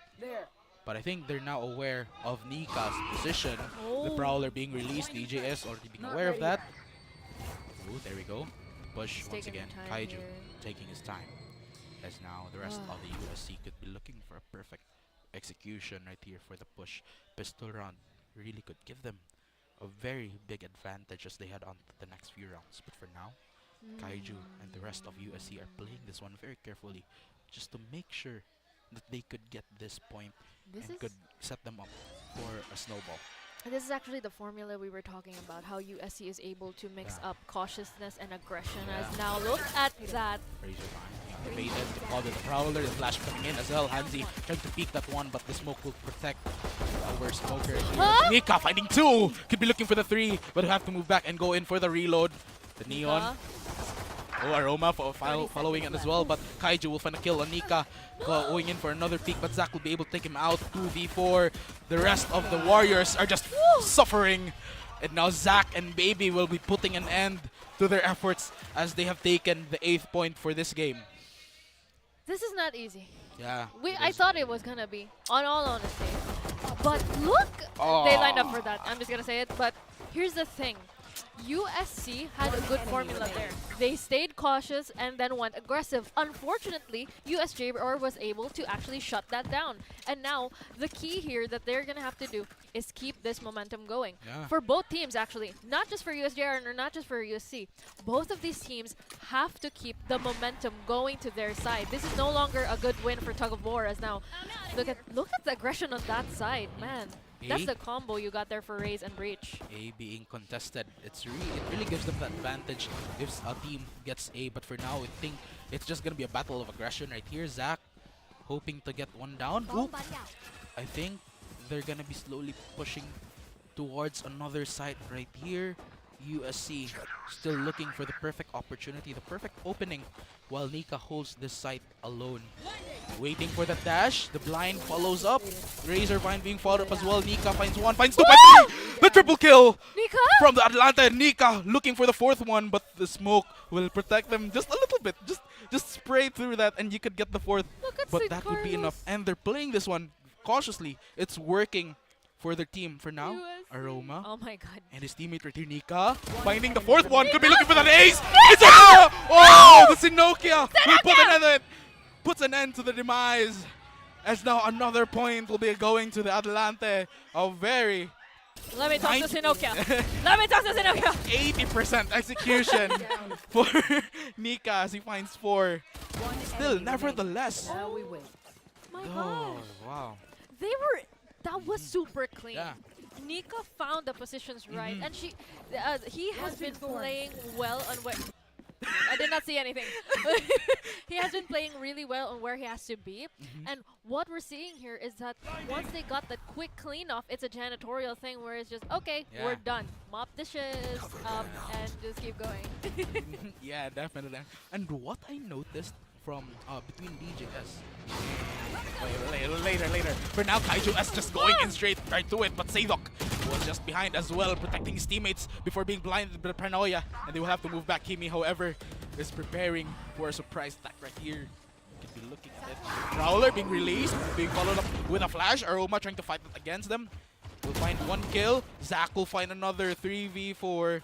Looking good for the Atlantes. Oh, I thought that was a I'm with sorry. 5 HP remaining. Could be looking good. DJS, the rest of the USC. Oh my god. Could it be? Finds 1, finds 2! DJS! The man that you are. Okay. Could be looking at it. Oop. The spike has not been planted yet. Spike has not been planted yet, but is being set up. DJS trying to stop them from sating, but we'll have to put an end to it as 𝐖𝐞𝐞𝐤 still lives with 16 HP remaining. Aroma going in for the plant. Now Hanzi, and Aroma, they could actually win this. Both initiators against the controller duelist. It could set them up a little bit of a disadvantage. And one of them, both in teams, one of them is very low right now. Yeah. Yeah, one of them is very low. Wait, actually, yeah. Hold on. Hold on. Oh, both of them are low. Fault line being activated. Find one, but Hanzi surprising them. Aroma putting an end to this round on another point on the side of Warriors as they say no to a tied match between USJ-R and USC. What is happening, guys? What is happening? Look at that. I mean, man, it's so hard to actually give any form of CAD analysis here because we're seeing this kind of back and forth from both teams, and it seems like despite USJ-R getting a lot of advantages, USC is able to actually keep inching in closer and closer, and we're gonna see here, oh my gosh, such an aggressive entry. Spotting them, Zacc being spotted. Hoping to connect them. The flash going in. The smoke coming in as well. Aftershock. Baby will find 1. 𝐸𝐸 will go down. The Prowler going in as well. 𝐞𝐞𝐤. DJS now getting 2 kills from the side of Adelantes, giving them a very big advantage right here. Sadok with 11 HP. Spots 1, but he will go down. Hanzi being able to clean that kill. And now 2v4. Adelantes are now suffering a very big casualty. 𝐖𝐞𝐞𝐤 will find 1. Moves back. The Paranoia being released. Hoping to find 1 in a different angle, but for now he'll be peeking DJS. DJS putting an end to it. Steel Garden will be activated, but Nika was just able to gun him down through the walls. Aroma will find a kill on Nika, ending that round. Another point for the Warriors. Here's the thing now. Yeah. I no longer know. Because here's the thing, they're playing actually very similar strategies now. We're seeing USC learning from that cautiousness that they're also doing, but each teams right now are just using each other's key thing. So they're just mimicking each other, and it's getting really hard to find how they can advance here, but USC is really not making this easy for the side of USJ-R. It's a 7-9 now, and this entry, wait a minute, this entry? Oh, there you have it. Our Warriors going through the site and just claiming this one.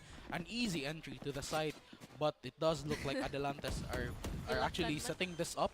This could be their plan all along. And now DJS just preparing the flash. The Archros will find 1. Now, there we go. The site once again being held down by the Warriors. Still waiting for the entrance of the Adelantes. Zacc pushing in, of course, with a boombot. Will not find anyone, but a flash following up with a haunt as well. The Aftershock being able to trap them, corner them, but DJS will still stand and will get 2 kills. Looking for the 3. Hanzi will find 1. He could be looking for the last kill right here, but 𝐸𝐸 putting an end to it. And now just 1 more point before the Warriors will be able to catch up to the Jaguars. The economy, yes, they're gonna need this time out here. They need to rethink their strategy as why. Honestly, that was actually very surprising with how well Adelante was playing. It really seemed like it was going on for them, but for some reason USC is just able to keep these tables turning. They keep finding their advances, and we have said this before, once USC gets that momentum up, they're just gonna keep trying to take that back. And unfortunately, USJ-R seems to only be able to shake USC up when they're confident to do it. When they're not confident to do it, they hesitate a lot of these decisions. And what's happening now is USJ-R, they're not actually knowing how to properly keep that scariness or keep that roar in their Yeah, yeah. Jaguar because these warriors keep poking them with a stick. But yeah, before we move on to the game, we would like to thank our sponsors once again with PC Express. With PC Express for all your digital needs, and with Virginia Foods Incorporated, Basta Hotdog, Virginia. and we also have to thank Smart. Live more today with Smart and PLDT Home, the leading and inspiring Filipinos to create a better tomorrow with PLDT. And of course, special thanks to the Crane Lab for their custom apparel and digital prints. There we have it. Adelante going in for the aggression. Satchel to followed with a fault line. But it does look like USC has different things in mind as they're going in for the push to 1C. Now the flash could hinder them a little bit, but 𝐐η𝐞𝐤 will find a kill. Putting an end to DJS. One more, but 𝐐η𝐞𝐤 with a dash and a headshot to his name. Finds Nika down. Nightfall being released. Going in for the plant. 𝐻𝐻𝐤 will find the second kill. That's going to be Baby. Setting this one up for a very easy round for the Warriors for now. 𝐻𝐻𝐤 just dashing. Gets another. No! Get the fourth. Get an ace! The Warriors have it! And they will prevail as taking this round despite the timeout being set up by the Jaguars. Here's the thing. Not only did they get the ace, they've evened the score out. What was that? Look at him. Dash in, bullet. Dash in, bullet to the face. Oh my God. Another bullet. Look at the transfer. That was so beautiful. I mean, I can't. Oh, dang it.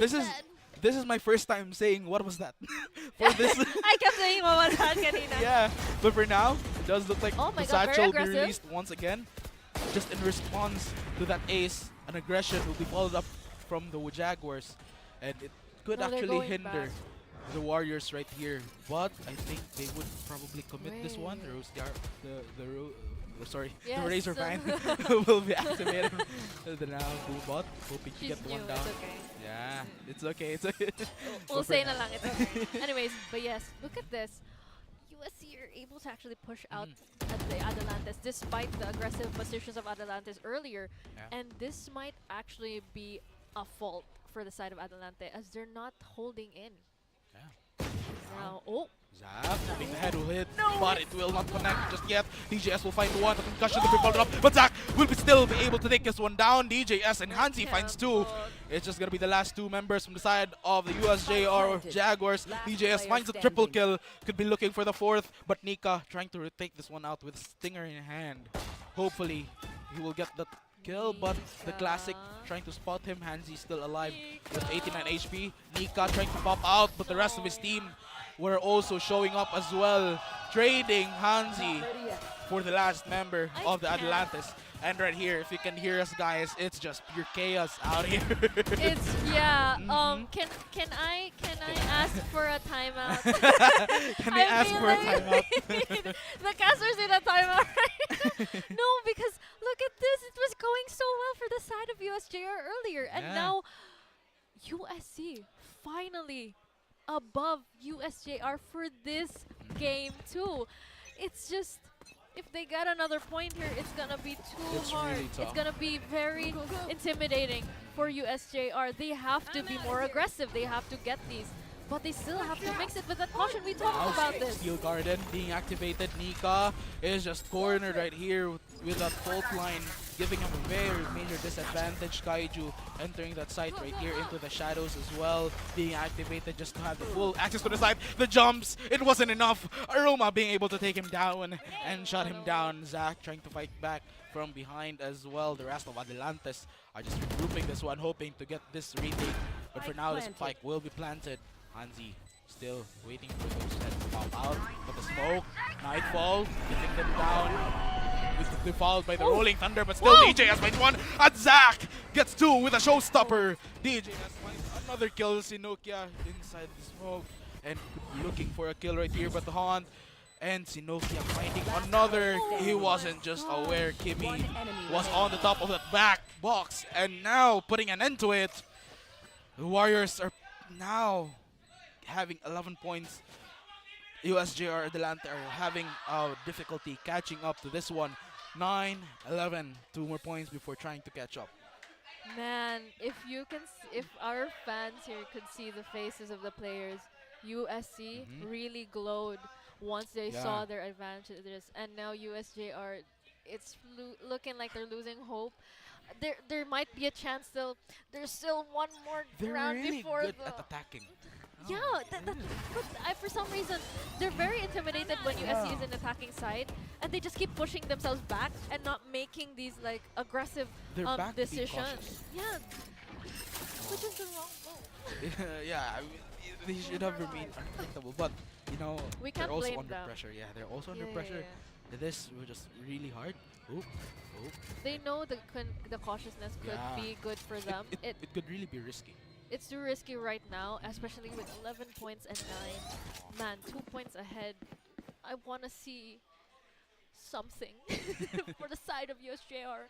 Despite voting for USC kanina, it's just, I Yeah. think they can do this. Yeah, That's I why really I'm think saying so, it. yeah. But they have to find, again, they have to find that perfect combo, man. And it's just not, it doesn't seem like it's sticking right there. You know, I thought someone was cooking.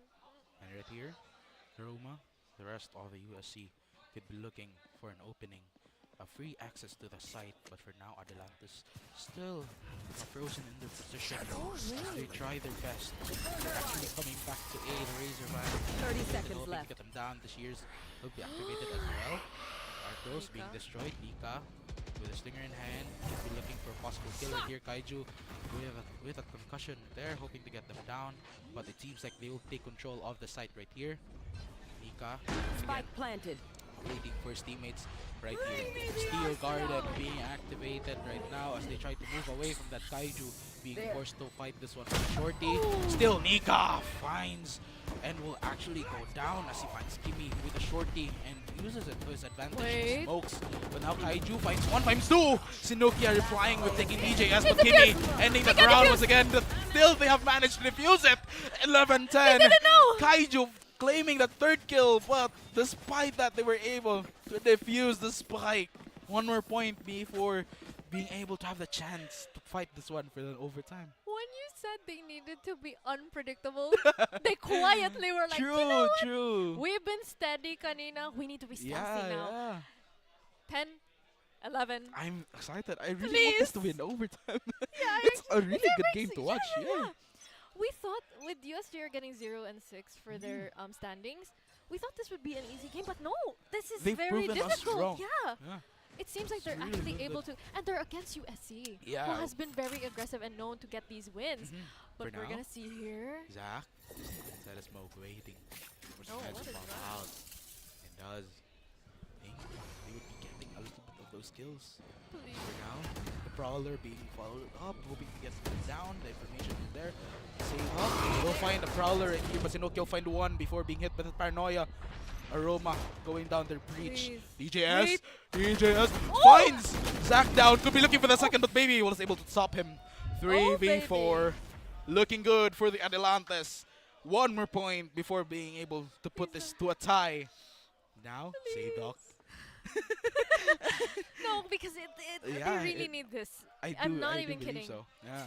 For now, once again. Will they put this in a draw? I don't want to Could be, jinx it. Never could mind. be, could be.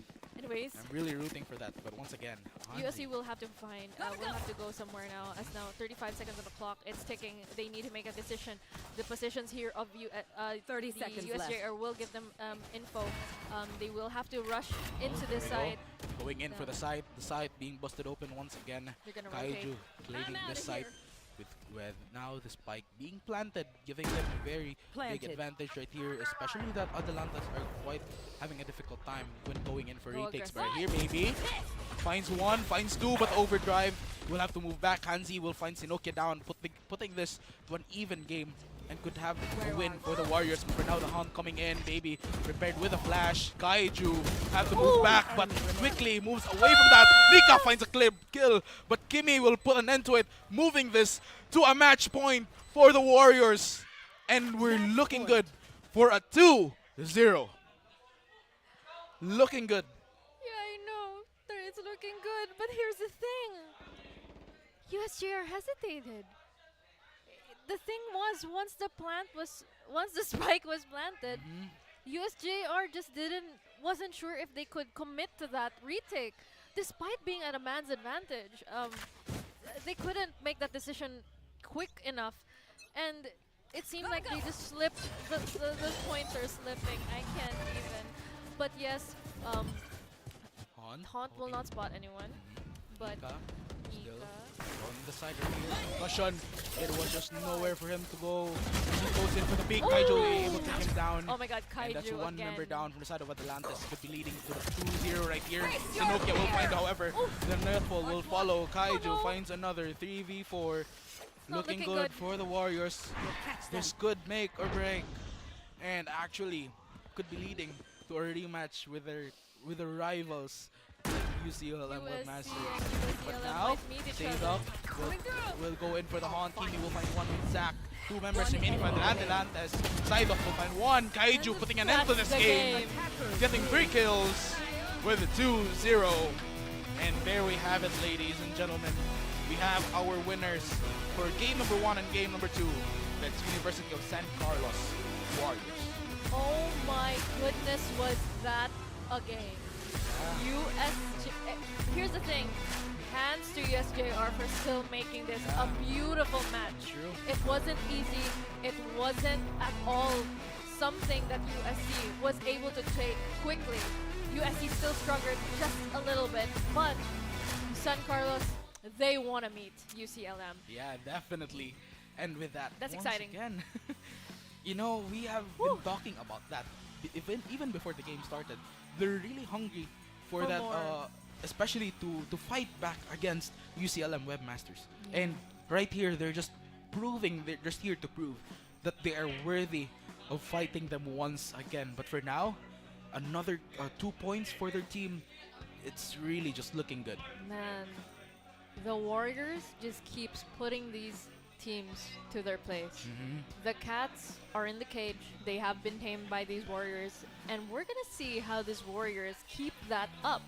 If they want to keep going, they can't make any more mess ups. They can't make any more bad decisions. And we've been seeing how well they've been playing for so many games, and they're not making any of their enemies have an easy win. So that was a bit of shaky for game 2. But that didn't mean that USC wasn't able to actually keep the momentum to their side. Yeah, and yeah, there we have it. Our winners once again, the University of San Carlos Warriors. Congratulations. But yeah, while we're at it, of course, we'd like to thank our sponsors once again. Basta Hot Dog, Virginia, and of course PC Express. I mean, look at our setup. Look at our monitors, very beautiful. Because you should choose PC Express for all your digital needs. Yeah, and of course with PLDT once again. That's PLDT Home, leading and inspiring Filipinos to create a better tomorrow with PLDT. And with the Smart, live more today with the Smart. And special thanks to Crayon Lab, Custom Apparel, and Digital Prints. Yeah, so, and again, of course, CEL is also being streamed at Puso Pilipinas, Smart Sports, and SM Cyberzone. So let's pass it on to the hosts. Good day, good morning, CESAFI, and welcome back once again, CESAFI Esports League Season 3. This is your loud and proud host, Astera, and we have just witnessed an intense matchup against 2 of our amazing teams. If we reviewed the footage earlier, it was a very tight, bottleneck match against the USC Warriors, against also, of course, the USJ-R Jaguars. And now, here we are with the victors of that series match, the one and only, of course, Vamos Warriors. Everyone, congratulations for your win this series. Now, I have a question. Any one of you can answer if you choose to. First and foremost, with this win, you and your team are now at a 2-1-0. How does this victory shape your team's momentum for future matches?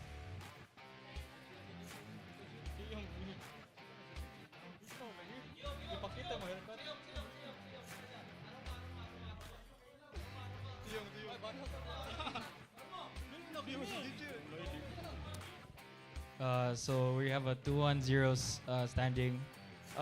It is very nice to have, but honestly, it should have been 3-0-0. But that's good because there's room for improvement. We're a new team, kind of new team, but we have our holes and we need to fill them. These guys are pretty good, pretty amazing. I have to step up my game, and honestly, it's pretty good game. Very solid response. And now I'd like to hear from another as well for this upcoming question. USJ-R came hungry for the win. How did that impact your approach in the game? Any one of you? Or anyone besides DJS, because DJS already given their output.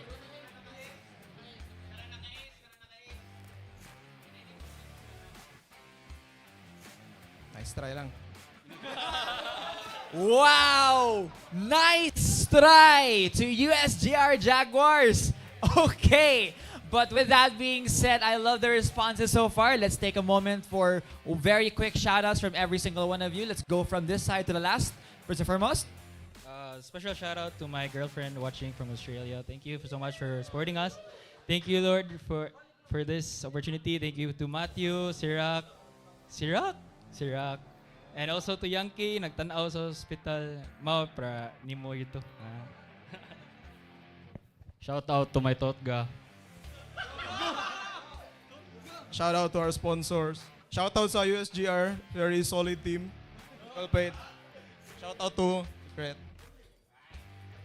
Shout out to everyone. Thank you. Shout out to our sponsors, my friends, family, and channel.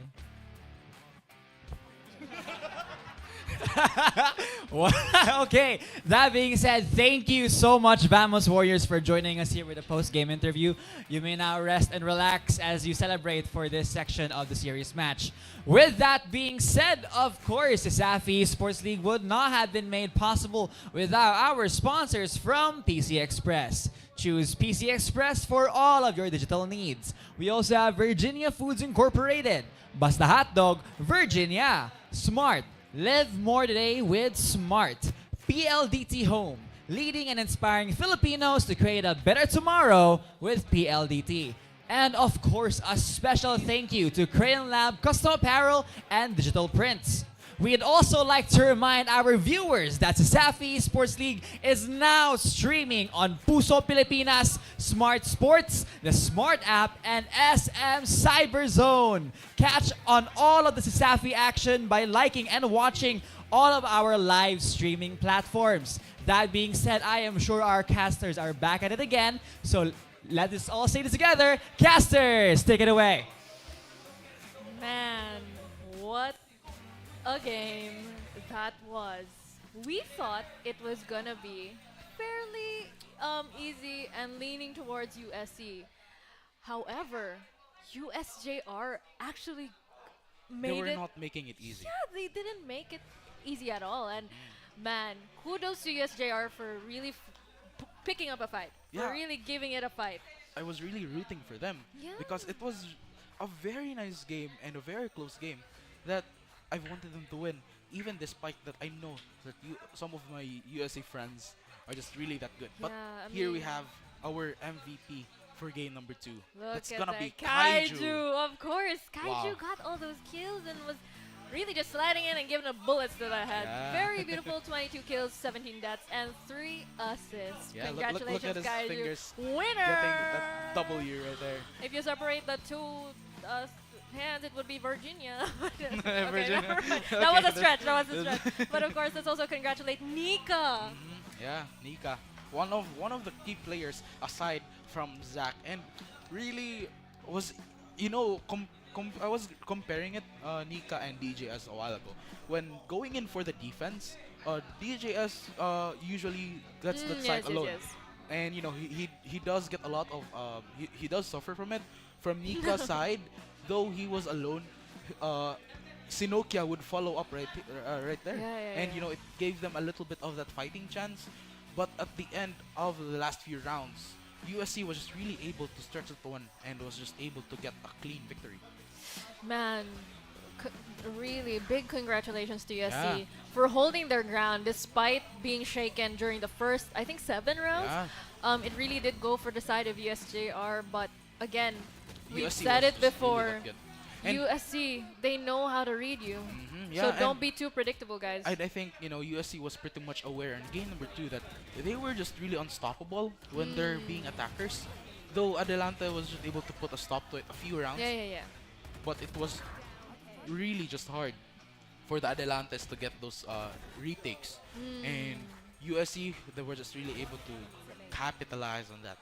They were able to pick it up very quickly. Yeah. Once they got the momentum going, they just know how to keep it on their side. It was like if you had a tug of war, it was constantly just going to the side of USC, and despite USJ-R's attempts, it just was really difficult. And honestly, still, congratulations to USJ-R for putting up that fight. That was really beautiful. I mean, we've seen a lot of good decisions on them. It just seemed like their cautiousness really, really took them down.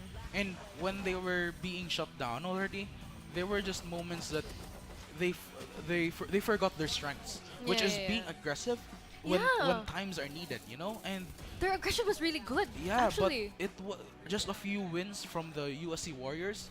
They stopped their aggression, you know, because they were being cautious not to give them points, and in return, they just gave those points away. They were very hesitant once the Warriors got the points up. It really made them feel like we can't make a mistake, so it might be too risky to be aggressive. But it's kind of unfortunate because the aggression for USJ-R was actually really good. I mean, we saw how slippery they get when they were aggressive, and that was really advantageous for them. But it seemed like every time USC gets a point, they get scared. Yeah, that's really it's the too big problem. unfortunate. But you know what? Again, we can't tell them that they didn't do well because they played so well. So well. Against Really USC. Unpredictable, even us. Like we were mostly just we were like, we can't predict this anymore. We can't cast this. What is happening? Yeah, and it was really going good for the Adelantes. Still, despite all that, the Warriors were able to push it out and get game number 2. We're gonna see the next matchup, which is USPF against Benedicto College. Yeah, Benedicto College. Very exciting. So yeah, again, congratulations to USC and to USJ-R. They really made this matchup, and so yeah, casters really had fun. Yeah, I had we fun. had We fun.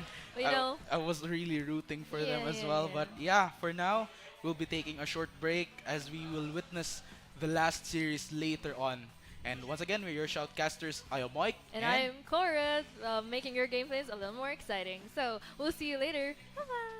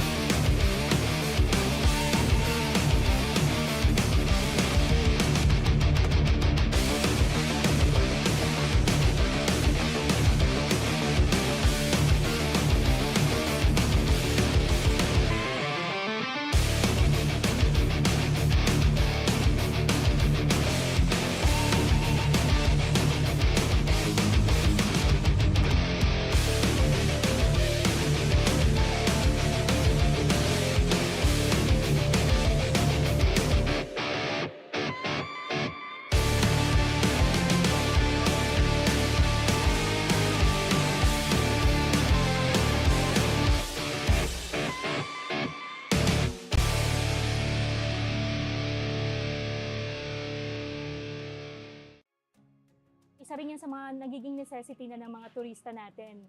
Bago sila magpabook, inaalam talaga nila kung meron kaming magandang internet connection sa lugar.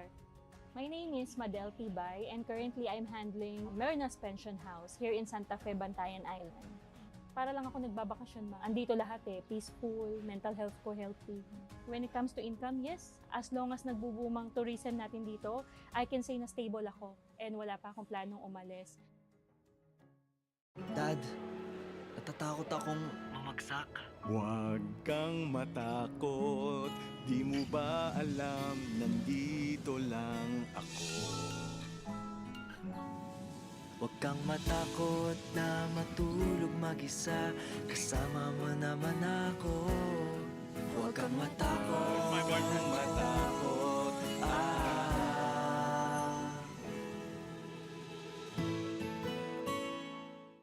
Hindi aabot ang data! Nice!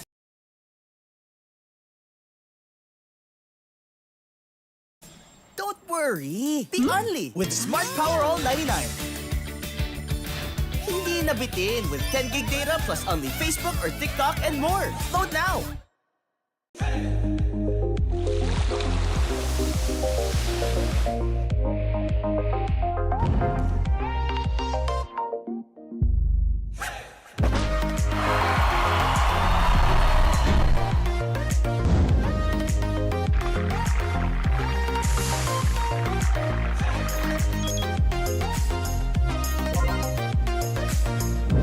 Customers value choice, quality, and uniqueness. With a good understanding of what our customers desire and providing beyond expectation, that is how Virginia Foods thrives. It is that same passion for our customers that has convinced us to transform Virginia Foods. Virginia Food has been in existence for more than 40 years. We are a processed meat company. We do canned meat products and frozen meat products. But because of our commitment to our customers, we have gone beyond just being a processed meat company, but become an ultimate food solution. This is our primary goal, to create the best food products for every household or business. We pride ourselves with our research and development team and innovation. We can actually create different products for different market segments. Our core strength is product innovation. Virginia Foods aims to deliver new products and is capitalizing on this endeavor now more than ever. Our company is grounded on 4 pillars. The pillar of product, supply, service, and relationship.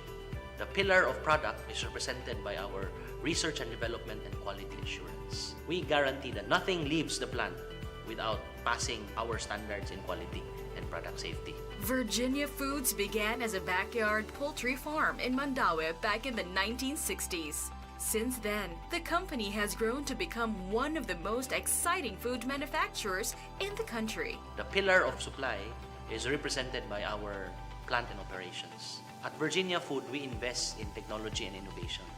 Thus, we want to assure our customers that our products are produced efficiently at optimum cost.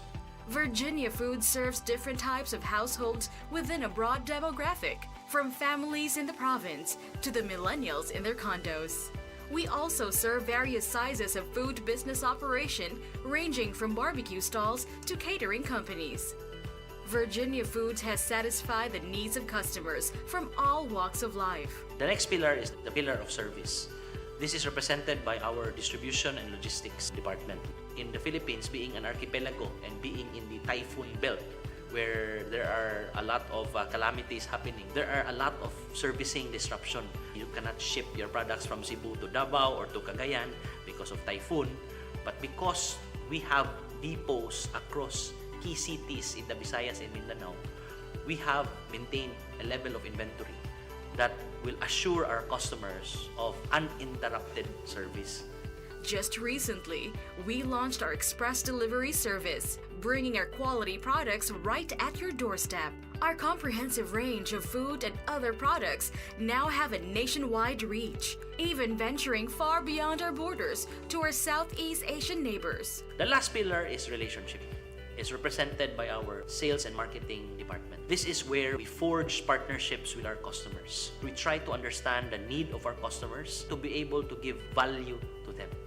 More than just food company, we believe in cultivating a brand relationship with our customers by providing the best customer support to our partner businesses.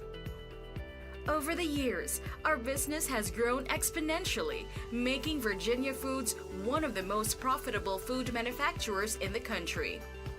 But none of that would be possible without our people, who share our passion for success. What sets humans apart from machines is man's ability to be creative and man's ability to forge relationship and partnership.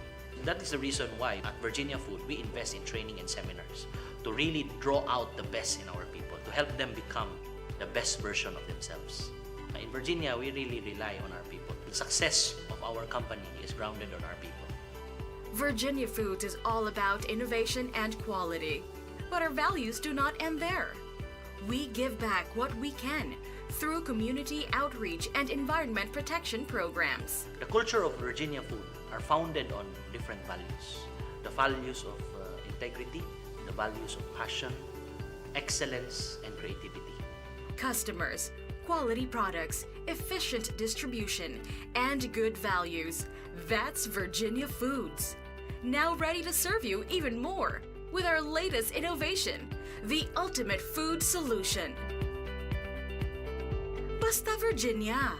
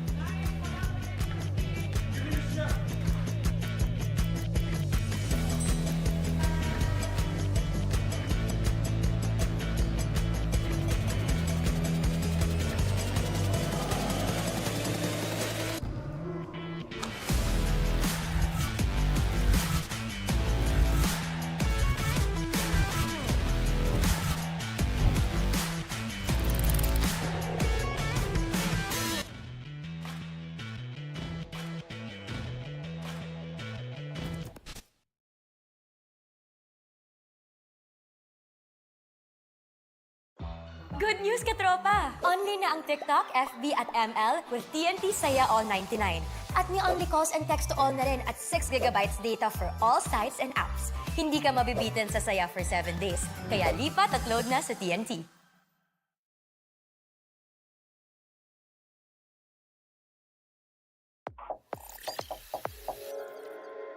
CyberZone.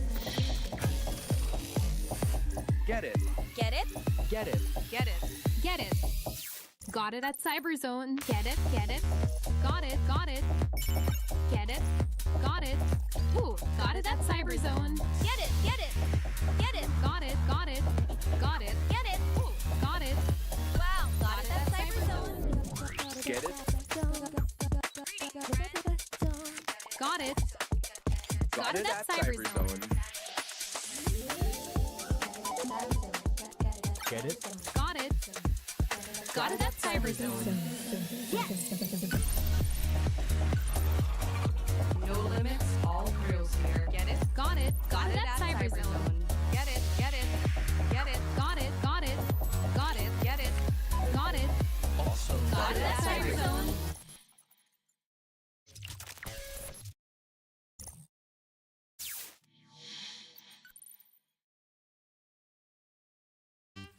The perfect balance of crunchy and meaty. Easy to cook any time of the day. Taste the crunchy goodness in every bite. Also available in chicken patties.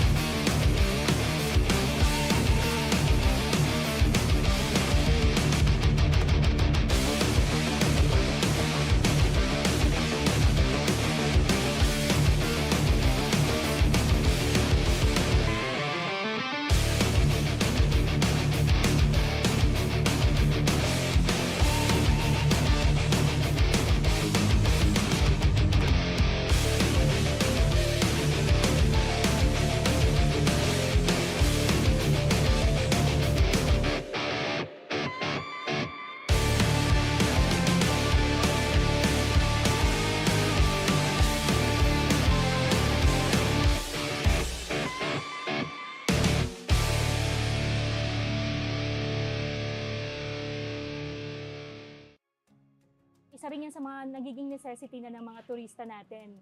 Bago sila magpabook, inaalam talaga nila kung meron kaming magandang internet connection sa lugar. My name is 𝐕𝐚𝐿 and currently I'm handling Merna's Pension House here in Santa Fe, Bantayan Island. Para lang ako nagbabakasyon ma. Andito lahat peaceful, mental health ko healthy. When it comes to income, yes, as long as nagbubumang tourism natin dito, I can say na stable ako and wala pa akong planong umalis. Dad, natatakot akong mamagsak. Huwag kang matakot, di mo ba alam, nandito lang ako. Huwag kang matakot na matulog mag-isa, kasama mo naman ako. Huwag kang matakot, matakot.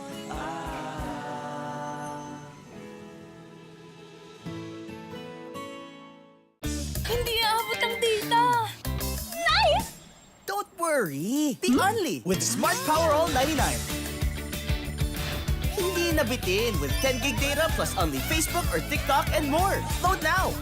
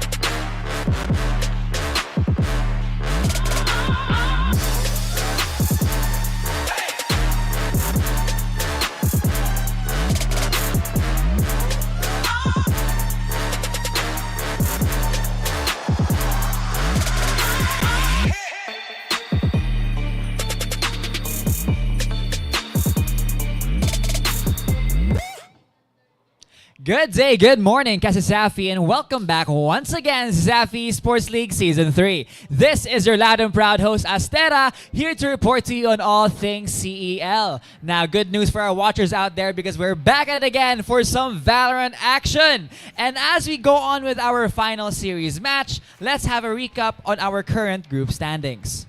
First and foremost, we got the UPC Fighting Maroons against the UCLM Webmasters for our first series, with the UCLM Webmasters taking the lead, to be followed by the USJ-R Jaguars versus the USC Warriors, with the USC Warriors taking the win for that series match. And now, for our last series of the day, we have the USPF Panthers against the Benedicto College Cheetahs. Send your cheers and support on the chat as these two teams go toe-to-toe for this week's Week 4 group stage. That being said, of course, the CESAFI Esports League would not have been made possible without our sponsors from PC Express. Wow, what a dramatic pause. Regardless, PC Express. Choose PC Express for all of your digital needs. We also got Virginia Foods Incorporated, Basta Hotdog, Virginia. Smart. Live more today with Smart. PLDT Home. Leading and inspiring Filipinos to create a better tomorrow with PLDT. A special thank you to our sponsor from Crayon Lab Custom Apparel and Digital Prints. And we'd like to remind everyone that CESAFI Esports League is now streaming on Puso Pilipinas, Smart Sports, the Smart App, and SM Cyberzone. Catch on all the CESAFI action by liking and watching all of our live streaming platforms. With that being said, I am sure our viewers are very eager to see our upcoming teams. With that, of course, and as we go on about it, let us introduce our two teams.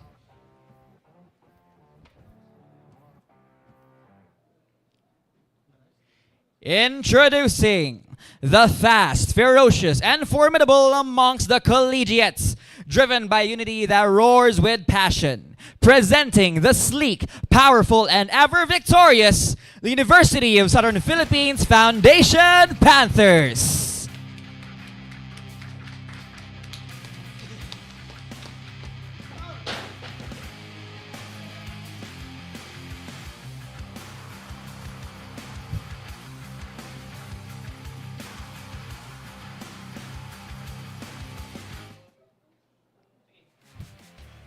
Going against them, the swift, sharp, and steadfast. They refuse to be outrun as they chase down their first triumph.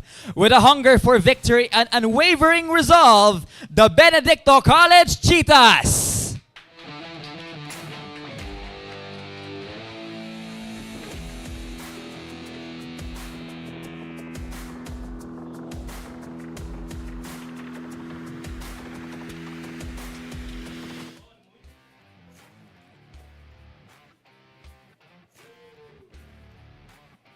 As our teams go into preparation for their upcoming series match, once again to our viewers out there, send in your love and support by sharing and also commenting on the chat below. With that being said, let's not wait any further and get on with the match. Casters, take it away.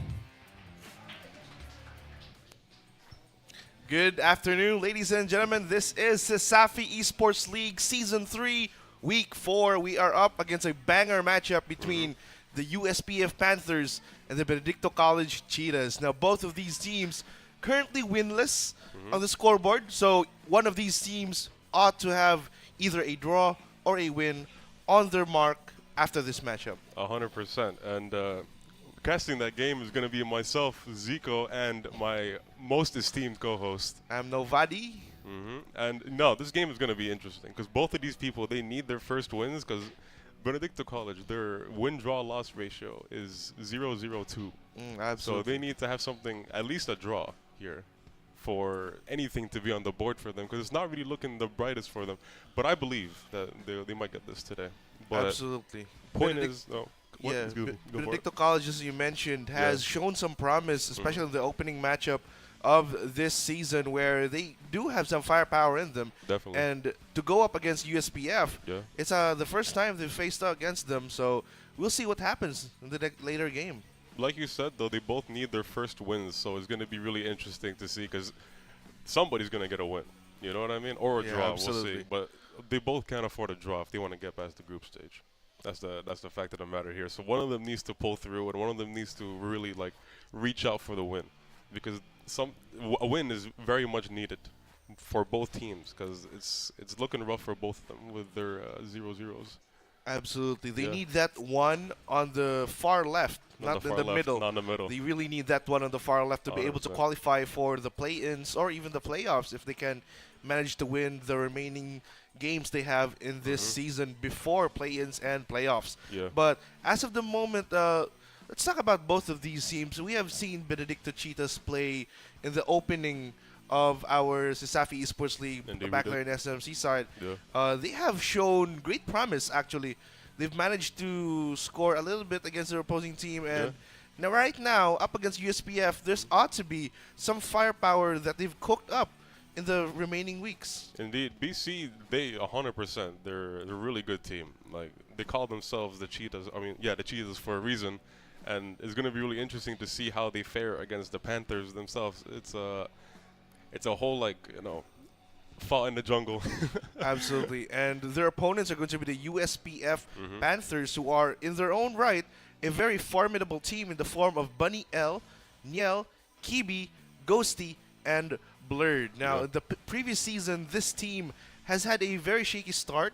They're having some sort of shaky start also right now in this season, but things are bound to change as the season progresses. Without a doubt. And we have standout players such as Ghosty and Kibi and then Blurred, who have been absolutely amazing in the previous weeks as well, who have shown great promise for the USPF Panthers to be able to take a 2-0 in this series. Yeah, last time we saw these players fight, they did end up going and settling for a draw. But a draw is better than a loss, in my opinion, because they still get a point. Absolutely. Despite not getting the 3 for winning the whole series, a point is a point, so that's good for them. But Blurred and Ghosty and Kiwi, as you mentioned, these are like we know these people. You know what I mean? These guys are Yeah. good, but that doesn't leave out Niel and Bunny L. They're both also very good players on this team, and this whole USPF lineup is going to be very fun to watch against their opponents, the BC Cheetahs, who we'll be seeing in a second. Absolutely. This lineup has had a lot of flashy plays, but Benedicto Cheetahs, for those who are just new to the stream, this is a new team to the CESAFI Esports League. So there isn't much known about them just yet, but they're here to make their mark. Indeed. They're here to make 𝐸𝐿626, Papins, Pinsu, Pitch Black, and Mokken. These guys, I'm sure they've cooked up something. Without a doubt, they're here to make a name for themselves because, like you said, this is their first season playing here, and so far it's looking shifty for them. But of course, they don't want it to be like that. They're gonna have to make a stand, and they want to make a stand without a doubt, because the 0-0-2 is not gonna look good at the end of the standings. Absolutely. So these guys, they're here to make some noise. They're here to make a mark. They're here to make themselves be the bigger Cheetahs. And both of these cats scratching each other is going to be very fun to see, because these guys, they need this victory really badly. The 0-0-2 is looking very shifty for them, but these names are new. And without a doubt, it's going to be very fun to see what kind of stuff they cook up, because in the preseason, they did make a very big mark, and it's really good to see them fight again. Absolutely. And now we're heading on to our third and final game of today, USPF Panthers versus the Benedicto Cheetahs. And how about this one, 𝐐𝐞𝐤? Yeah.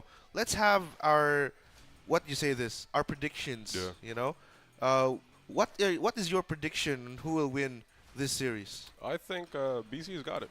My BC, opinion. ooh, Yeah, 'cause spicy. I feel like their oomph. They need that push for grasping this win. So it's going to be really interesting to see what kind of stuff they're going to cook up, due to the fact that they need the win. So you know, that kind of pressure or that kind of push for them might really encourage them to get the win. Personally, I'm going for the USPF Panthers. Yeah. I think they're a pretty good squad right now, and whatever's going to happen in the next few moments after the introductions, they'll be here to show us what they're made of. 100%, because today is going to be an interesting game for both of them, because this is the game that's going to make or break them in a way, because these wins, they don't come to them without making a little bit of a change. And with that, we're going to be looking over the keys to victory, and we're going to see what they need to do so that they can grasp this win.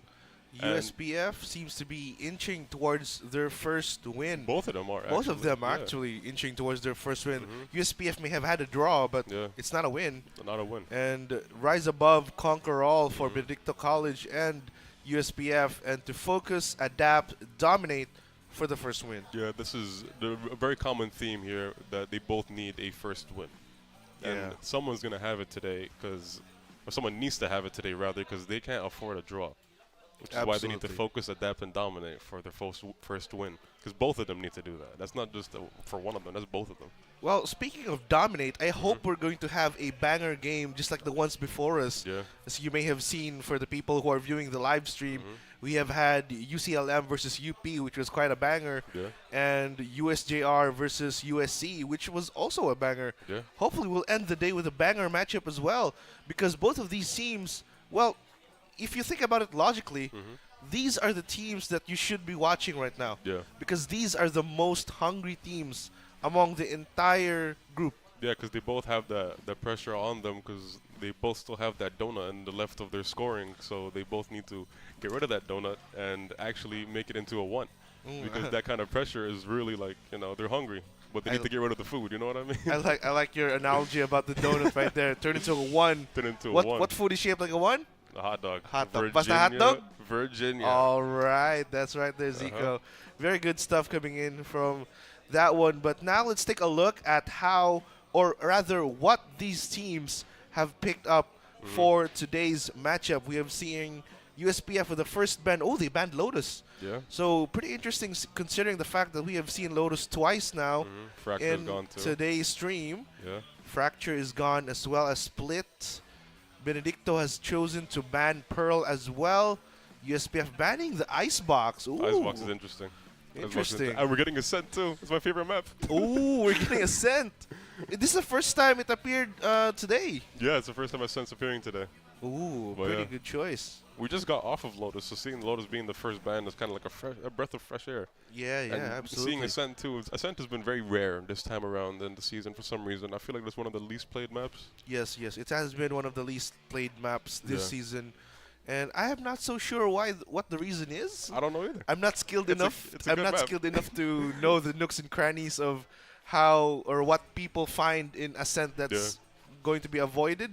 But the last map is going to be Haven. Yeah, Haven is a very common theme we've been having though. Yeah, it's a we've good been map having though. Haven. It's really fun to watch with how wide it is and everything. It's a really good map to be played. Absolutely. Not just to play, but to watch as well. So everyone, not just the players, but the spectators as well, can have a whole lot of fun watching players play. Everyone's in gonna have Haven. a good time.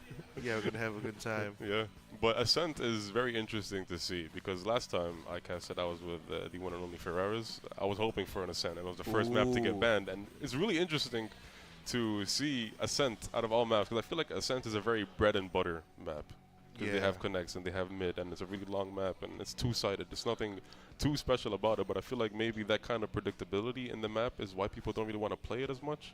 Yeah, I think now that you mention it, I Yeah. think it's because of the map is kind of too square. Yeah. In my opinion, like if you look at the map's layout, it's really kind of like a square. It's nothing really too crazy, but it has one door and like one piece of glass that makes noise when you break it. But other than that, it's nothing really too, nothing too flashy. Like Haven. Haven is a very wide map. It's more wide Yeah. than long, and it has a lot of sites. As for one, it has one extra site than There's the 3 usual. sites. Yeah, there's 3 sites. So Haven has that for it, which is interesting to see that that's one of the most played maps. Because me personally, I don't like 3-site maps.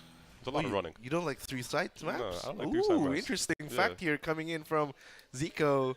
He doesn't like 3-site maps. I actually like 3-site maps. That's interesting. Yeah. Everyone to their opinion, man. I'm not saying you're wrong, but But we're like both sides of the same coin. Yeah. We're still playing Valorant at the end of the day. Without a doubt, It's still 'cause- Valorant the game. So take a look at that. We have a CEL fan comment coming in from Carlo Ryle Edilio Bongcayaw. You can read that one. Oh yeah, you want to read this Nah, one? I'm good, man. Alright, You're I'll good. do this one. Good luck, Sean Matthew Maglasang, pinakagahi sa Apas Lahog, Cebu City. All right. Yeah. That's our fan showing some support to For Sean sure. Matthew right there. Shout out Sean Matthew, bro. Shout out to Sean Matthew. You've got some supporters in the comment section already. Without a doubt, you do. Because it's gonna be fun. I like seeing the community. You know what I'm Yeah. saying? It's really cool. I like this fan comment thing we got going on. But we're going on to the agent picks now. Ooh, and we're look going at into that. Ascent first. See, this is Valorant, bro. Some bread and butter game we got here. Like it's all the base characters other than 𝐞𝐤, but it's cool. Go over. What Look do you at think? that. What do you think of this lineup? double initiator setup for Benedicto College. Yeah.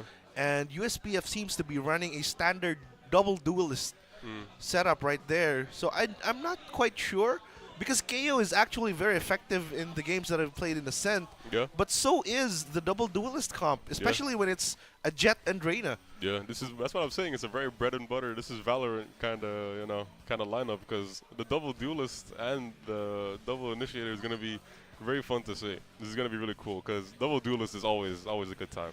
Because you're gonna trade for the trade, and then you're gonna trade for the other duelist, and it's gonna be a lot of momentum. Absolutely, especially when that duelist is a Reyna. I mean, the entire kit of Reyna is based around, getting a kill. Getting a kill and getting out, and then getting a kill and getting out. Yeah, that's basically Reyna's entire kit. And the Jet, kind of very, very nice pick, actually, from USPF and You can't go Benedicto. wrong with a Jet pick. You can't go wrong with a Jet in Ascent, personally. That's just my opinion. Whenever Ascent is being picked, I see a Jet, and I'm like, yeah. Well, they both have Jets and Omens and Sova. It's a very, very standard. very standard Valorant game. So it's going to be really interesting to see, because we have 3 mirrors. So it's going to be interesting to see who prevails with their agent pick, because Jet is she's been very controversial. She's been getting a lot of nerfs and buffs, and sometimes a little too much, a little too many. But she's always been good in Ascent. Yeah, that's the thing. Yeah. No matter how much they nerf Jet, she's still very good in Ascent. Yeah. And it's also going to be really interesting to see the Reyna, because the Reyna might be going for a couple of lurks and stuff like that, especially with this very square map, and it has mid, and it has, very, very basis kind of map format. So this Reyna might go for a couple of lurks, but we'll see. All right, so we're starting off our first round here. Blurred is on the Jet, as that's going to be his go-to, agent or role in the since the previous season. Yeah, we've seen Blurred a lot in the duelist spot, especially with what's it called, Jet. Oh, 𝐚𝐭𝐜𝐿 already watching towards mid, but it looks like both teams are biding their time, looking for a pick-off before trying to move in. But the aggressive defense coming in. Blurred gets a 2K. Through the smoke. Almost a third one. He's hungry for it. Is he good enough, though? Couldn't be. 𝐚𝐿𝐿 takes him down. Pappins as well. 𝐷aniel takes down Pitch Black. It's going to be 1v2 now. It's up to 𝐚𝐿𝐿. Ooh, there's a whiff coming in from 𝐷aniel, but 𝐷aniel successfully cleans it up. First round will go to USPF. That was a quick one. They were all being very patient in the beginning, and then all of a sudden it all started happening towards the defender spawn. That was a quick round. This one, Blurred almost had that, but then the easy, the double smoke that he did, the double smoke kill, that was nice. Yeah, absolutely. Just as what we have seen from Blurred, still on top of the game here. 100%. Those 2 kills through the smoke. One of them wasn't, but one of them was. That was nice. Yeah, the spam was actually just correct, just in the right position right here. But Blurred looks like, even though they lost, they won the round, he managed to pick up a force buy here with a Vandal nonetheless. So this is going to be a very risky move, playing in middle. We've known Ascent middle as one of the most risky places to ever have a duel. Without a doubt, because Ascent middle, anything can happen. There's way too many angles in Ascent middle. Yeah, it's actually a very huge 50-50, but Blurred takes that win against 𝐚𝐿𝐿. He likes those odds. Pitch Black gets taken out as well. Here comes Blurred with another kill onto the other side. 𝐷aniel, however, gets taken out. He comes with 6. Blurred gets a 3rd, gets a 4th, ladies and gentlemen. That's going to be Blurred with a 4K, 1 point away from Bladestorm, heading into round number 3. Round number 3, already having the Bladestorm is insane. It all started with that kill in mid, and then he followed up with another 2. And we saw the 4th. That was insane.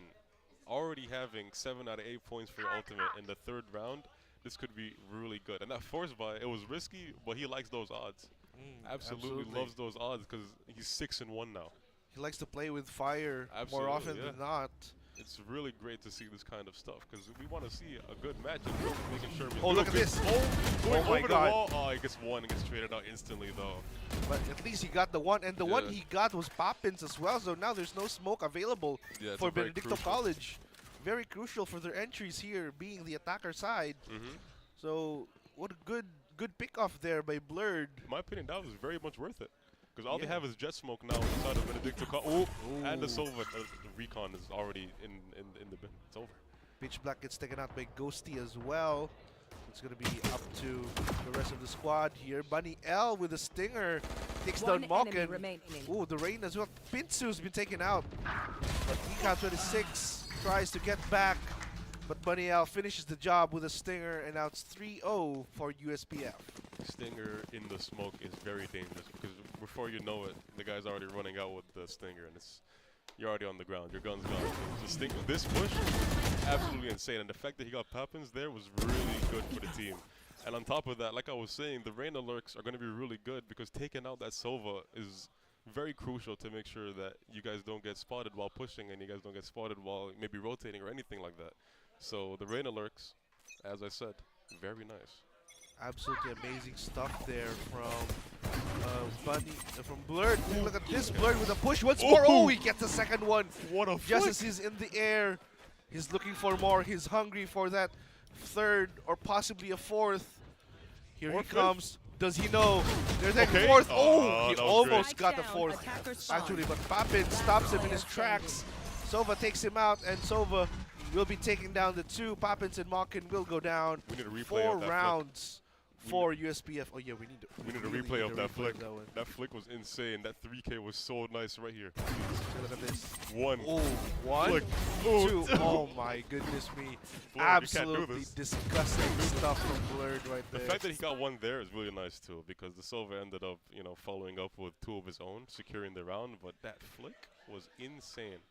Benedicto College is doing a great job with what they're doing with the defense, but they need to pep up their step a little bit more because it's not good for them. 4-0. Oh, Moken almost gone. But he doesn't go down, get taken down the Reyna, but there's no trade going out. Bunny L with a really safe smoke, and he's going back into the A site with the whole team rotating towards him.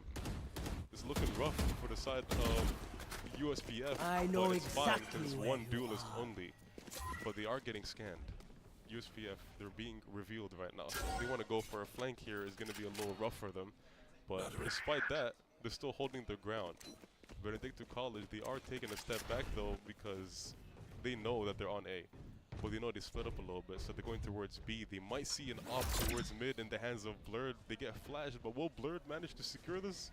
Oh, Blurred already with the operator in round number 5. The smoke. Oh, through the Any smoke. second now.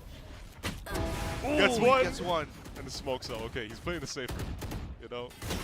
Oh, and he's not playing the safer. He tried to go for his second one. He gets tapped once, but does not secure the kill. Will he go for a third? No third. Pitch Black taking him out. Pitch Black finally shuts him down.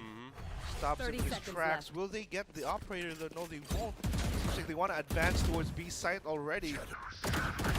Okay. One enemy Happening remaining. too quick. Yell taking out 3 yeah. already. Oh. Shutting down the push at the speed of light. Oh my days. That was great. Oh, absolutely amazing defensive stuff there from 𝐿𝐸𝐿. Stopping 3 in their tracks. USPF 5-0. Very, very good start here for the Panthers.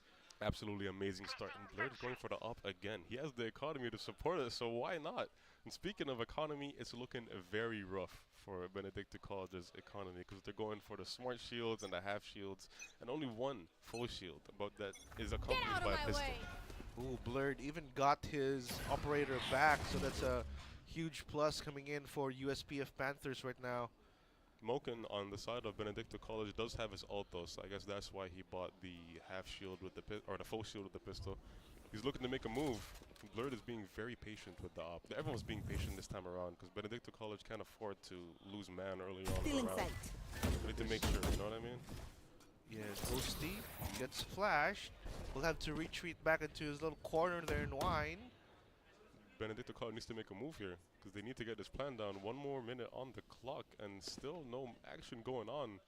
The Jet ult's still active too, so there is still very big potential for the side of Benedicto College. Moken could make a big move for the team here, moving into mid. Ooh. So this is going to be really interesting to see, but Blurred is watching. Whoever clicks first. Gonna be quite shifty. Blurred knows someone's there already. Moken. Oh, misses the shot. Ooh, dodges the operator. but gets taken down anyways by Baniel Baniel. takes him out of the equation. Poppins still with a stinger, causing a bit of trouble there. Okay. Ooh, good timing there from Player standing. Ghosty. Ghosty with a 3K completes the sweep for USPF. 6-0 still is their score, 𝐚𝐿𝐴. The score is looking very rough. Remember the donut I was talking about earlier? It's still there. 30 seconds left. Still there. Last player Looking very standing. good. 3K by Ghosty was very, very nice. Absolutely. Very clean. Absolutely. Look at Blurred right now. He's currently 11-4. Like, that's an insane score to have 6 rounds in. Yeah, and 𝐚𝐿𝐴 hasn't been touched once. He's 0. Like nothing. Ooh. He's been chilling the whole time, and he's been defending the previous round. He defended B-side completely like unscathed. Absolutely. But here comes BC, Benedictine College. They're trying for a more aggressive approach right now, trying to switch up their game. That is what they need this time around because they've been a little too laid back and they got pushed around by that. Oh, there comes the push. Mockin 𝐸𝐿𝐴 takes down Reyna. However, Blurred and Baniel take down a kill apiece. 𝐸𝐿𝐴 continues with his rampage. Closes the door, but Blurred was waiting with a shorty in hand. One enemy Oh, remaining. they didn't know. 𝐸𝐵 was on top. 𝐸𝐵 gets taken out by 𝐸𝐿𝐴. And Blurred will finish Blurred the with a job shorty. with a shorty onto 𝐸𝐿𝐴. 7-0 is your score. 7 rounds up. USPF absolutely dominant in this first half. 3K with a shorty is remaining. actually insane. 𝐸𝐵 on the top there, they had no idea he was there. Yeah, Or- absolutely. They didn't know 𝐸𝐵 was there the 𝐸𝐵, entire yeah. time. But that's insane because he used that kind of, surprise element, and he really pulled through. Because that kill was really important for them because it took out the recon and it took out like really crucial parts of the team. Absolutely. He took out the Cypher, if I'm not mistaken. Yeah. 𝐸𝐿𝐴 26-6 was taken out right there. They didn't notice 𝐸𝐵 was just waiting on Heaven to make a push towards the A site right here. This might be the first Vandal they've had on the BC side, which is very Ooh. concerning to see in the 8th round of the game. Oh, they did have a Vandal in the previous But rounds. it's a full buy this time around. Oh, it's a full buy. Oh, Yeah. yeah, I'm mistaken. It's a full buy this time with a Vandal and a Phantom. Maybe So- all they needed was the weaponry.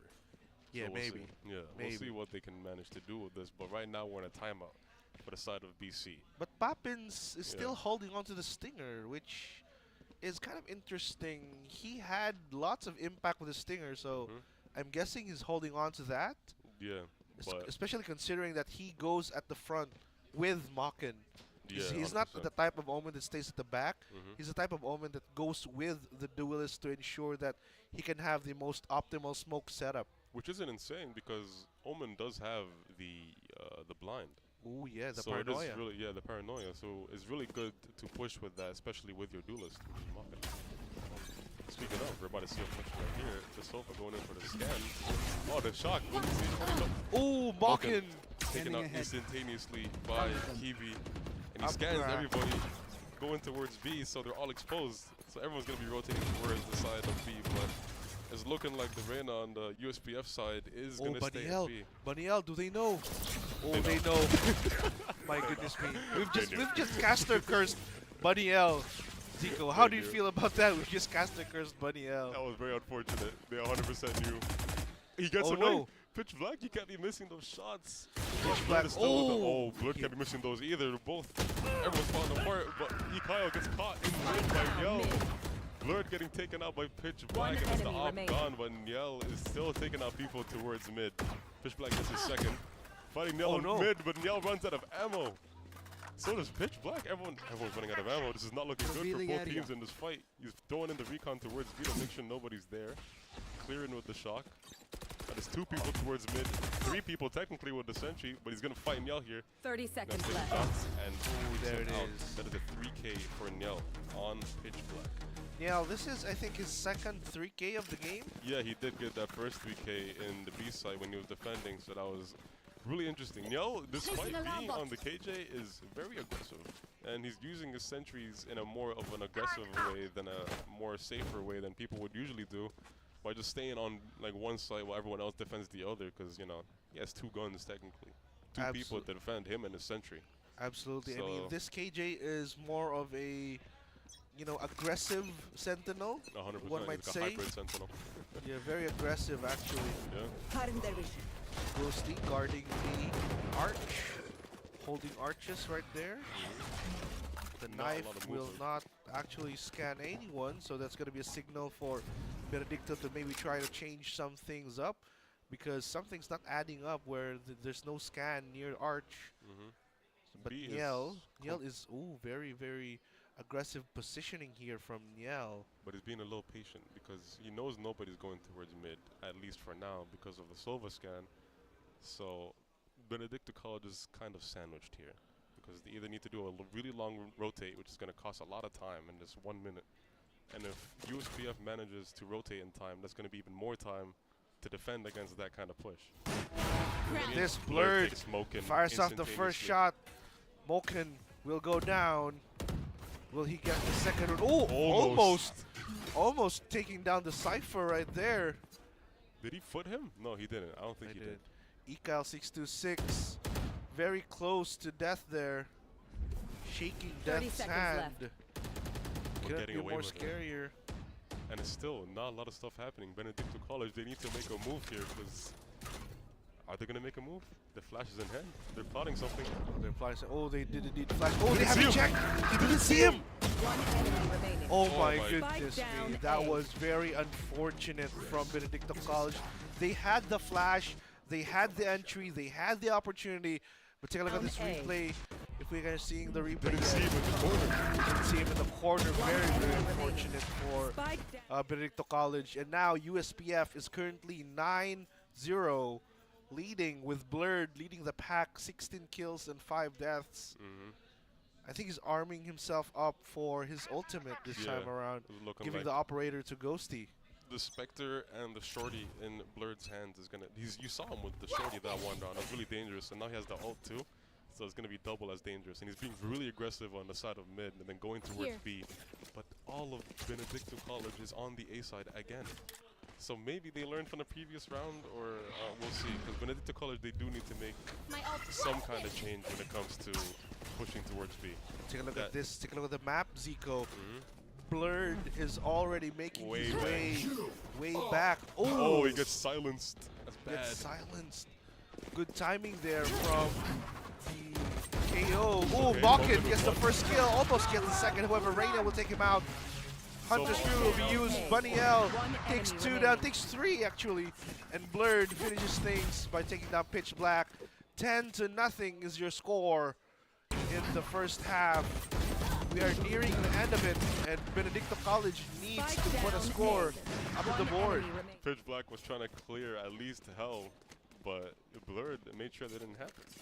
Because he was all the way behind them. That was insane. If he didn't get silenced there or suppressed there by the KO ult, that could have been a whole different round. Absolutely. I mean, if Blurred had been able to rotate as quickly as he could with his passive, that would have been a very different round for USPF. Right? You know, the kills would be padding up already, but this time around, One enemy it's remaining. still padding up as One for Ghosty all. takes down Pintu.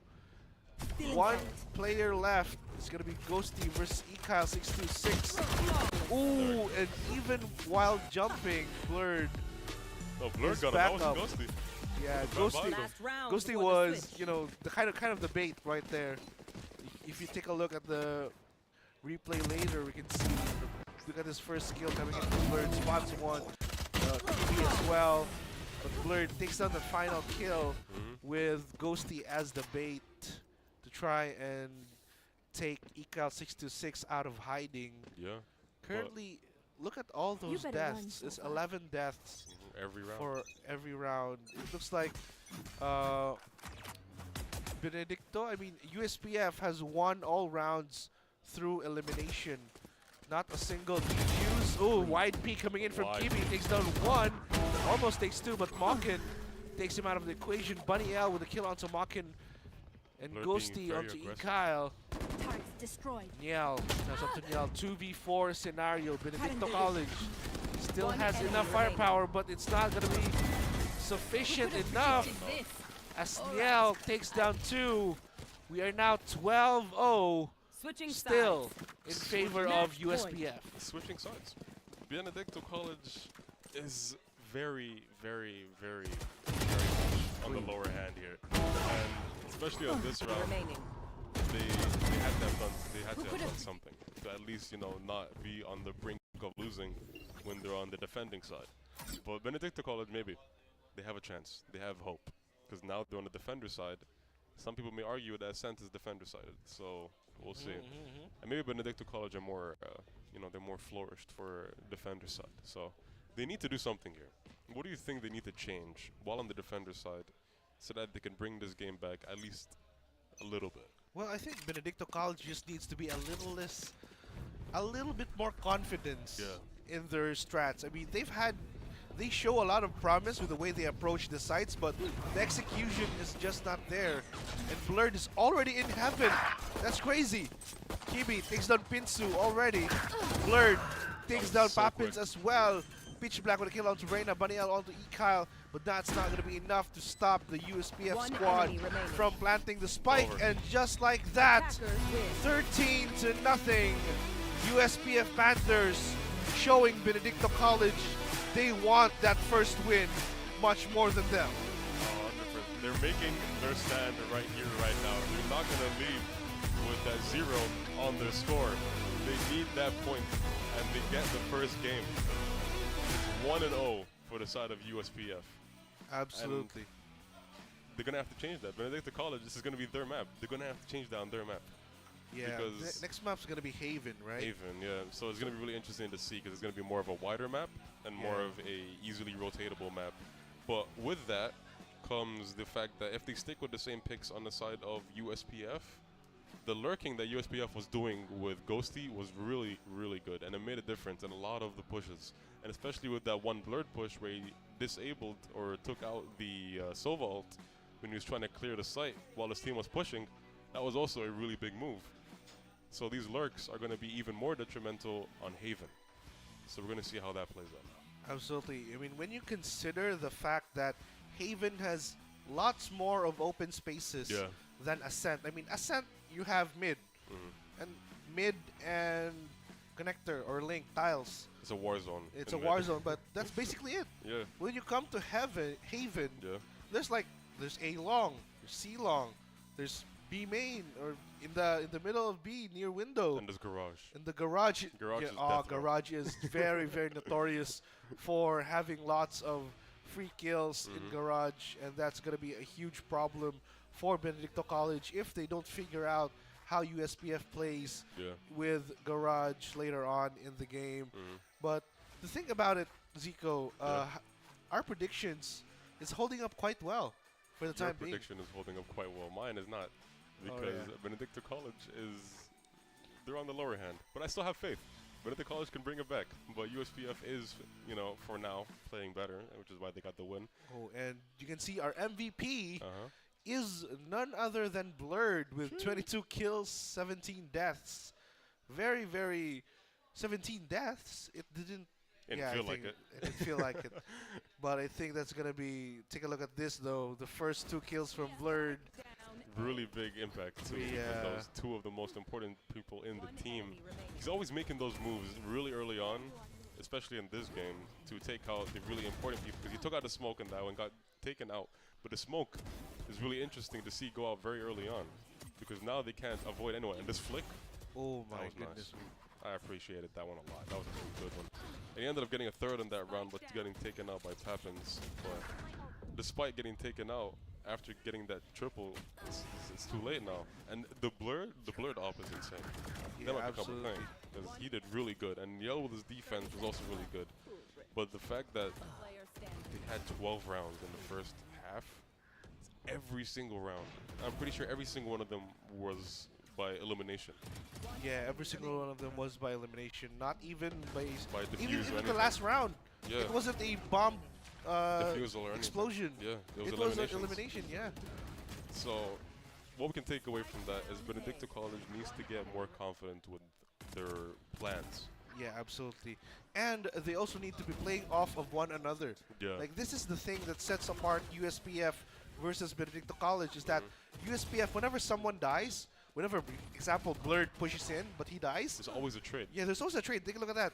𝐿𝐴𝐿 takes down 𝐸𝐵, but They get traded out. instantaneously, there's a trade. Yeah. Right away, gets taken down. Those are the things that, the little things that kind of sets USPF apart. Take a look at this list right here. Blurred is actually 21-5. That's a KDA of like 4.25, if I'm not mistaken. Yeah, no, he was completely he was chilling the whole game. See, I knew he didn't die 17 times. It did not feel like 17 times. Yeah, he did not die. His ACS is 410. That's crazy. Crazy ACS, crazy. brother. That is that more than the whole team combined in any team? That is actually insane. And 𝐿 with 1 kill in the 1 death, in the 13 rounds is very, very, very interesting because he was still making such an impact despite only dying once. One time the whole game. That is absolutely. Because the defenses that 𝐿 was doing was really good, without a doubt. Without a doubt. Without I a mean, doubt, there were lots of times where 𝐿 was left alone, but he was able to hold it down. Yeah, either with his bots, his nano swarm, with everything. or He was with his utilizing, aim. yeah. Yeah, he was utilizing everything. Utilizing everything really well, and with that, he got the defenses down and he got the rounds down. Because some of the rounds, we can't give all the credit to Blurred. Yeah.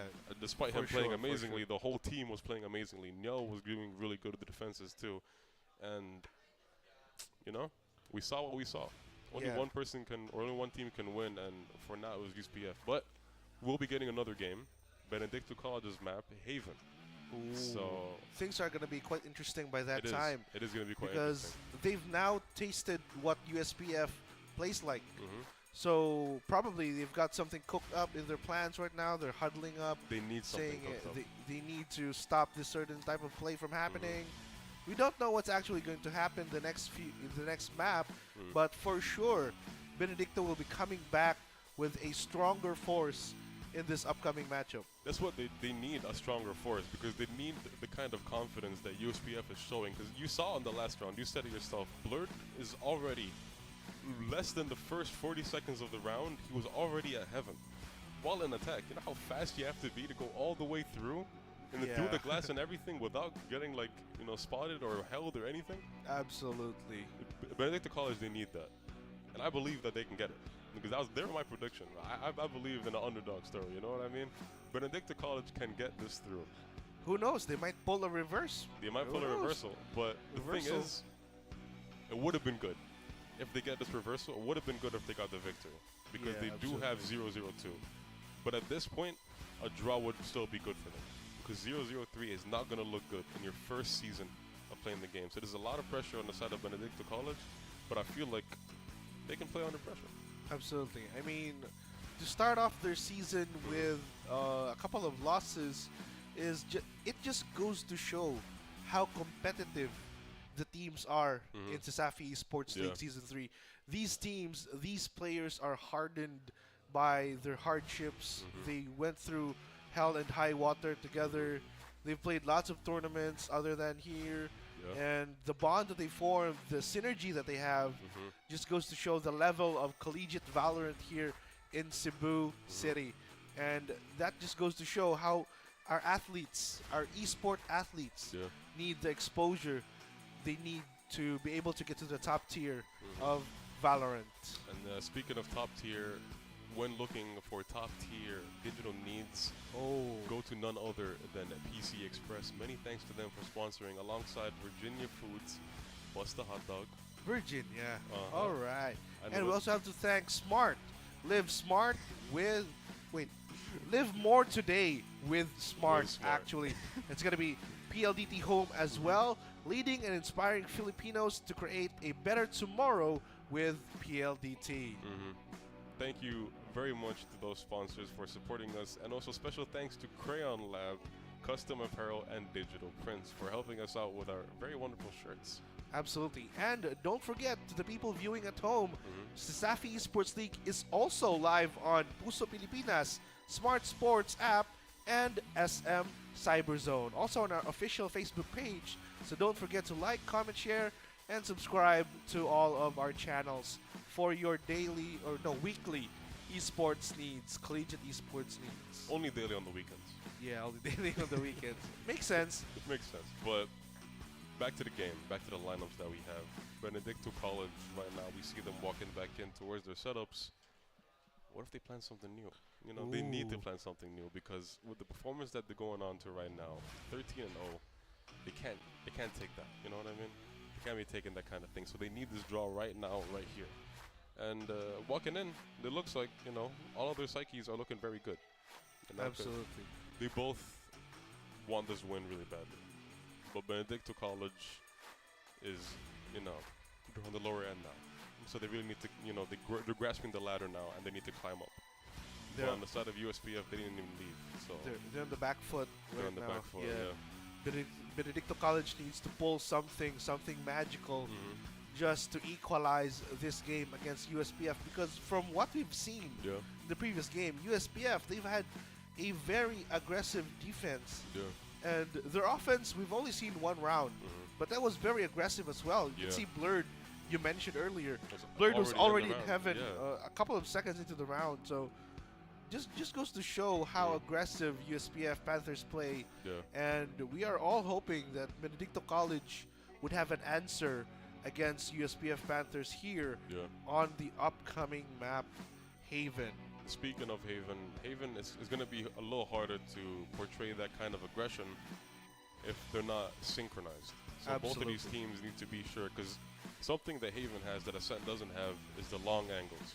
Because going into A and C, they both have really long angles that they need to be careful of.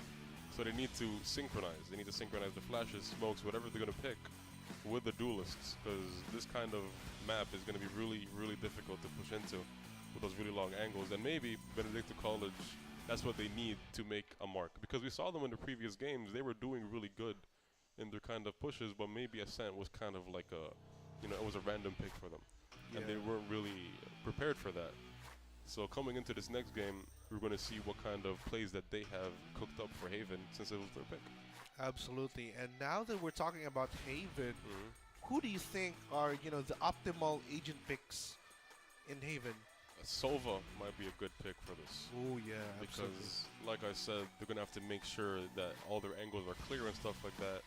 And there's none other than Sova for like all the bounces on the really long hallway. They need that kind of thing. For Sova or a KO? KO works too. Maybe both. We saw them both in the last game on the side of, was it BC? Yeah. Benedicto College, they did have both. So maybe they might stick with that kind of lineup. Because maybe they trained that kind of lineup on Haven. So, good thing, good idea right there. So what if they pick Tejo? Tejo is going to be a really interesting pick, especially on a, you know, on a site like Haven, because he has a lot of range on his abilities. Absolutely. Yeah, and he has the drone to clear out corners and stuff like that. So Tejo might be a really good pick, actually. Now that you mention it, I'm connecting the dots right now. Tejo might be a really good pick. But with that, they're going to have to, you know, watch out for any flanks or lurks or anything like that with Cypher. So Cypher might be a really good pick, too, for this lineup. But in Haven, would you rather take a Cypher over a Killjoy or vice versa? The thing is, they already had Niel on Killjoy, and Niel was doing a really good job on that Killjoy. So, but I don't know if he's going to be able to do that same kind of hybrid aggression and defense kind of playstyle that he was doing in the previous game. But maybe, because Haven is, like I said, it's much more, you know, it's wide. So they have those long angles that they have to worry about. But as we can see, he didn't go for it. He's on the smokes this time around. So that's interesting. But we're sticking with the double duelist on the side of USPF. It's looking very, I think it's the same lineup from the last game, wasn't it? Yeah, no, they didn't have a Cypher. They didn't have the Cypher, that's true, that's true. And Niel swapped off of, I just said Niel swapped off of KJ, that's my bad. Swapped out for the controller right there. And for Benedicto College, they're opting for a double initiator. Once again, it's going to be Poppins on the Sky, Pitch Black on the Sova. So it's a double initiator lineup once again for Benedicto College with Reyna as their duelist, which is, this is interesting. Reyna is deemed as some sort of second duelist rather than a primary. Yeah, because she lurks a lot. She lurks a lot, she lurks a lot. So we're about to see how Benedicto College will play this one out, or will USPF continue their dominance against Benedicto? But now that the match is about to start, ladies and gentlemen, we're about to see on whether Benedicto can bounce back from this. Well, there it goes. See, there it is. That's the Silver clears and guard. everything of the Sovas. Because they're already in sight. Not even 10 seconds into the round, they're already in sight with a kill down from 𝐞𝐤 on 𝐸𝐞𝐤. The plant going down by 𝐚𝐴𝐿, and Spike planted. That was pretty fast. that was really fast. We for the barely side. had enough time to Yeah. talk about the push. Talk about anything, but like I said earlier, the Sova 𝐸𝐿 is taking out 𝐚𝐴𝐿. And let's lock in real quick because it's about to be a crazy fight. Cypher taking out Happens and taking out another on pitch black. Ghosty taking one of his own on The Pinsu. 1v3 now. Already down to a 1v3 for the side of Benedicto College. USPF is aggressive. Like you said, the last round we got a little taste of it. He made himself known in garage, but it doesn't matter. He takes one, he takes two. Second. Up for an ace. Ghost, does he know? Ghosty is very low on HP. Oh, he and gets it's the an ace. See, this is what I'm saying. Benedicto College, they have it. They have it. The ace in the first round is really promising. 𝐸𝐿 could bring this back with the defuse. You know, this is very similar to what Looking happened good. between EDG and T1, where Meteor got the ace in the first round. Very, very similar stuff happening right now. One enemy Really remaining. good fight in garage. He did really well, and the fact that I don't know how Ghosty didn't hear him. I think he did, but he just didn't have the first upper hand shot because he body shotted him, but 𝐸𝐿 got the headshot. It's kind of like a Turned peeker's around. advantage thing, you know? A little bit, Where you yeah. peek a bit. Take a look at that scoreboard right now. 𝐸𝐿 sitting at the top of the standing, 5-0, with his ultimate ready. Nonetheless, Yeah. equipped with a Vandal and a half shield. USPF is on full econ this time around, so it's going to be a little rough for them this round. But I feel like, you know, with their aggression, they might overflow, but they're taking more of a lower hand this time around. Blurred getting spotted on B site, but taking a leg down because he's still with Ghosty, so a couple of trades might be seen here, but he's heading back towards the attacker spawn. Going towards A, where everyone already is pushing, but doing it very slowly and very patiently. Because I think last round, the aggression was good, but they didn't hold it properly. The paranoia going out, not taking out Happens, and he's flashing. He might take out one here, but the smoke does save him. Takes out one. Oh, he takes out but one. gets traded out. Traded out by 𝐴𝐿. 𝐴𝐿 goes to baby. Oh, armed only with pistols. USPF still manages to take the upper hand here. Benedicto planted. College now left with 𝐸𝐞𝐤 626. On a very nice outlaw skin. I like that skin. I like the skin as well. But the outlaw is going to be very interesting to see and play right now because none of the people on USPF have armor. So it's basically like he's holding an op with 2 bullets. Yeah. But it's interesting how he's going to play this one out, considering the fact that he's currently in heaven with no traps left nor cages. The white peak, Blurred he was not takes him expecting out. it. He was not expecting the white peak. Yeah, that was really well played by the side of USPF because despite having only the pistols, they used the utility really well. Absolutely. Tappins almost had the defense, but he did not expect 3 people to walk into the smoke. And 𝐴𝐿 really quickly took 3 of his own. One in the corner, one backside, and one right in front of him through the smoke that 𝐿OVE put down. But I don't think he expected 3 of them to be pushing up there because they were very quiet with their push. USPF, they're taking more of a patient approach in that round because in the first round they were really quick. Absolutely, and now it seems like USPF is back on track with their aggressive pushing, aggressive stances, aggressive positioning as well. Ghosty Baby gets taken out by 𝐸𝐞𝐤 66 with a Sheriff. However, the spike is going to be planted already. 𝐞𝐤 takes on Papin's Cypher. Ooh, very quick. Ooh, very quick there. Blurred takes on Pitch Black. Look at the second one. Yes, he does. 𝐸𝐿 will go down.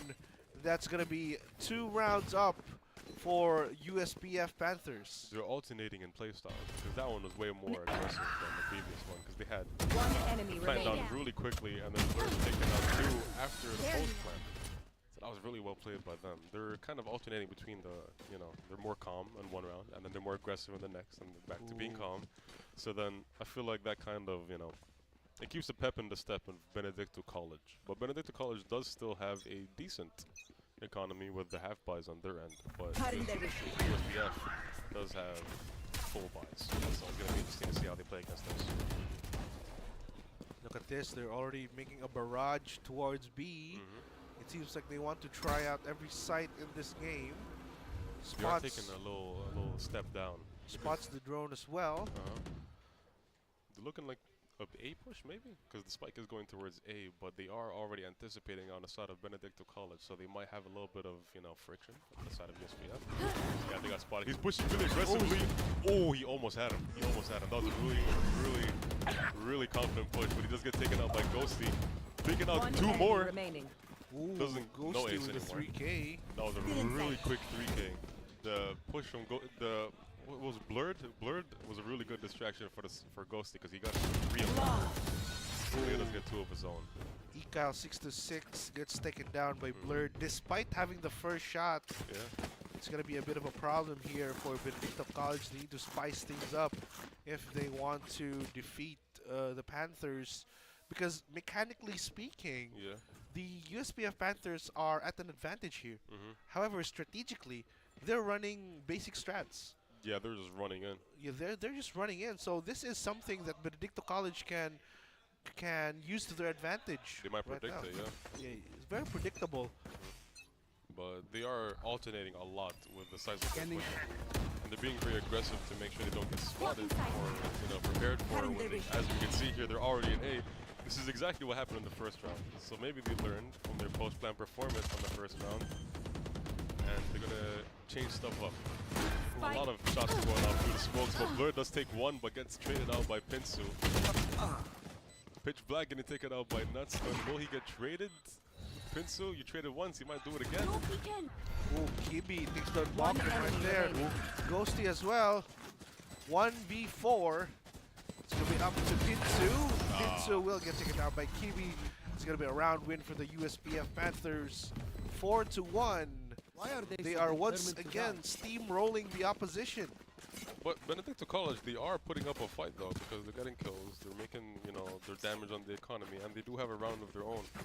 So maybe on the side of attack, they might be a little more aggressive, because they did practice for this kind of thing with the lineups maybe. But it is looking rough this time around, or so far, for Benedicto College. But there's a chance. There's always a chance. There's always a chance. We're only 4 rounds. We're only 6 rounds. Yeah, this is the 6th round. We're only 6 rounds in. Blinded. Let's see how this goes. Remember, game's not over, and Pappin's already in sight. He beat it to Taken home. down by Blurred. Blurred as well through the smoke. Takes down 𝐸𝐿. He wants more. He jumps onto Heaven with the updraft. Will he find the other one? Oh, he gets Pinsu as well. 3rd kill. Pops the Blade Storm. He's on for an ace. Up against Pitch Black. No, he won't. Pitch Black takes him out of the equation. Now it's a 2v4. Pitch Black and 𝐸𝐞𝐤, but 𝐸𝐞𝐤 already gets taken out. Oh, Pitch Black with one of his own. Here comes the teleports coming in. Oh, almost behind him. Almost gets the knife there. But Ghosty Baby cleans things up for USPF Panthers. Now they are 4 rounds ahead of Benedicto College. That teleport was scary. What if he got knifed? That would not have been good. But Blurred with a 3K was on for an ace, almost had it, but got taken out by Pitch Black. And then Pitch Black got 2 more after Blurred, but was not able to pull through with the defense. Absolutely. It's just the little things like trades are not happening still for Benedicto College. I mean, 𝐸𝐞𝐤 and what was that again? Pinsu, yeah, could have played for a trade play there. But it just isn't enough. Take a look at this Cypher. They aren't shooting down the Lear, so they're in a very bad position. That kind of thing cannot go. Like they can't stay on the site for that long, because that anyone that looks in the general direction of them gets taken out. Oh, double Blurred. peek. One enemy remaining. Not fun, but they get taken out by 𝐸𝐵. It's rough. It's rough for Benedicto College. It's not looking the best, because ever since their 1 round, they have not gotten a single one yet. So it's looking a little rough. So it's gonna replay right here. Blurred misses the 2 body spray onto those 2 from Benedicto. Very crucial. Very Kind of crucial as lineup. well. That would have been a really nice 2K. They lined up and everything, but the double peek was a little too much for him. So, not this time. Maybe next time. Now we go into round number 8 with Pitch Black guarding a site. He has been spotted, so this is a signal already for Benedicto to come barging into the site. But he does not care. Yeah, he's just running down the side. So ladies and gentlemen, take a look at this. He's already in the site. He gets spotted by the drone.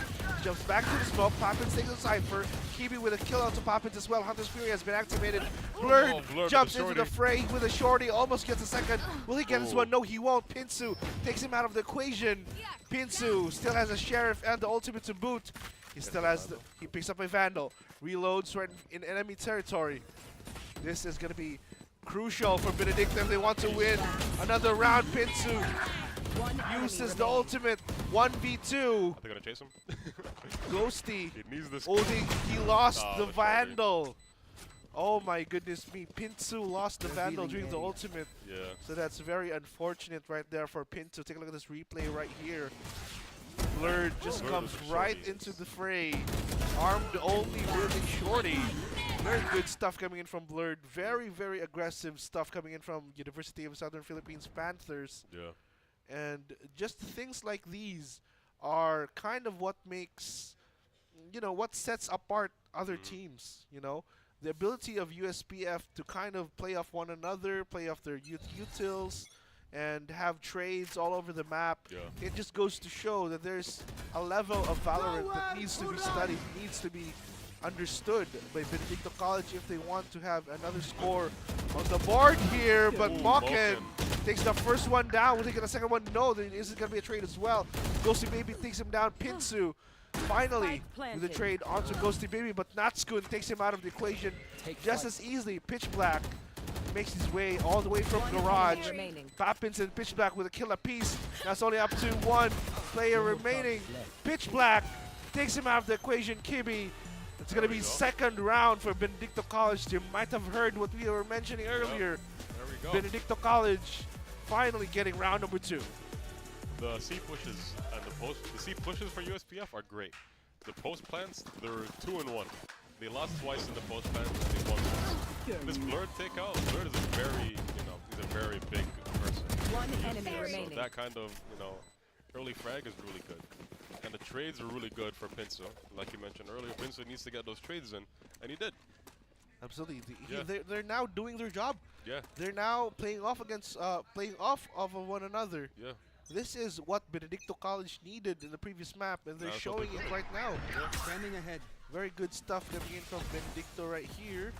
The recon ball has been spotted already a lot of times already, but still doing it. Here comes USPF already onto the site once again. Giving them the plan. Nobody's on C. 10 seconds into the round. Yeah. Everyone's already into C. I think they're going for that kind of momentum because nobody was on C. No friction, no anything. Barely used any of their util while pushing in, but doesn't matter. 𝐸𝐿𝐿 with the ult gets taken out right after getting a kill, and that's it. All the shots are going up, all the crossfires through the smokes. 𝐸𝐵 does get one on Black through the smoke. Another. Ooh, my goodness me. But followed up by one of his own from Blurred. Very nice. The kind of flow that they went for there, they just kind of flooded the site, pushed everybody who was on the site off of it, and didn't give a chance for the rest of the people to rotate into the site. That kind of aggression was what they tried doing the previous 2 times, I'm assuming, but they didn't get it down to the T. But this time around, that was really nice, really well played from the side of USPF. Benedicto College, they did have that kind of, playing off of each other mentality, but it did not, it did not push through as well as it did in the round right before that. And Benedicto College now in a bit of a pickle once again. Take a look at their economy. There's not much going on with their arsenal, and 𝐷𝐻𝐿 already managed to find his way onto the site. Takes down 𝐸𝐴 626. It's going to be a Cypher out of the equation, meaning there's not going to be enough traps to try and stop the push coming in from USPF. They have free reign all over the site once more. Blurred makes his way onto CT, finds one, almost gets spotted with a shorty. But Poppins, shorty in a dream, could not get anything to go. Pitch Black, however, takes down 𝐷𝐻𝐿. That's going to be a 3v4 now, but 𝐸𝐴 takes on ghosty_baby as well. 𝐸𝐿𝐿 with a kill of his own. Oh, he knows someone is lurking right in hell, but Cypher takes him out of the equation. It's going to be 𝐸𝐵. Ooh. See, Benedicto post plants is getting really good. Yeah, they're pushing. They're very confident with their post plants. But Thrifty. that was really unfortunate timing from 𝐸𝐿𝐿. He almost had the person in hell. jumping off of heaven, but he got taken out by the Last Cypher. round in the But half. despite that, you know, he did make an impact. You know, distracted a couple of people. That teleport was really good from that. And then Moken in the same position takes out one on Blurred, goes towards Hell, but I think he hesitated a little too hard. That's why he didn't manage to get it, but it did not matter. Team is playing off of each other now, so they're making that impact of playing with each other in this kind of push. Because when they get flooded out like that, none of them can get taken out. So they really need to like Get out of my play way. off of each other.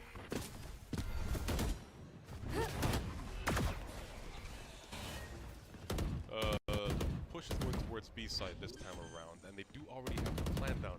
They're really quick with these pushes this time around. And Blurred gets one, gets the ult out, almost gets pitch black, but gets taken out really quickly.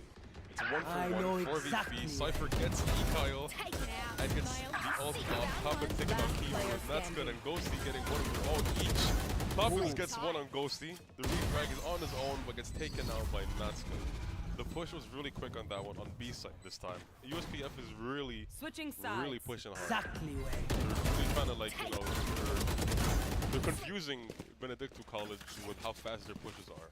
So yeah, it's looking rough for Benedicto this time around again, because the economy is still, you know, it hasn't been the best, but it doesn't matter now because it's a whole new round. Well, a whole new half. They may not be that mechanically gifted, but the score is 9-3. Yeah, so they still have chance. They still have chance. I mean, do you know about the 9-3? Do I know about the 9-3? Do you know about the 9-3? Do I? Hopefully they don't get wiped. USPF might, you know, the 9-3 curse, that might catch up to them. But Benedicto did get the first round of the first half, so maybe. Revealing area. Maybe, who knows? Yeah. Take a look at this. Blurred with an opening kill onto 𝐸𝐴 already. Really early on. There in middle. He pushes middle very confidently. Right there. How did he get that? That was so quick. The round just started and he already has a kill, and it's already one man down on the side of Benedicto College. Ghosty looking for one of his own as well as Blurred. Both sides of the doorway. They're both peeking, and both sides of 𝐸𝐴 from behind gets one of his own on Pits. Will he get a second? No, he's traded out by. Everything's happening so quick. They're so aggressive on each other, despite being defense and attack. It doesn't even feel like that. They're just going for the kills. One enemy Cypher getting one Keishi, and Blurred getting one of their own at the end of the round. And Benedicto College did not get the first round of we this know the half. drill. They got the Stick first to your one, but did roles not get and the we'll second crush one. it. Yeah, Did not get the second they round. really needed that pistol round They to be really able to did. try and turn things around here. But that's not going to be quite the case here. And Benedicto College once again on the back foot here with USPF already in double digits. 10-3 is your score, ladies and gentlemen. Benedicto will really need to pull an ace out of their sleeve if they want to get more points up on the board here. Going for a half buy, which is really interesting, because I feel like they should synchronize their economy to really have good weaponry for the whole team, because that was what really made them stay on the lower end in the previous half. But maybe they have a plan. I believe in them. Benedicto College, they have this. This that's good. Already in sight right there. Manages to blind a couple of people.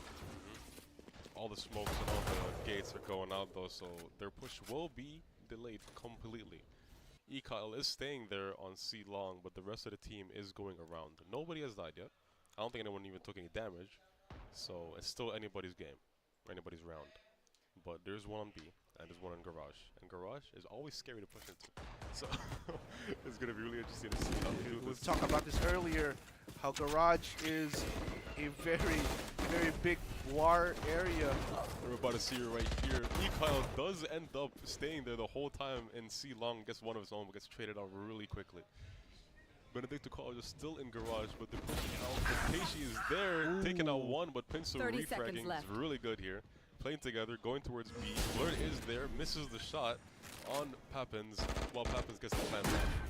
They're trying to push Blurred. Oh, They Blurred? might get it here. Armed only with a ghost. Pinso looks away. Will he get refragged?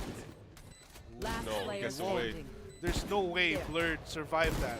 Insane. There's how just Blurred no way. survived Oh my goodness me, Blurred. that. Blurred does not survive that in any other game. Benedicto College needs to get those kind of kills. That refrag was really crucial so that they can keep the momentum going, because they had only Blurred on the round. It's a little toxic. Absolutely. I mean, they were getting the Guardian first to secure before getting the defuse. Yeah. And that just goes to show the economy is not a problem for USPF.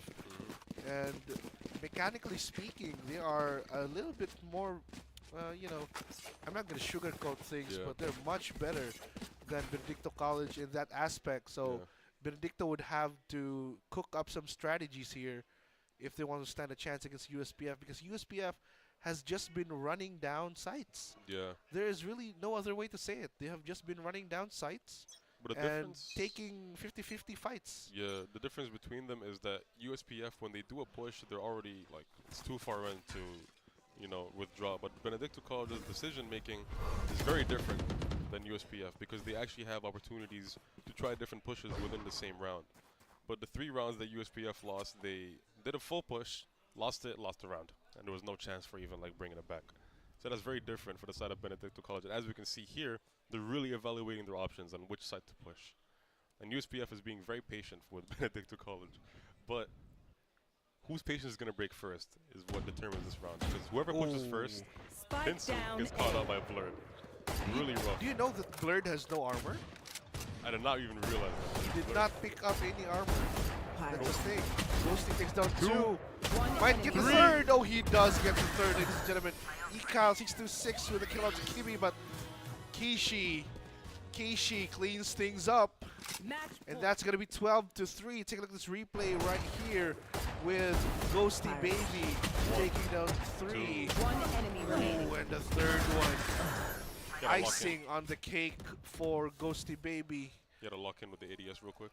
Yeah, and USPF 12-3. However, Benedicto College, they now have rifles. This could be good. Things are looking quite bright for Benedicto right now. We've seen some teams lose this kind of stuff on CEL before, so maybe it might happen again. We'll get another replay of that kind of stuff. I have no idea. Oh, he doesn't get that. That is, you need to get that kind of kill if you're in. That's a really good position for you to be in. But they do get one. Equalizer. Ghosty Baby gets 1 on Pitch Black, the refrag, but also gets refragged by Pinsu. Pinsu's going off right now. He gets 2. Pushing in really nicely. He's overhealed and everything. He's looking really good for the side of Benedicto College on this round, but they are on equal ground. And a little split, so they might get, one of them might get caught out. He don't know. 𝐷𝐿's behind him. He's hunting. He's lurking. 𝐷𝐿. They have no idea 𝐷𝐿's behind them, and they're playing very, very confidently on A. 𝐞𝐞𝐤 as well. Yeah, 𝐞𝐞𝐤 is rotating towards Shadows traveling, but 𝐷𝐿 is still behind. So if they synchronize the push from front and the back, at least one of them on the Benedicto College is gonna take it out. No. Oh no! Oh no way! You can't miss those. You cannot miss those in this situation. But 𝐞𝐞𝐤. Oh, there it is. Almost has it. Pinsu with a 3K. Pinsu with a 3K manages to get the 4th round for Benedicto College right there. 𝐷𝐿 cannot miss those. So does 𝐿𝐞𝐤, by the way. 𝐿𝐞𝐤 was in a really good spot there. He did not manage to get that off. He got refragged by Moken, but at that point, it's like they could have been in a much better situation there. Remaining. But 𝐞𝐞𝐤 almost had the clutch. Did not manage to bring it through with Pinsu. Like you said earlier, they really needed to play on those trades and they needed to play off of each other. In a situation like that, they did. So we have Blurred here with the shorty and the windstorm, wind blade. So it's gonna be really interesting to see how he plays with it this time around because he's been making a lot of damage in the first game with that. That's the first time we see it. 𝐿𝐞𝐤 in the same position. He's gonna be peeking very slowly, but nothing's happening. Benedicto College again with their very patient pushes. Ooh, now they're starting to switch things up, but that bomb, spike throw definitely caused a stir. Take a look at this. Poppins will be checking middle. Ghosty Baby is waiting in the corner, and we have seen USPF win lots of duels here in middle, so it's very, very bad decision making if they want to make this push towards middle. Ghosty Baby is still very adamant on holding this position. However, Poppins will try to clear this corner. They do have lots of utilities available, but they chose to use it too late, too close to Ghosty Baby. And Poppins will go down.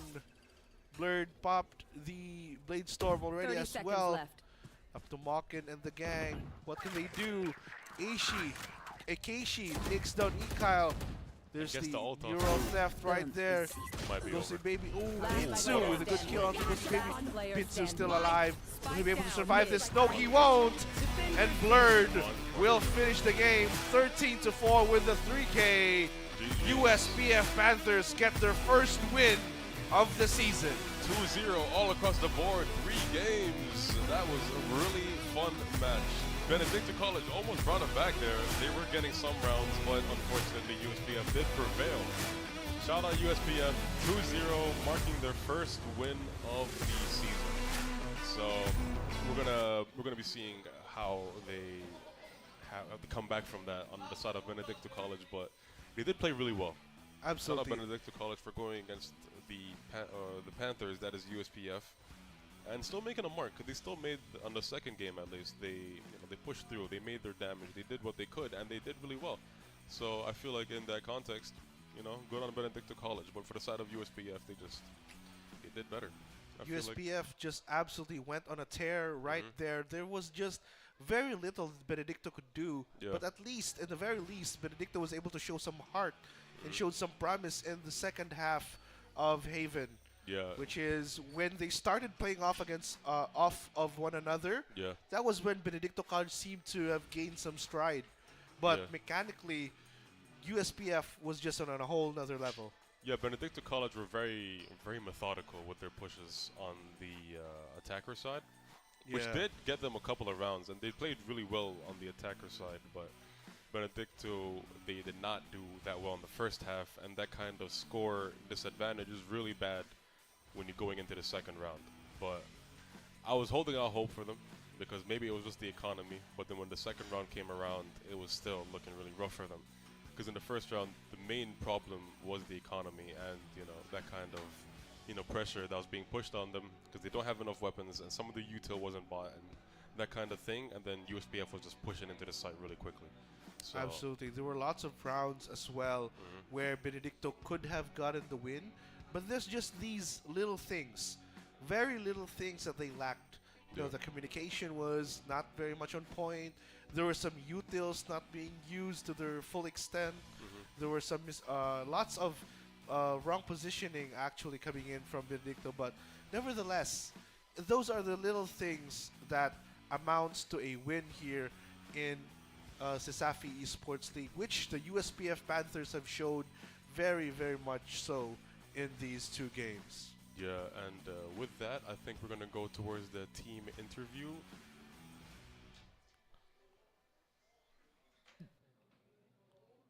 Good day, good morning, CESAFI, and welcome back once again to CESAFI Esports League Season 3. This is once again your loud and proud host, Astera, here with you today as we have just witnessed the last match for this live stream. First and foremost, congratulations to our team here, the USPF Panthers, for securing their spot here at Week 4 group stage. Now, just to recap with what just happened earlier, the USPF Panthers did a solid, swift win across the 2 rounds that they were fighting against the Benedicto College Cheetahs. And now here with me once again are our amazing competitors, here to answer some questions to gain some perspective on how the win is for them. So, USPF Panthers, my first question: how does it feel to bounce back and secure your first win of the season? Anyone can answer. Kung sino gusto ninyo. Manager. We won because Blurred taught us some strategies and I was just here managing the team. All right. Love that. I love the coordination, the teamwork. And of course, with my next question, with this win, how will the team build up their confidence and momentum with their future matches? I'm just here to guide them because I have the most experience of all these players. So, yeah, I'm just here to guide them to win. All right. And that solidifies their win here at the Week 4 group stage. Once again, thank you so much and congratulations to the USPF Panthers. Thank you so much. You may now relax and enjoy your win for this series match. That being said, of course, let us take the moment to thank our amazing sponsors that have helped make CESAFI Esports League possible. First and foremost, we got PC Express. Choose PC Express for all of your digital needs. We got Virginia Food Incorporated, Basta Hotdog, Virginia. We have Smart. Live more day with Smart. We have PLDT, leading and inspiring Filipinos to create a better tomorrow with PLDT. And of course, a massive thank you to our sponsors from Crayon Lab, Custom Apparel, and Digital Prints.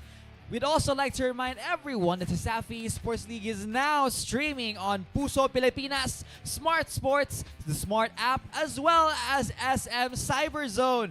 Catch on all of our CESAFI action by liking and watching all of our live streaming platforms. And I'm sure by this time, our casters are ready to head back into the scene. Once again, casters, take it away. All right, thank you, Astera, for that introduction right there. Congratulations once again to the USPF Panthers for putting up a very, very good fight against the Benedicto College Cheetahs. They have won the matches 13-0 and 13-4, respectively, in both Ascent and Haven. That's going to be a huge showing there from the Panthers up against the Cheetahs. They're shaking hands right now. It's really good sportsmanship we see here at CESAFI Esports League. But on the side of the victors, who do you think is the MVP? I mean, I think it was pretty clear. The MVP we're going to see right now, it's still Blurred. 21 kills, 9 deaths. Absolutely amazing stuff there from Blurred.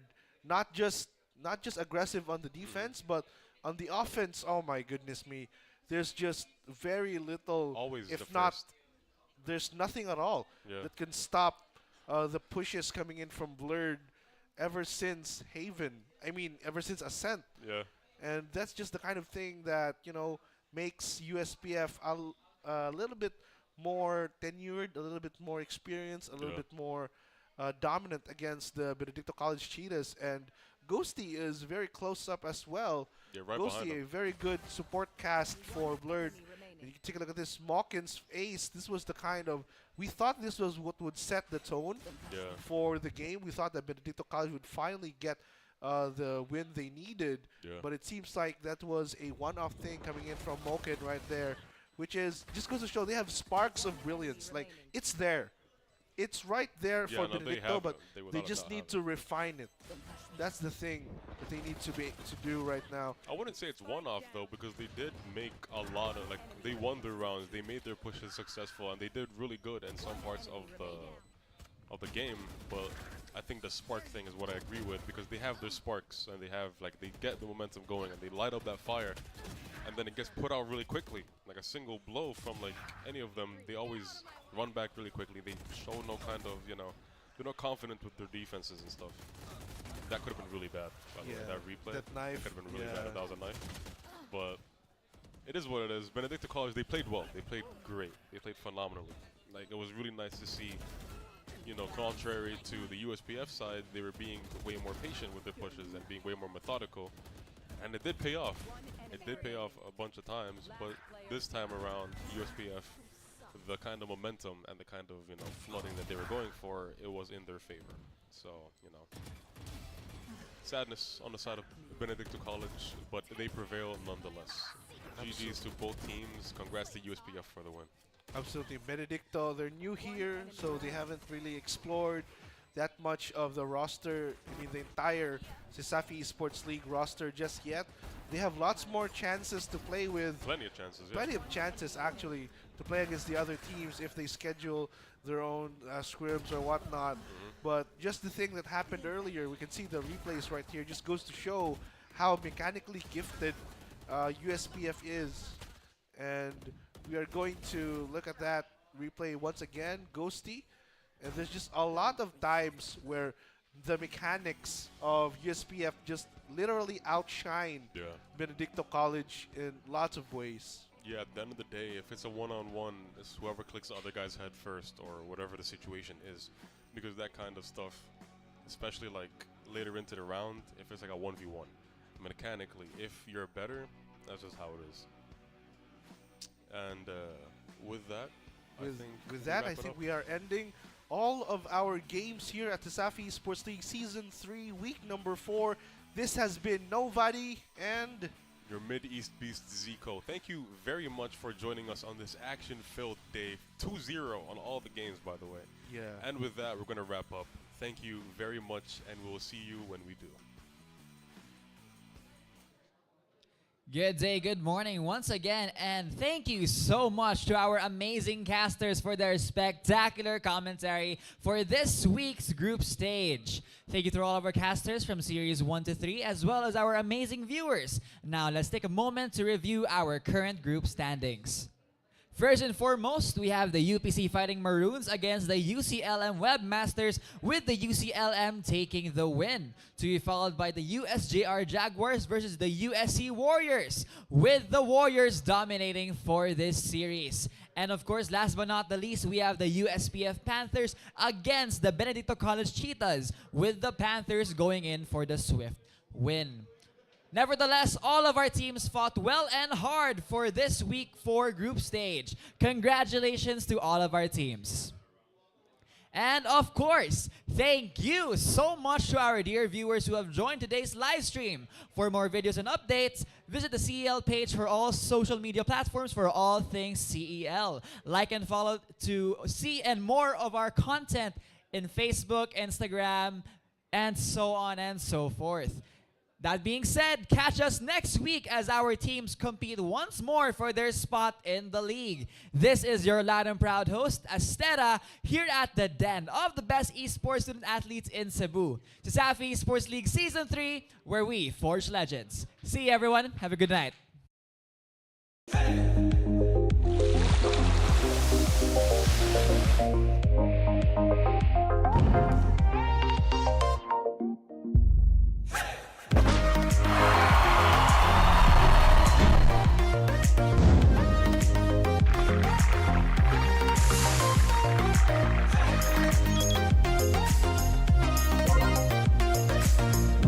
Customers value choice, quality, and uniqueness.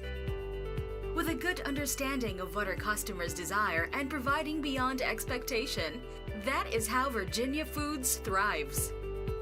It is that same passion for our customers that has convinced us to transform Virginia Foods. Virginia Food has been in existence for more than 40 years. We are a processed meat company. We do canned meat products and frozen meat products.